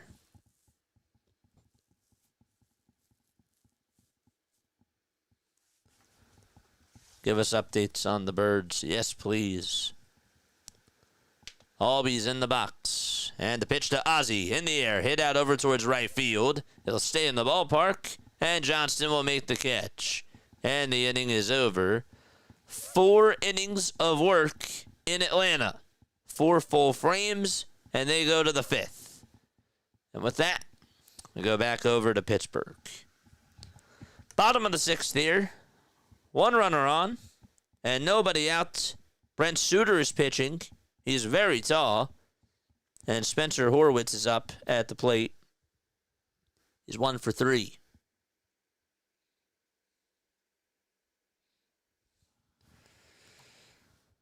Horwitz did just get on. They say that he's up. Now it's Nick Gonzalez.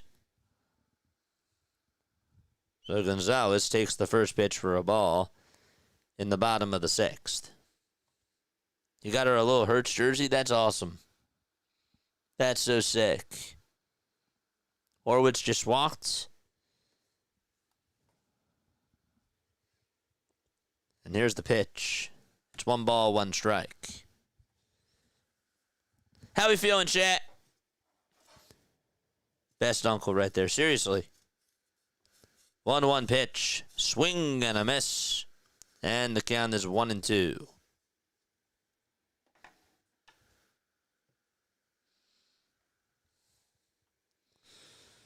Gonzalez 0 for 3 tonight. 1-2 pitch. Line drive. Base hit out to left field in front of Spencer Steer. And the Pirates are looking to add on some more runs out at PNC Park. Ever watch Gas Station Encounters? What? You guys are funny, man. Charge! That's funny. So the Pirates have another inning where they have a lot of guys on. Reynolds, who homered in the first inning from the left side, is up batting on the right side. And the count is 1-0 to him. He's gotten on base all 3 times. 1 ball, no strikes, and the 1-0 pitch, check swing, he went around. The pitch was way outside. The Marlins are back on. Otto Lopez is up. The count is 0-1 to him. Carrasco's still pitching for the Braves. 1-1 pitch. Fouled off. JJ, are you familiar? I've never seen gas station. What did you say it was? Gas station wars? Gas station encounters? No, I've never seen that. But we're talking about gas prices, and that's why I laughed. Because we're still talking about gas.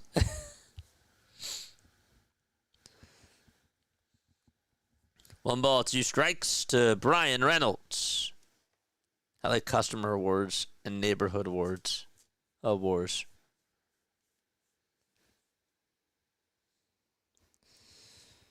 The pitch to Reynolds. Swing and a miss. And the count is 1-2.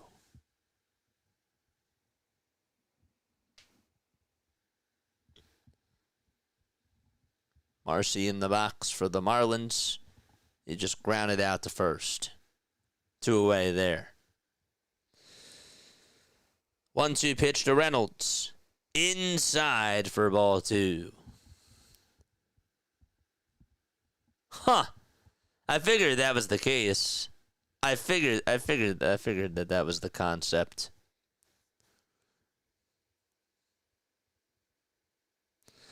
2-2 pitch to Reynolds. Then there's a fly ball hit out over towards center field. It'll be playable.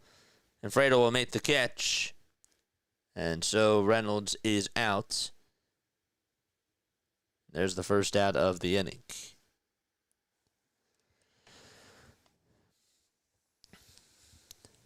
Marlins are in the top of the 5th with 2 away. And Wagaman, who's up, sends this one out to deep left field. It'll stay in the ballpark, though, and Profar makes the grab. Wagaman just missed a homer, and the Marlins and Braves go to the bottom of the 5th inning. O'Neal Cruz up for the Pittsburgh Pirates. And the pitch that he takes is low for a ball. As we mentioned before, 97 pitches for Paul. 8 strikeouts, no runs, no walks in 6 innings. Pirates trying to add on to their lead, and the 1-0 is down and away for ball 2.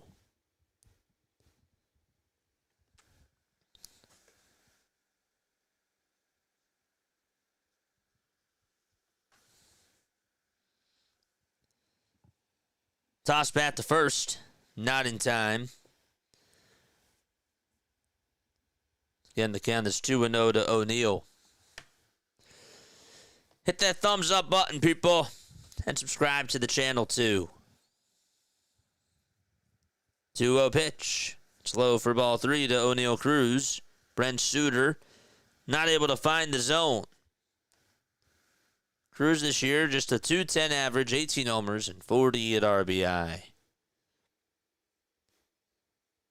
3-0 to Cruz. Ground ball, hit over towards the right side. This will bring a run home. The throw to first, that'll get Cruz out. The runner from first goes over to second. It's now 5-0 Pittsburgh.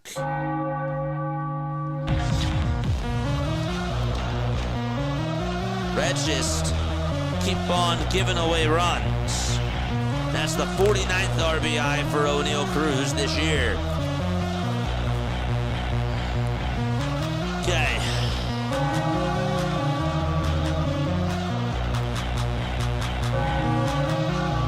Andrew McCutchen is going to be intentionally walked. And so that'll put runners on at first and second.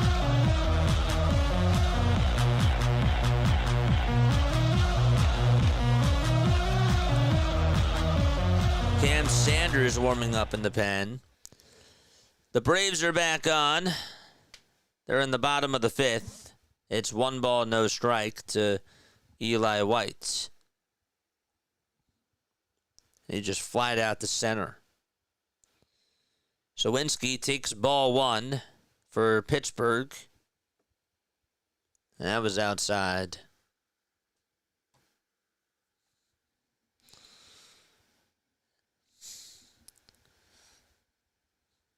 One-oh. And that's in there for a strike. John, did you like it when I said to the bots today, there it goes, see ya? That makes me think about it. My favorite, she gone. Yeah. 1-1. That's going to get away from the catcher. The count is 2-1. It didn't bounce too far away, though. So the runners stay put over at first and second.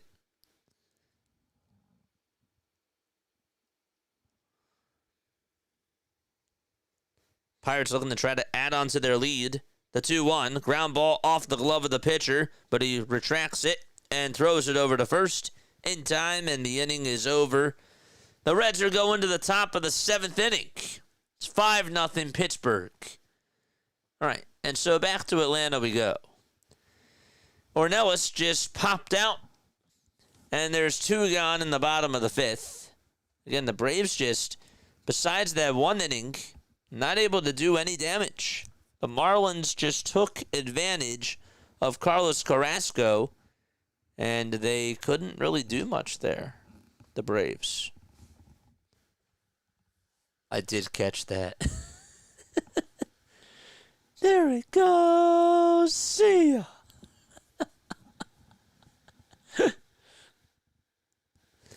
The pitch to Nick Allen. Fly ball hit over towards right field, and it's going to be caught on the track by Stowers for out number 3.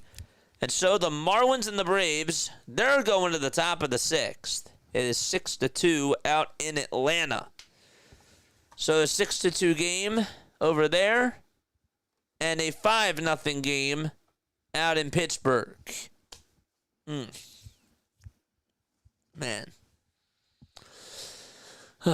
Puts them fools on blast. Guys, hit the thumbs up button. Subscribe to the channel. We really appreciate you all for being on here. We have 28 people watching. I mean, this is really awesome. If you love baseball as much as I do, Diamond Zone is so cool. I mean, when we have 2 games, it's nice.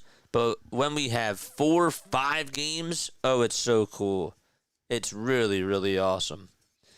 To be fair, though, we haven't really done, like, 5 full games at the same time. We've done, like, Like last night, we had the 7 o'clock games, and then at the very end of those games, then we had the 9:40 games just get started. So, and then in the later stages of the 7 o'clock, you want to tune on in to see how those games end, and it's like the 9:40 games don't really matter in the very beginning, and you're going to miss things. So it'd be interesting to do 5 full games at the same time. And I bet you we'll have one of those times at some point. All right, we're in the top of the 7th. Paul Skeens' night is done. Sanders is out there to pitch. The 0-1 is grounded over to short. It's picked up by the shortstop. The throw over to first. It's in time. A late bloomer. Yeah. Oh, kindergartner. What's up, Shante? Why does Nick Allen look like a kindergartner, a late bloomer? Gosh. Shante, I have to ask. How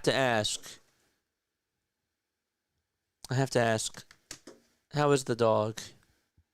I have to. No balls, 1 strike. We're in the top of the 7th. The 0-1. There's a swing and a miss on a 96-mile-per-hour fastball. JJ was shaving in 4th grade. I didn't start, I don't think, until 8th. I think it was 8th grade where I had the facial hair. The voice didn't get deep until 6th grade. 0-2 pitch. That's down for a ball. He's fine. He's home now. Thank God. I had to ask.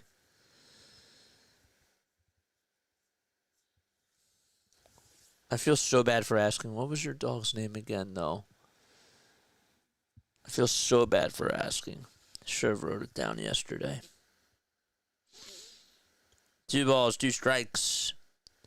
2-2 pitch. There's a fly ball hit out over towards right center field. O'Neal Cruz on the run, and they'll make the catch as he slams into the wall. Cruz just got there. He tracked it down, and it was like lightning bursted onto the scene. He was just running, came into the picture, and just was able to catch it and slam into the Xfinity sign, and he is all fired up. Nice catch there by O'Neal Cruz. That was a fine play. 2 away, top of the 7th. And so, Hayes comes up. It's Ralphie. I was going to say Ralph. I really was. I was going to say Ralph, but I was like, I want to make sure. It's Ralphie. Got you. I'm happy Ralphie is home. Ralphie. I felt so bad. 1 ball, 1 strike. Ryan Baruki is warming up in the Pirates bullpen.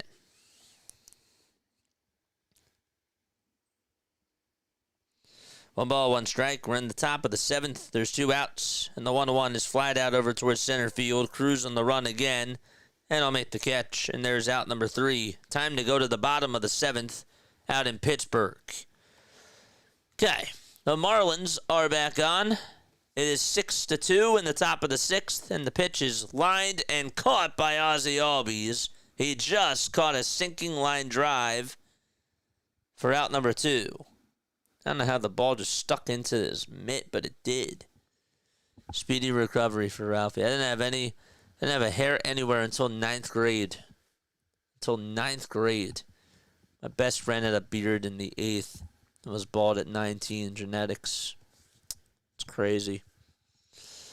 Yeah, I'm happy Ralphie's okay. Give him a hug and a kiss for me. Seriously. 2 outs. And the pitch is outside. Speaking of pets, I gotta know how the cats are, John. 1 ball, no strikes to Xavier Edwards. And the 1-0 is taken for a strike. I don't know why this game is behind over on sportscoresbot.com. It's 2 outs, 1 ball, 1 strike to Xavier Edwards. Don't be fooled by the graphics. Carrasco with 99 pitches. Actually surprised that he's stayed in there for this long. 2 away, 1-1 pitch to Edwards. That's low for ball 2. Thank you for your concern about Ralphie, JJ. Well, yeah. Of course.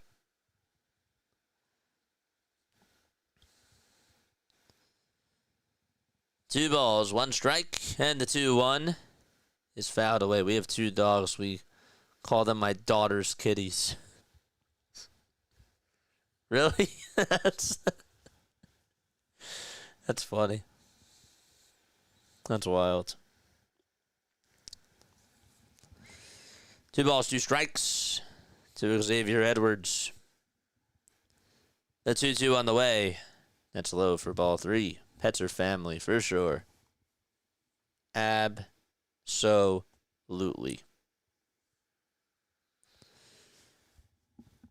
Eagles at the 10 might score soon. Ooh. 3-2 pitch. Line drive hit out to left field. That's going to get down for a base hit.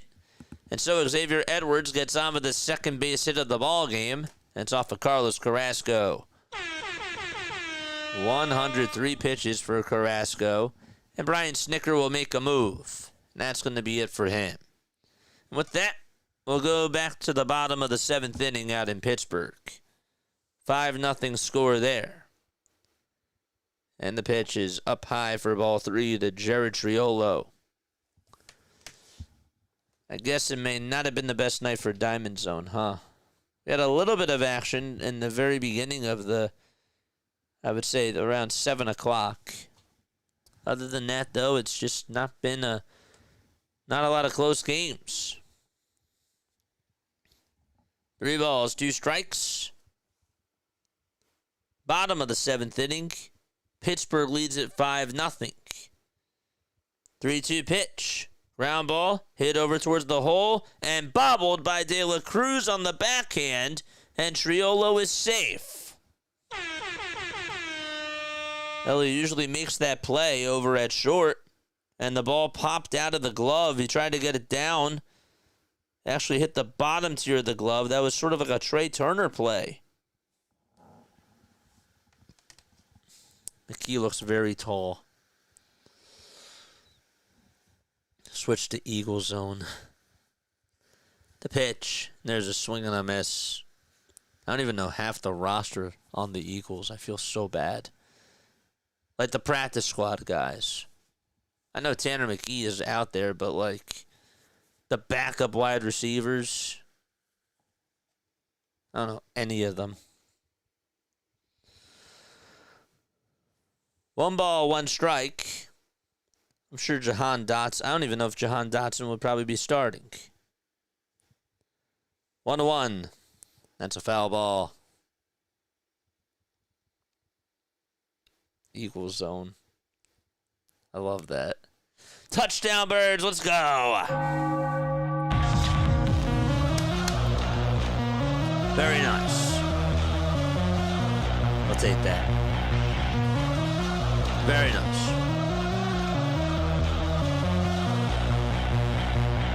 One ball, 2 strikes, and the 1-2 on the way is down for ball 2. I don't know who these guys are either. 2 balls, 2 strikes. Toss back over to first in the Marlins game, and he is safe. Xavier Edwards was going a little bit early, but he was safe anyways. Here we go. The pitch to Davis. High fly ball. Hit out to deep left field, and the Pirates take a 7-0 lead. Let's go. They're pouring it on in Pittsburgh. And the Reds just continue to bleed.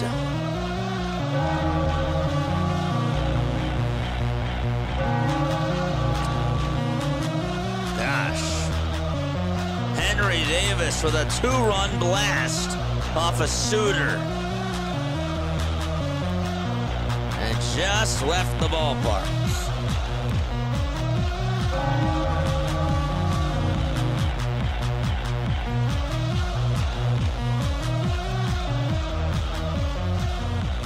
the Marlins game, there's a runner on at second, and that's Xavier Edwards, but Stowers did just ground out, and the inning is over, and the Braves are going to the bottom of the sixth. They trail 6-2. Okay. And a break in the action in both games. Pittsburgh leads at 7-0. Brent Suter's night is done, and Isaiah Kiner-Falefa will be coming on up once that game resumes. It's Vince and Rudy walk-ons. I cannot wait to watch it tonight, dude. It'll be nice. Bengals losing, the Reds, good luck. Bengals losing, Reds losing, good luck, Cincinnati. It's not a good day for them. How's Pittsburgh doing? Gardner Johnson tore his ACL? Are you serious? Are you serious? You've got to be kidding me. What? No way. I believe you. I do.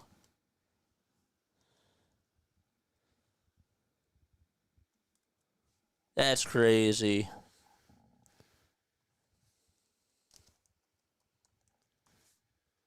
That sucks. What the heck are... I mean, I know he's not on the Birds anymore, but gosh, it sucks.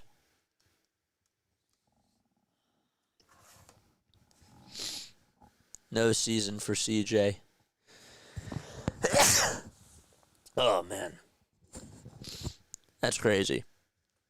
All right. 2 balls, no strikes. I feel bad for Houston fans, man. That sucks. All right, let's go over to the Braves game. Do that right now. The ball is 1 strike. He's an Eagles champion. No, I understand. I feel bad for the guy. I'm just happy. It's just wild because of course, like you want him to succeed. I feel that way.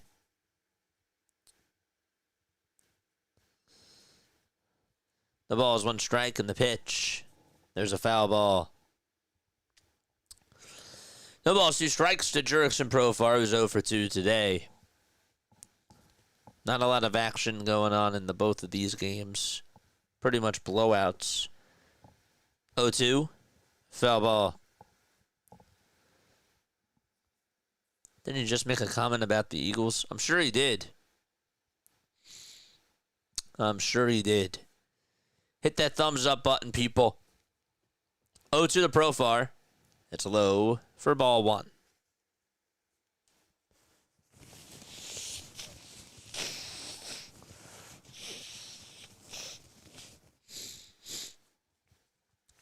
The 1-2 pitch. And that is called a ball. Yuri Perez, he's done a very good job today for the Miami Marlins. 2 earned runs allowed in 5 innings of work. 2 balls, 2 strikes, and the 2-2 is down and in for ball 3.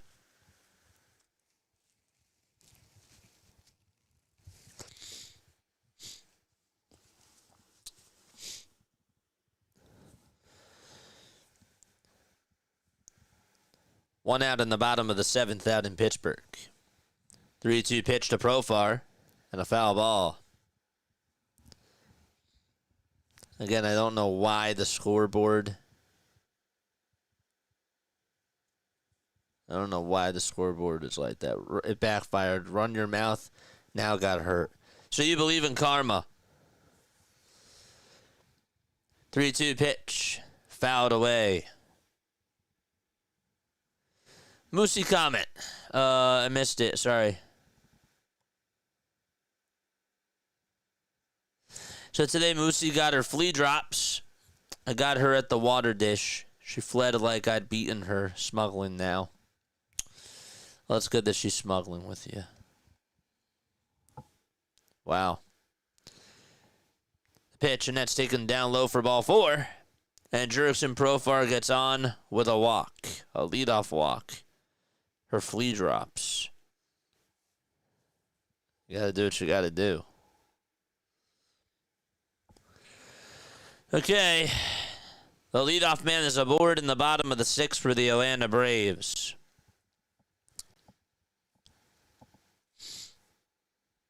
And Matt Olson is coming up. A runner on over at first. The pitch to Olson, foul ball. Pirates and Reds are going to the top of the 8th inning. It's 7-0 Pittsburgh. Bottom of the 6th here. One runner on first. Nobody out. Olson 0 for 1. The pitch on the way. Line drive, base it out to right field. It was a hit and run. And so, Profar will go over to third base. And the Braves have something brewing here. All right. Excuse me. Matt Olson gets on with a single. And now we got some action. So Profar goes over to third. Olson's at first. And the tying run's on deck. Charge! Yeah. And I apologize. The Pirates are not going to the top of the 8th just yet. It was a foul ball. Here comes Drake Baldwin. Bottom of the 6th. Nobody out. And the pitch to Baldwin is in there for a strike.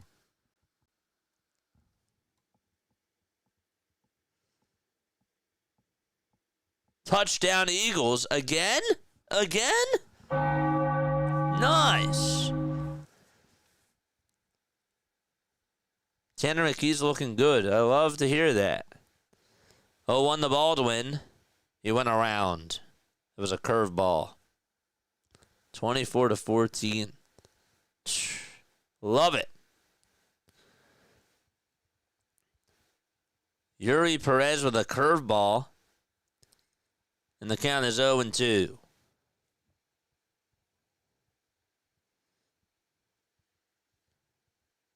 Drake Baldwin homered earlier in the game. 0-2 is the count to Drake. And the pitch. There's a fly ball. This one's hit out to deep center field. It's going back towards the track. He's done it again. And it's all of a sudden a one-run ball game out in Atlanta.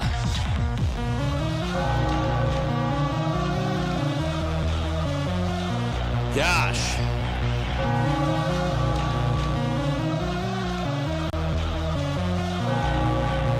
What a swing from Drake Baldwin. And the Braves are back in business.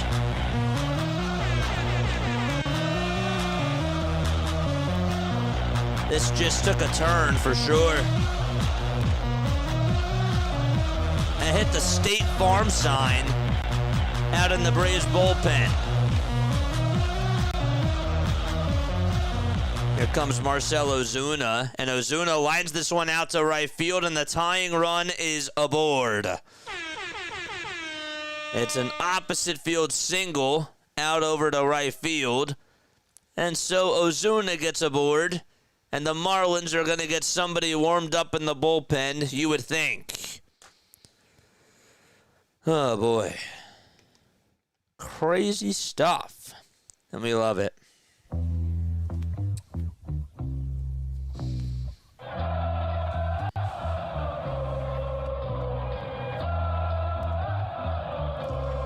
Timeout taken on the mound. And still plenty of baseball left to go out in Atlanta. The Reds are back on. It's a 7-0 game there. Top of the 8th inning. No balls, 1 strike to TJ Fradel. And Fradel is going to get a base hit out to center field. And he will get on with a leadoff single. But we are going to stay put out in Atlanta. Here comes Michael Harris II. The tying run's over at first. And now the go-ahead run is up at the plate.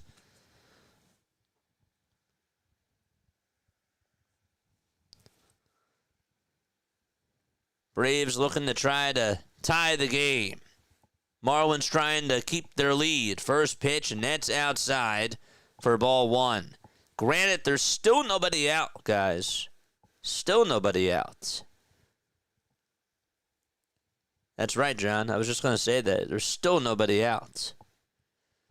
1 ball, no strikes to Harris. And the 1-0, swing and a miss. And Phillies fans, you're probably rooting for the Braves to win, I guess, because the Marlins are the team that's in third in the NL East. They're 8.5 games behind Philadelphia. 1-1 pitch. Swing and a miss. And the count is 1-2.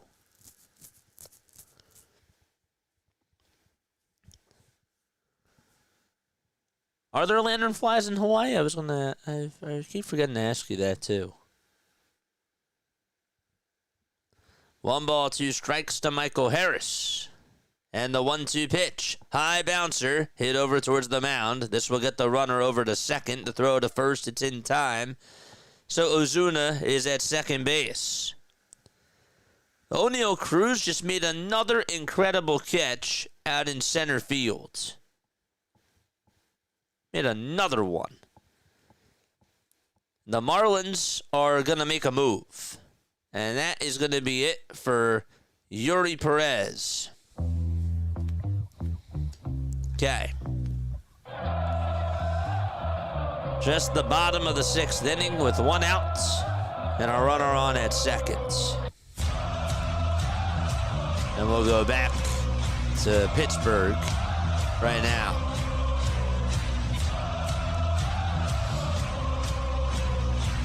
Seven 0 Pirates. Reds have De La Cruz up at the plate, and Ellie fouls it off. Reds are down to their final 5 outs. McLean flat out to deep left center field.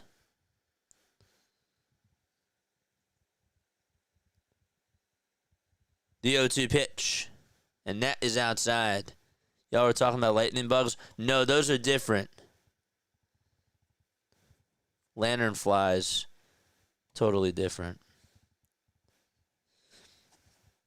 1 ball, 2 strikes. 1 away. And the 1-2 to De La Cruz. Swing and a miss. And another out recorded by the Pirates. Man. Ellie strikes out. And there's 2 gone. You know, Alvarado isn't eligible to play for the postseason. Yeah, of course. Why wouldn't I know that? The pitch, there's a swing and a miss. The count is 0-1 to Austin Hayes, former Philly.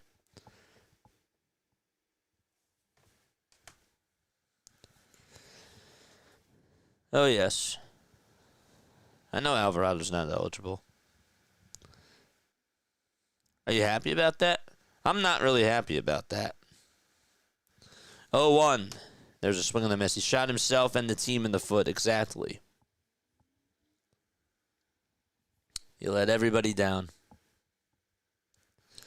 Ozzie Albies is coming up for the Atlanta Braves. All right. They're back on. The Fish versus the Bravos.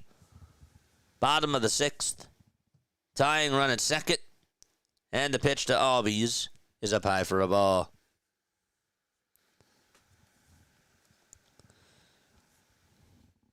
Hayes is down in the count 1-2. Here's the 1-0 to Ozzie Albies, and he lines a foul. Ronnie Henriquez is pitching for the Marlins. 52 games, a 2.80 ERA, 77 strikeouts, and 22 walks. He's a power pitcher for sure. 1-1 to Ozzie. And the pitch. Another foul ball from Albies, batting on the left side. Hayes just looked at a cold strike 3 for the Cincinnati Reds. And so 3 more outs to go for the Reds to try to complete the shutout victory. All right, no runs, 8 hits for Cincinnati. 7 runs, 10 hits for Pittsburgh. And we stay here in Atlanta. 6-5, bottom of the 6th. It was a 6-2 game, and the Braves hit a 3-run homer from Drake Baldwin. The 1-2 to Ozzie, and he swings and foul tips it into the glove for strike 3 for the second out of the 6th. Okay. There is out number 2.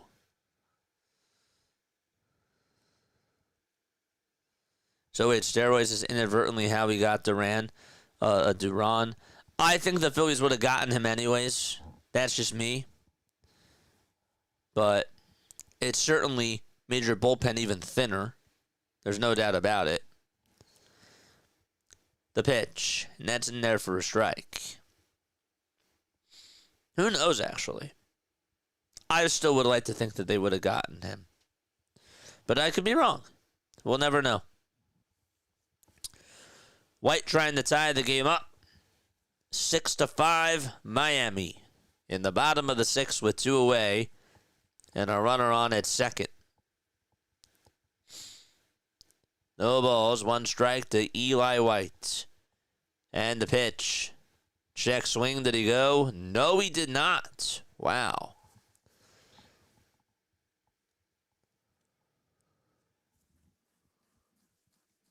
We have a good closer now. We have the best closer in baseball. What are we talking about? He's the best one. Well, one of the best. 1-1, check swing, ground ball over towards the left side. Pitcher fumbles the ball, and everybody's going to be safe. Henriquez tried to barehand it over towards that third base line. He took his eyes off the ball for a second as he tried to barehand it, and so he fumbled it, and there's runners at the corners for Atlanta. Wow. Ozuna's at third.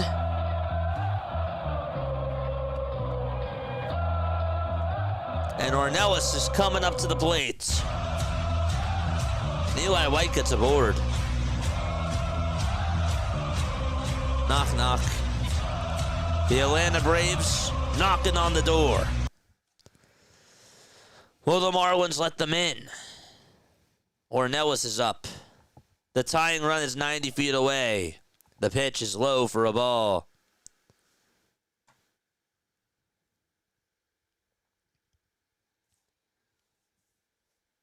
So he has an outbreak of tarantulas. Maybe there's one here in Atlanta. 1 ball, no strikes. And the 1-0 pitch. And that is a strike. No throw made over to second to get Eli White. And so the go-ahead runner is now at second base. Eli White with a steal. And that was without a throw. Nobody was covering the bag. Jonathan Ornelas, he's singled back in the second. Braves trying to take the lead again. The 1-1 fly ball hit out to left field. It's foul. And a nice one-handed catch, though, by that fan. I mean, he made it look so easy.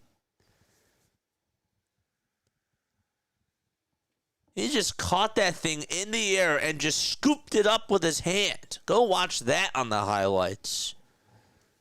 That was pretty awesome.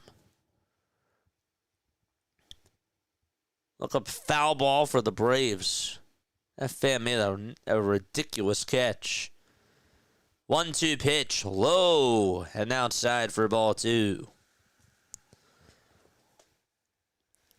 For the Pirates, they have O'Neal Cruz up with 1 out in the bottom of the 8th. Bottom of the 6th, 2 outs, 2 balls, 2 strikes, 2 runners in scoring position for the Braves.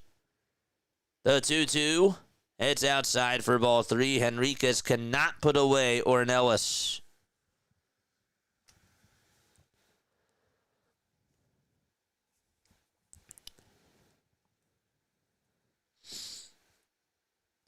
3-2 is the count.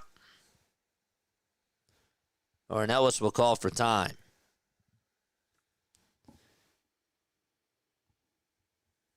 It's 1-2 to O'Neal Cruz. He's 1 for 3 today. He just lined one out to left center field. And on the run to make the catch is the center fielder, Friedel. That was a really nice catch by him to get out number 2 with that inning. 3 balls, 2 strikes, though, here in the bottom of the 6th. And the 3-2 on the way. Ground ball foul towards the right side. Let's go, Phillies. Braves have got to win to help the Phillies out, if that's what you're rooting for.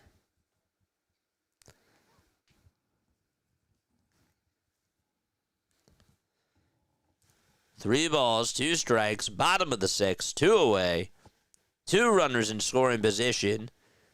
The payoff pitch to Ornelas. Ground ball hit over towards third base. The third baseman has it, throws it over to first, and the Marlins get out of the inning, and they still have the lead 6-5.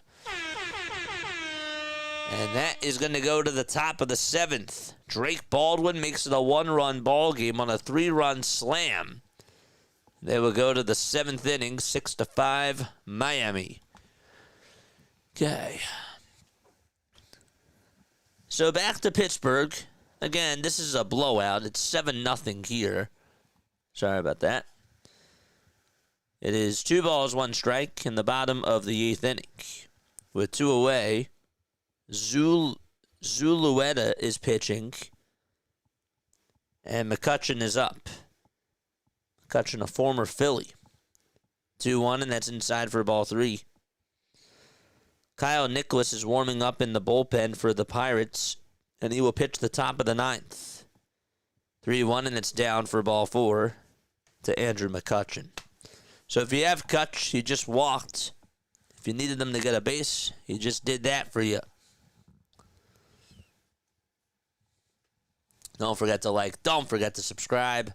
We got 19 people on here watching, and we appreciate each and every one of you for staying on board with us. Let's go.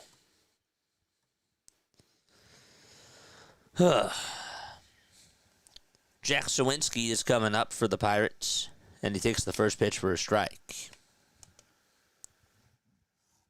No balls, 1 strike to Jack. 0-1 pitch is in there for strike 2.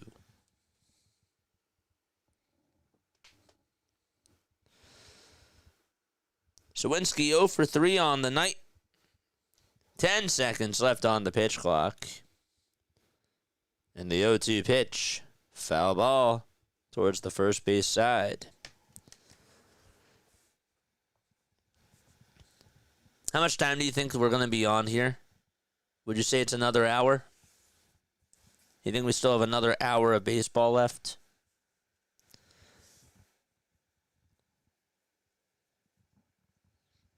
What's the over-under? 0-2. This one's popped up over towards shallow center field. De La Cruz gets called off by the center fielder, Friedel, and he'll make the catch. Last chance for the Reds. They're going to the top of the 9th. They will face Nicholas for the Pirates. Okay.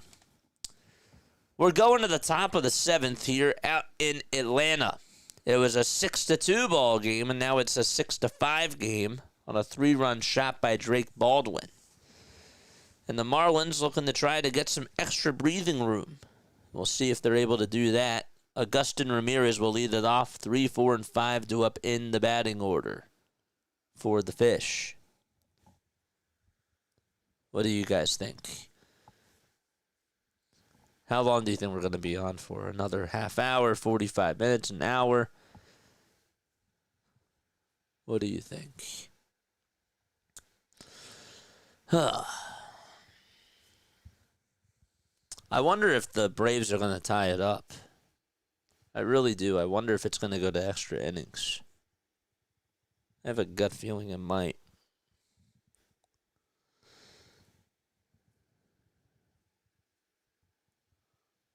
That's the cool thing I'm realizing about baseball with Diamond Zone is that you can have, like, this game for, like, 3 innings in a row was bad.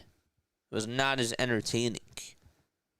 and we had 2 games that were on, and we had some highs, and now this game's getting interesting again. You know? It's kind of cool. Like the back and forth. Top of the 7th, 6-5 Fish. No snakes, which is nice because, as Kevin knows, I grew up with copperheads, cottonmouths, and rattlers. I hate snakes. Pierce Johnson's going to pitch for the Braves. 44 games, 2.41 ERA for him, 43 strikeouts, and 10 walks allowed. He's going to try to keep it a 1-run game. Ramirez will be in the box. Kyle Nicholas is going out there for the 9th inning for the Pirates. And the first pitch to Ramirez is taken for a ball. It's probably the last time that we're going to go back-to-back.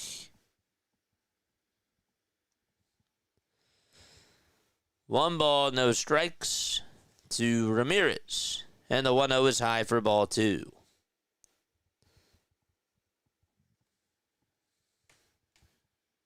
Sorry, I keep pressing the wrong one. The 2-0 pitch. There's a fly ball. This one's hit out over towards right field. And White's there. He'll make the grab for out number 1 of the 7th inning.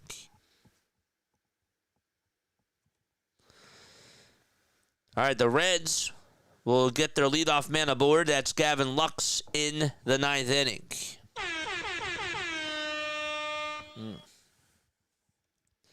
So wait, how much longer do you guys think we're going to be on here? How much longer do you think? Top of the 7th, 1 away. That's to Liam Hicks. He throws a strike. All right, let's check on the Cincinnati game really quickly. If somebody gets on in the Miami game, we'll let you know. 1 ball, no strikes. Again, the Reds down to their final 3 outs.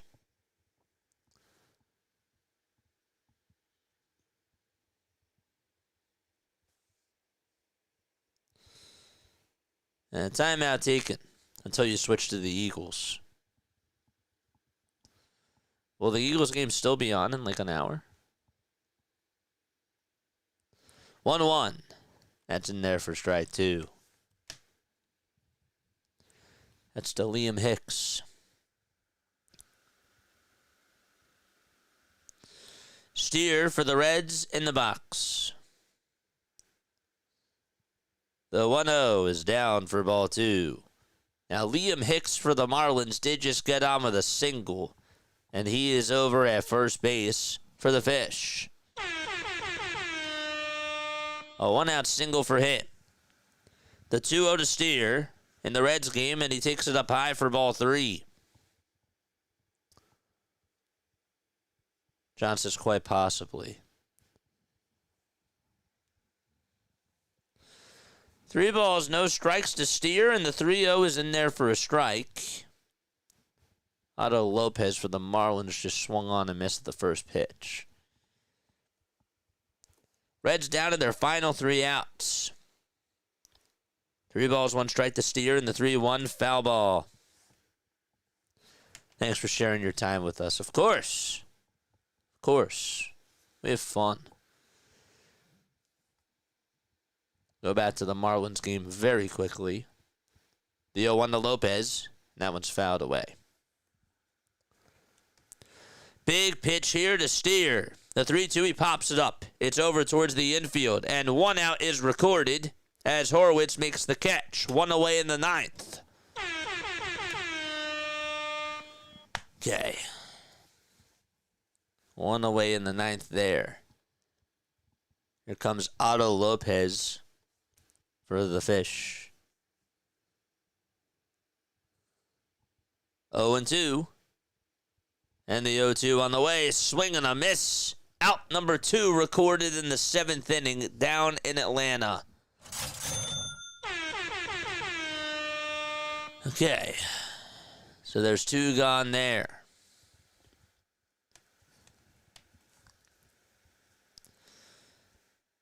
Marte is down in the count, 1-1 for the Reds. He's now tied up in the count. He was down in the count before.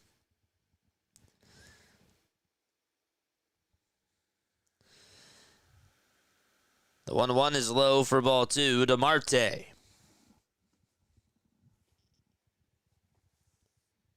Reds have their backs against the wall. 2 balls, 1 strike. The 2-1 pitch. Foul ball. I'm happy to hear that McKee's looking really good. Keep sending us updates, please.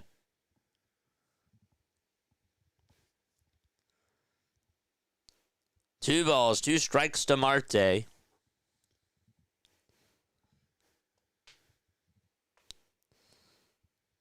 One away in the top of the 9th. Out in Pittsburgh in the 2-2, a foul ball.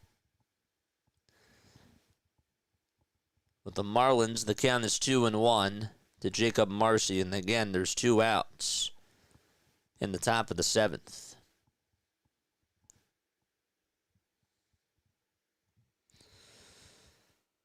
The 2-2 pitch. Swing and a miss. Out number 2 recorded. Out in Pittsburgh.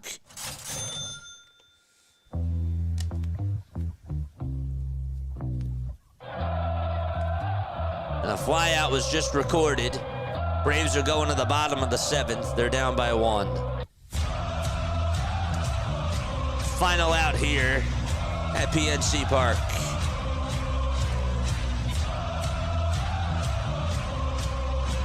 First pitch is down and away for a ball to the next batter. That will be Andrew Har.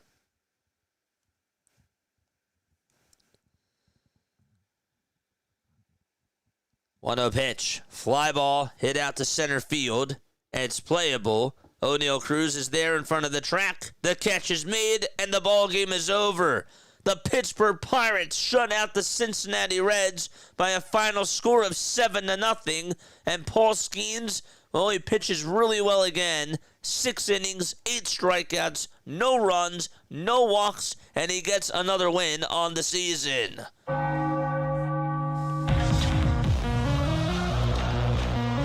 So the Pirates, well, the Reds, I should say, if we take a look at their standings, they are now 5.5 games, right? No, they're now 7 games behind the Chicago Cubs, and they are 11 games in back of the Milwaukee Brewers in the NL Central.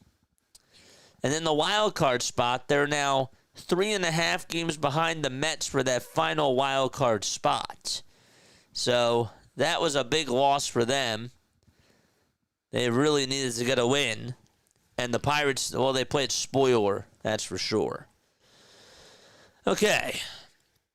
So we're going to the bottom of the 7th in the final game. And that is Braves and Marlins. One last game to go.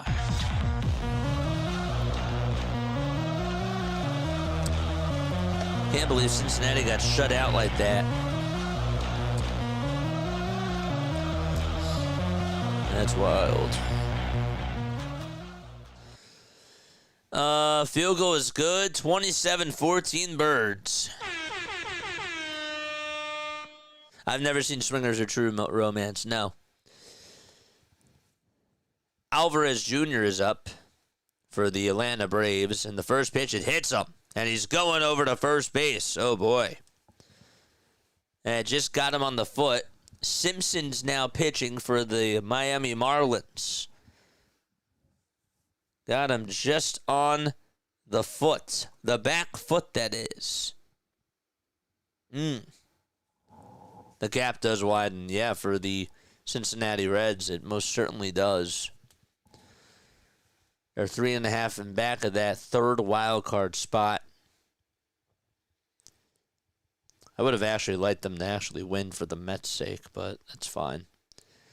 Profar comes up, and he fouls off the first pitch. So the tying run's over at first. And the Braves have a chance to come back. They were down 6-2. And there was not a lot of action until the bottom of the 6th. Profar switch hitting, batting on the right side, and the 0-1, and he yanks it foul. Darn it. Josh Simpson has a 5.87 ERA, 19 strikeouts, a 1.5 whip for the 27-year-old. The last time he pitched, it was on Tuesday, August 5th, and he gave up 1 hit. Tying run at first. The 0-2 to Profar, and he lays off. All right, let's go, chat. Final game.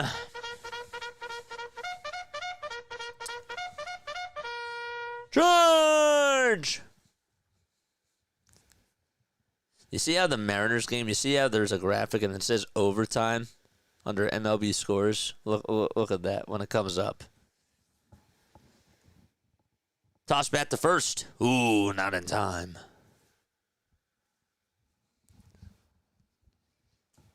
That was close. In the standings, again, I will repeat this. The Braves are 8.5 games, the Marlins are 8.5 games behind the Phillies. 1-2 pitch, foul ball. The Braves are 17.5 behind the Phillies. They're 9 games behind the Marlins. The Marlins are also 6 games back of the Mets.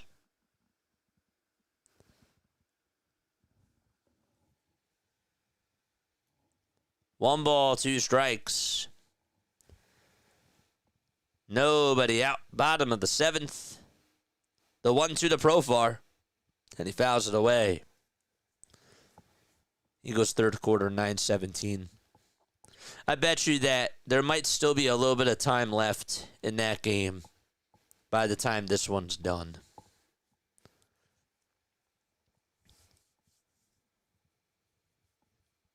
Come on, Atlanta. Let's go. I hate doing this. 1-2, and it's outside for ball 2. When was the last time I rooted for the Braves? Feels dirty.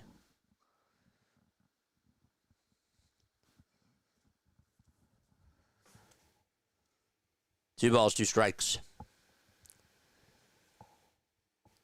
The 2-2 to Profar. Inside for ball 3. Oh, man. This is drama. Matt Olson's up next. This would be crazy.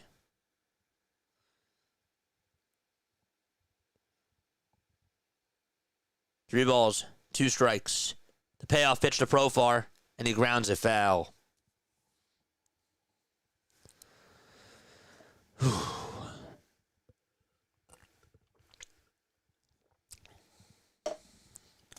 Hurts is watching from the sideline with his headphones on. Hey, buddy, get your head in the game. No, I'm kidding. I'm trying to be like one of those fans. 3-2 pitch to Profar. Line drive, another foul ball. Darn it.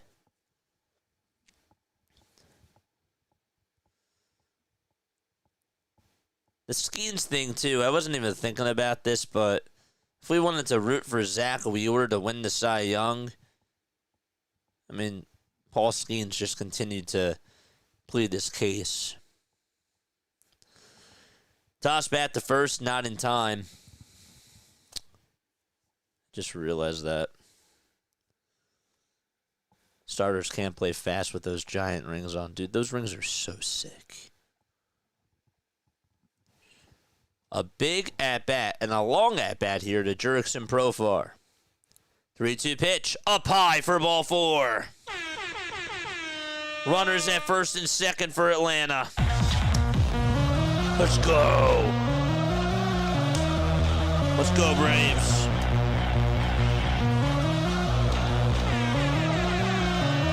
Timeout taken. Baldwin has homered twice.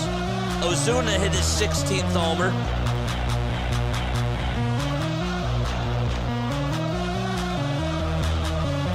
Come on.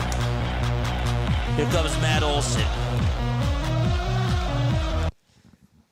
Braves are knocking on the door again. The pitch to Olsen. Foul ball. What's up, Dan? What's up, Daniel? What is going on, Daniel? No balls. 1 strike to Matt Olsen as he's 1 for 2. 0-1 is the count. Here's the pitch. And it's grounded foul towards the right side. Let's go, chat. Charge! Matt Olsen is like Matt Stairs. He has a lot of pop in the bat. No balls, 2 strikes to Olsen. The 0-2, way outside for a ball. And Simpson trying to get his first out.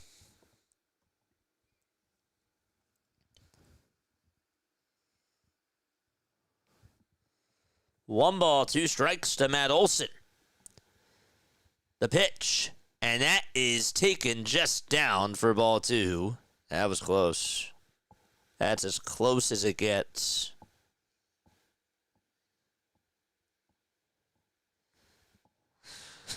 Some would say that was a strike. Olsen's had a couple of those calls today. 2-2 pitch. Outside for ball 3. And the count is full to Matt Olsen.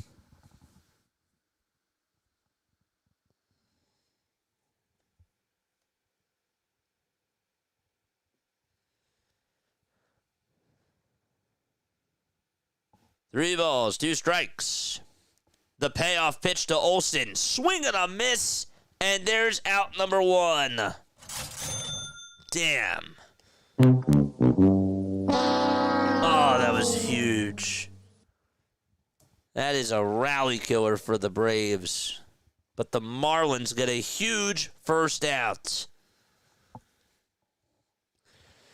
And here comes Drake Baldwin for the 3rd time today. He has a 2-homer game and just continues to destroy the Marlins. The pitch, line drive, base it out to left field. The tying run's gonna score. Being waved home is White. The throw back to second, it's not in time. The Braves tie it up 6-6. And Drake Baldwin does it again. How about a 5 RBI day for Drake Baldwin? Let's go. Let's go.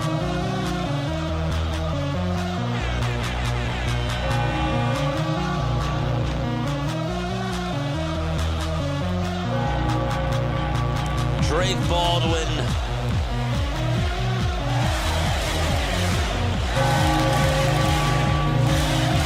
And a pitch and change made by the Marlins.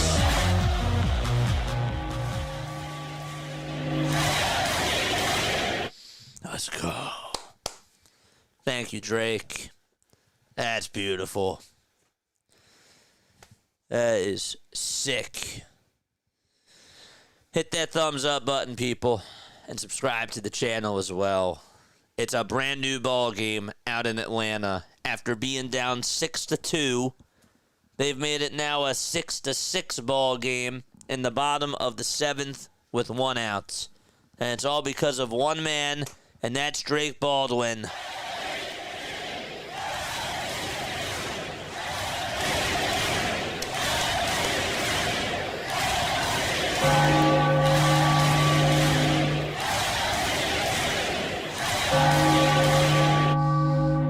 Wow, if you have Drake Baldwin in fantasy, he is going off for you today. 3 for 5, 5 RBI, 2 homers, 2 runs scored, and no strikeouts. I mean, that's a pretty darn good day, I would say. Marcell Ozuna is coming up, and he'll try to give the Braves the lead, but we do have a pitch and change. What's up, Scott? What's going on, my friend? Thank you for stopping on by. We've been going at it for 5 hours and 11 minutes. This is the final game left. It's just this one. It's just this one. Any updates on the Birds? Any updates on the Philadelphia Eagles? Let me know down below. Bottom of the 7th, 1 out. And 2 runners on. Baldwin with the big knock. Glad the bots calmed down. I'm kidding. You didn't jinx him. Yeah. I'm glad too, though. Anthony Bender is going to pitch for the Fish. 47 games for him. In the first pitch, though, Ozuna is taken for strike 1. Yeah. You're right. Both teams today 4 for 8 with runners in scoring position.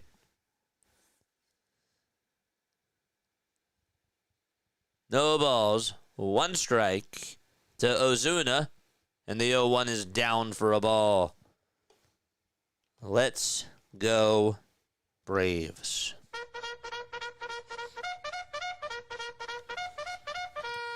Charge!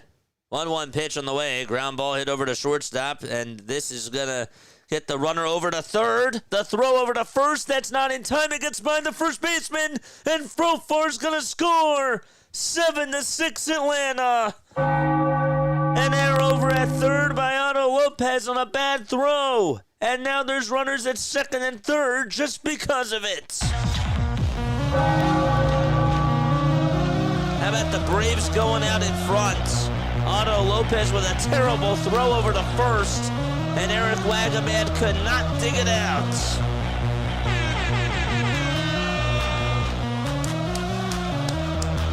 Yes!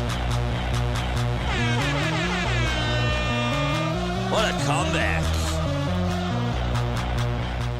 Here comes Michael Harris in the pitch. Line drive caught over at second. The throw back to second is not in time. A nice play by Edwards. He just caught a rocket, made a diving stop over on the infield, threw it back over to the shortstop, who went to cover second, and it was just a bit late. Barely.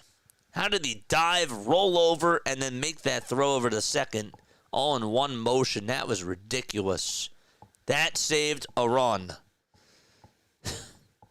That thing was scorched. Harris says, you got to be kidding me. 2 outs, bottom of the 7th. It's a 1-run ball game, and the Braves have the lead. And Eli White is due up next.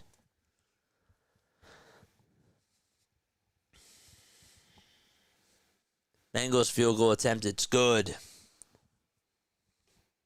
Bengals field attempt is what? It's what?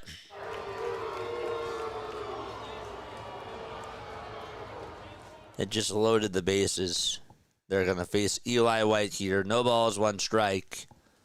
So they intentionally walked Ozzie Albies, and they'll take their chances with Eli White. Braves trying to get some insurance here. Marlins trying to keep it a 1-run game. 0-1 pitch. Check swingy, went around. And so the count is 0-2 to Eli White.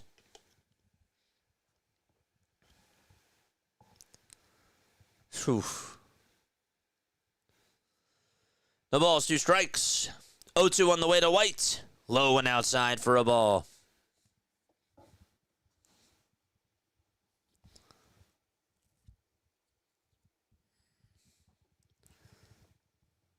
Bender will get set above the belt, below the letters. 1-2 pitch to White, and that is just low. Bender not getting the calls. I'm sure you're thinking about John Bender.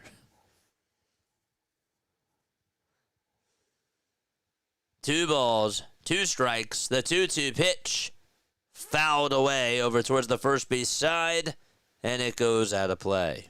Was that your gut, JJ? Was what my gut? I don't remember. What did I just say? What, when the Braves got the lead? I'll have to go back to the tape. I missed it. Was there a noise? 2 balls, 2 strikes. 2 outs in the bottom of the 7th. And the 2-2 pitch, ground ball, hit over towards the mound. Bender has it, throws it over to first. And the inning is finally over. So the Braves do get 2 runs, one on a costly error to give them the lead. And so we go to the top of the 8th inning. It is 7-6, Atlanta. You heard a rumble. That was my guts. Thanks for... Okay. All right. Might have been a warning shot. No, it's not that. It was not a fart. It was not. It was just a tumble in the stomach, probably. I don't even remember hearing it, but you probably did. Saquon Barkley is being interviewed on the sideline. Hey, Saquon, why don't you go play a snap? No, I'm kidding. I'm kidding. Just kidding. I know that they do this for the practice squad guys, and it's for auditions as well. Michael, how does Jahad Campbell look so far? Have you seen him play? How's Campbell looked in the Smiles?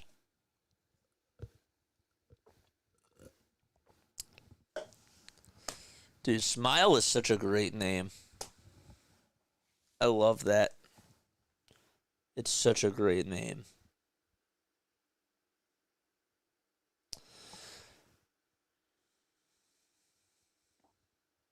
Smile Mondon Jr. Saquon plans on doing backflips over opponents this year, says John. Yeah, reverse hurdles. Top of the 8th inning, 7-6 Atlanta. They came back. They took the lead after being down 6-2. And Nacho Alvarez Jr. is playing over at third. Eric Wagaman is going to come on up to the plate. And the Marlins are looking to get some redemption. We'll see how this goes. Lock in, Braves. First pitch, swing and a miss. And that's to Eric Wagaman. Wagaman had a 2-run triple to give Miami the lead when they were down 2-1. No balls, 1 strike. And the pitch is low for a ball. Dylan Lee, 31 years old, a 3.10 ERA.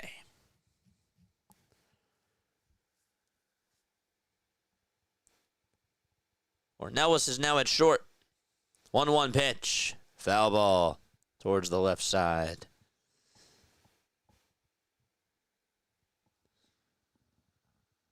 Again, the Marlins are 8.5 games in back of the Phillies.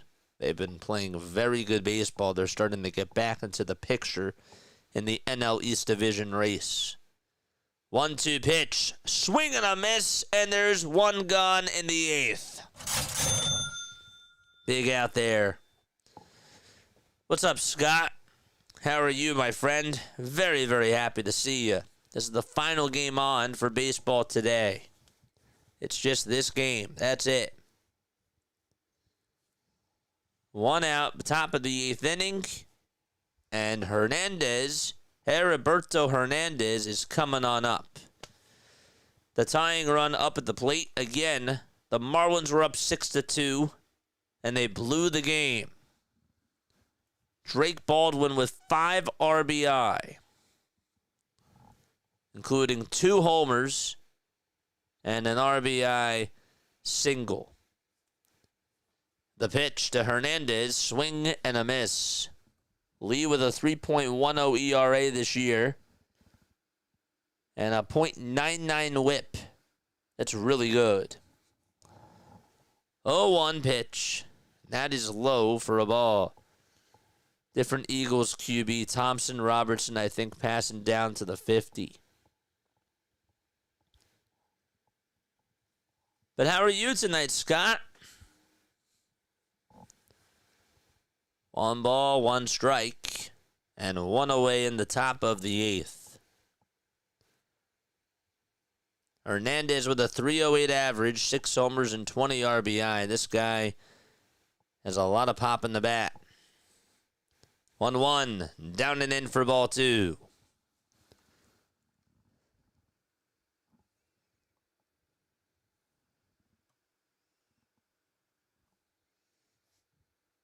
Braves trying to hang on. 2-1 pitch. Up high for ball 3.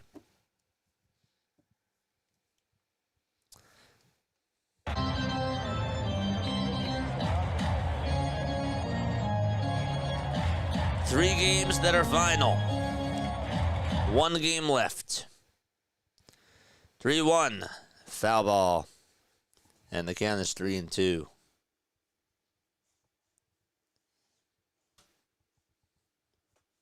I just forgot that the Reds just played. I feel like I've been watching this game for like an hour. I totally forgot that the Reds played baseball. 3 balls, 2 strikes to Heriberto Hernandez. Payoff pitch on the way. Swing and a miss. Oh, what a big strikeout that was. A changeup right down the middle. Who would have thought that Lee would have went with a changeup down the middle, and he tested him, and Hernandez thought he was going to get a fastball. Oh, man. So 1 more out left in the 8th inning. And Hernandez is down on strikes. Javier Sanoya is due up. 4 homers and 24 RBI in the first pitch. Big swing and a miss on a slider.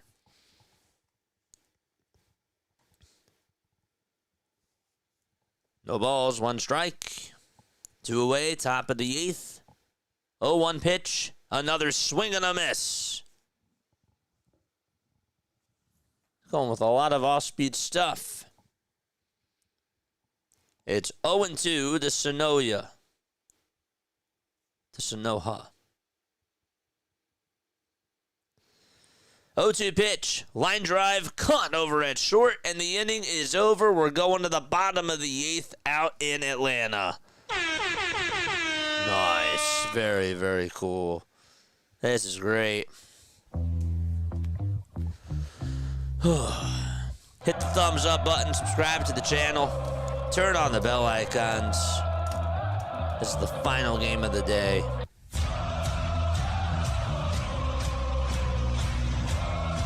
Michael, how much time do we have left in the Eagles game? How much time is left? Oh, they're still in the 3rd quarter. There's still a full quarter left. This will easily be over unless it goes into extras. The Eagles are winning 27-17. Yep. Let's go. Go Birds. I'm ready to cover them during the regular season. Can't believe that we're less than a month away. I can't believe it. I'm really excited. Damn. This game should be over unless the Marlins tie it up off of Iglesias. If it's a 1-run game. Man. All right, we're going to the bottom of the 8th inning. So good I'll have time to go listen to the rest of the game on the radio. That's really what I want to do. I love hearing Scott Graham call it on the TV. 1:01 left in the 3rd. Great. I'll go to the bar after this. Get myself a drink, watch the 10 o'clock games, and then come on home and then watch the movie. Watch My Cousin Vinny. And then go to bed. Gotta get up early tomorrow. Bottom of the 8th inning, out in Atlanta. Let's go. Ornelas is up, and he takes the first pitch for a called strike. Lock in, folks. We got to lock in. Cade Gibson is up on the mound. 25 strikeouts. And the 0-1 is up high for a ball.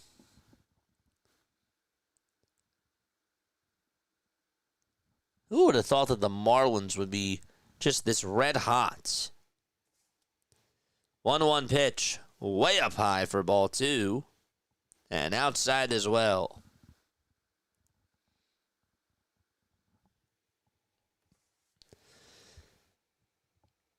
2-1 is the count. The 2-1 pitch. Ground ball hit over in front of the mound. And no throw made over to first as Ornelas beats it out.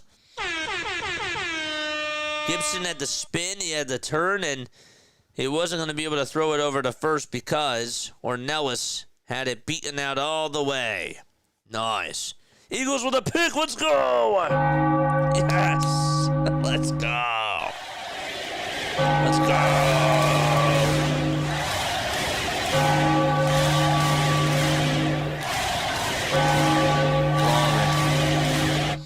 It's great.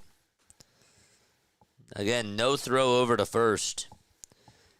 And so, who's up now? It'll be Alvarez Jr. who shows bunt, takes it back, and the count is 1-0. Braves looking to try to get some insurance here.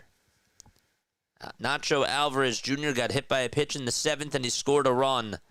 1-0 pitch. It's popped up. It's a foul ball. 1 ball, 1 strike. Short pass tipped by the Eagles. Interception. Let's go. Let's go. Bottom of the 8th. A runner on at first. 1 ball, 1 strike to Alvarez. The 1-1 pitch. Way up high for ball 2. And outside as well.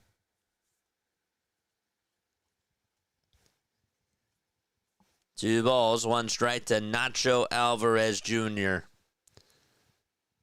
5 seconds left on the pitch clock. The 2-1. It's bunted foul again.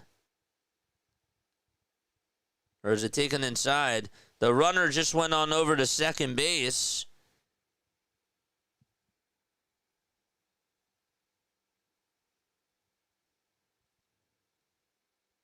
He missed it. He did miss it, Alvarez, and the ball bounced off the glove of the catcher, and so it's a wild pitch. Pass ball, if you will. And so the Braves have a runner on at second base. 2 balls, 1 strike, or 2 balls, 2 strikes, that is, and the 2-2 pitch, and that's in there for a called strike 3 for out number 1. So, Gibson gets the strikeout.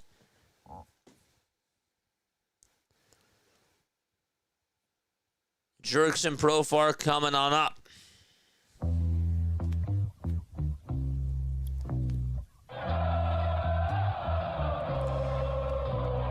Pitch to Profar, ground ball towards the right side. This will get the runner over to third, but the throw over to first is in plenty of time, and there is out number 2. Gibson gets himself the second out of the inning.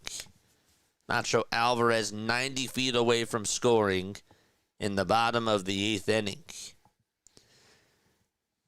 And that'll bring up Matt Olson to the plate. Iglesias getting ready to throw in the bullpen for the Braves for the top of the 9th. They will try to get the save. The pitch to Olson. And there's a strike. It's a curveball.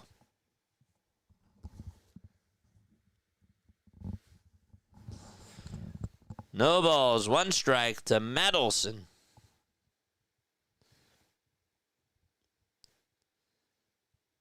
Oh, and 1 is the count. And the pitch, way outside and low for ball 1. Matt today 1 for 3 with a walk, a single, and a run scored.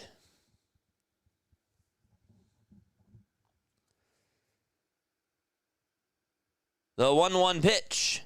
That's on the outside corner for strike 2 at 90.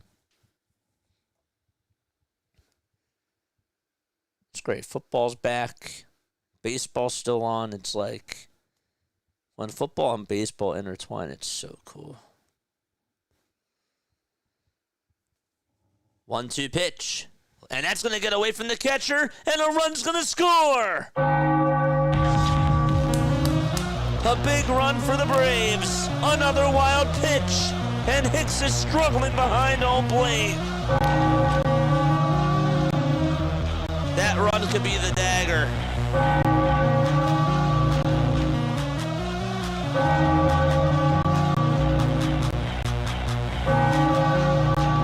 Let's go.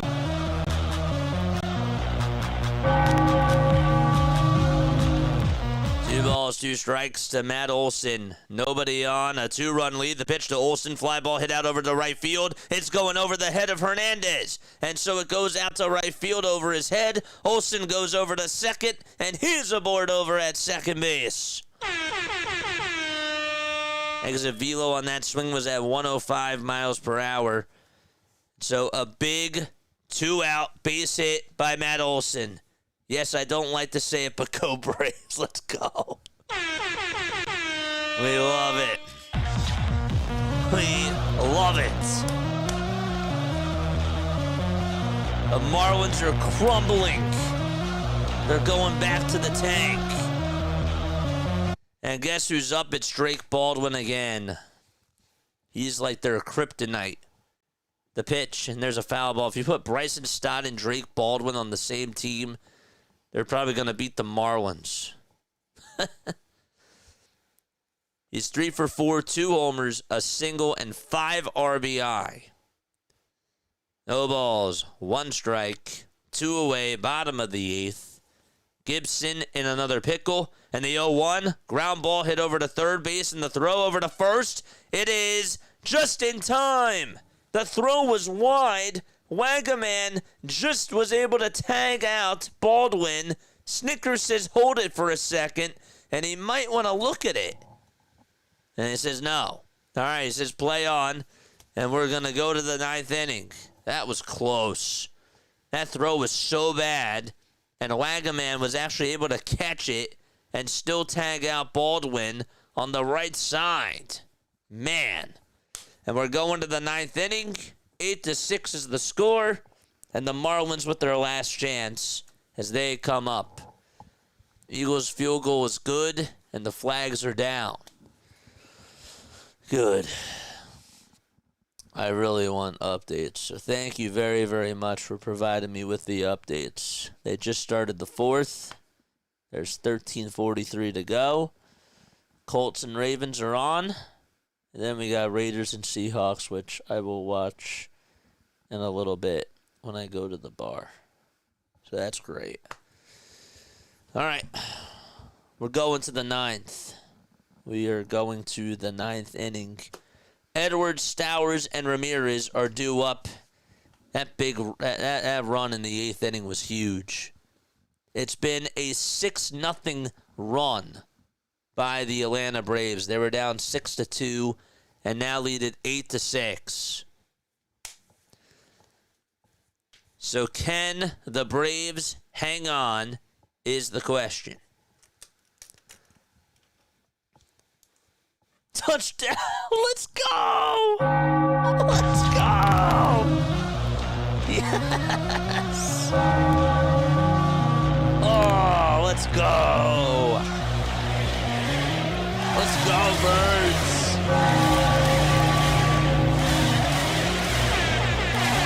Let's go, Birds!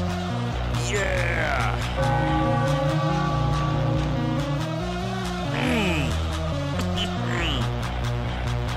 Yes. 34-17 Eagles. All right. Lock in. It's time for the 9th inning.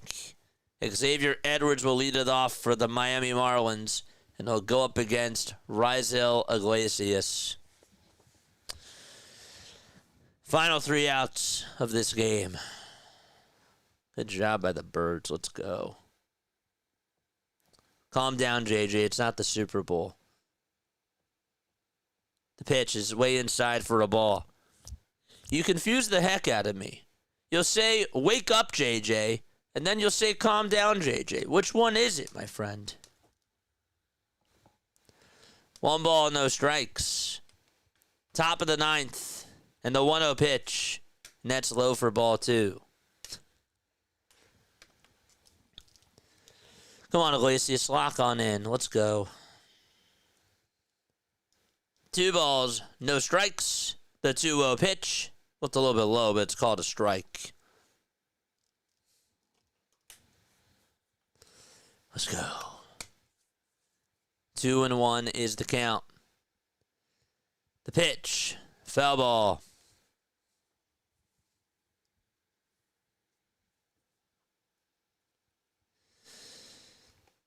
Let's go, Fish. Let's go.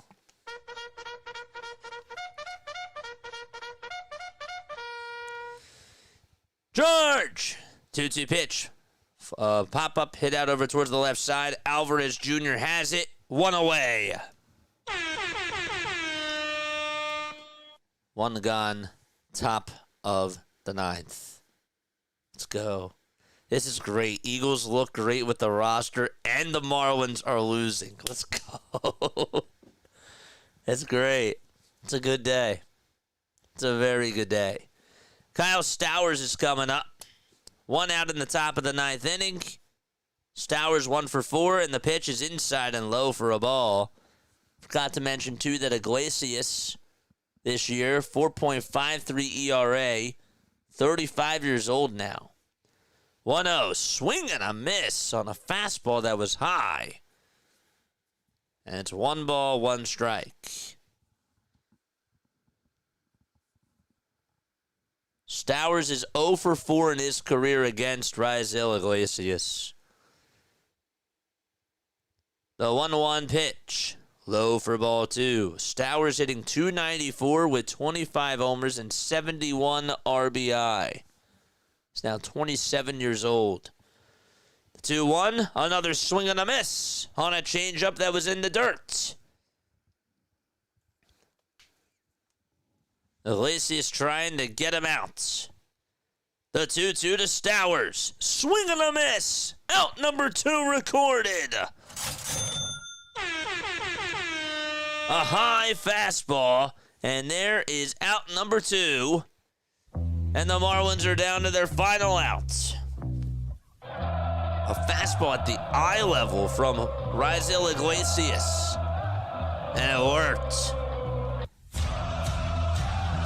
Here comes Ramirez. It's all up to him. First pitch is in there for strike 1 to Agustin Ramirez. Iglesias not wasting any time. Here's the 0-1. It's inside and a little bit low for ball 1.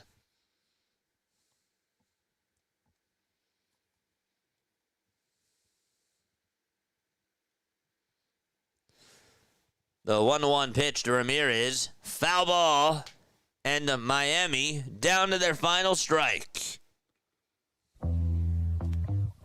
I don't care if I keep playing this. Let's go. 1-2 is the count. The 1-2 pitch. It's low for ball 2. 2 balls, 2 strikes. Still 2 away. Iglesias gets the signs from Drake Baldwin. The windup and the pitch. Swing and a miss. The ball game is over. And the Braves, they come back and beat the Marlins after being down 6-2 and win by a final score of 8-6.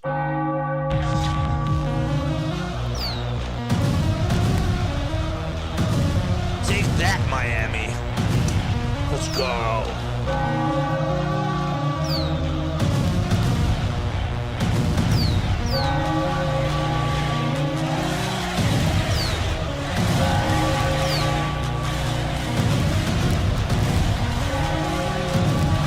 Take that. Let's go.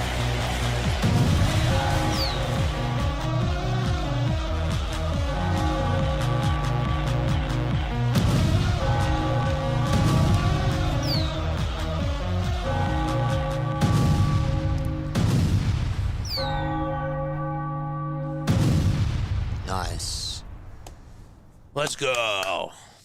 Let's go. Very, very nice. I'll take that. Great day for baseball. All right, 4 games that occurred today. We got to do 3 of them. Athletics played the Nationals. Athletics shut out the Nats 6-0. That Mariners White Sox game was wild.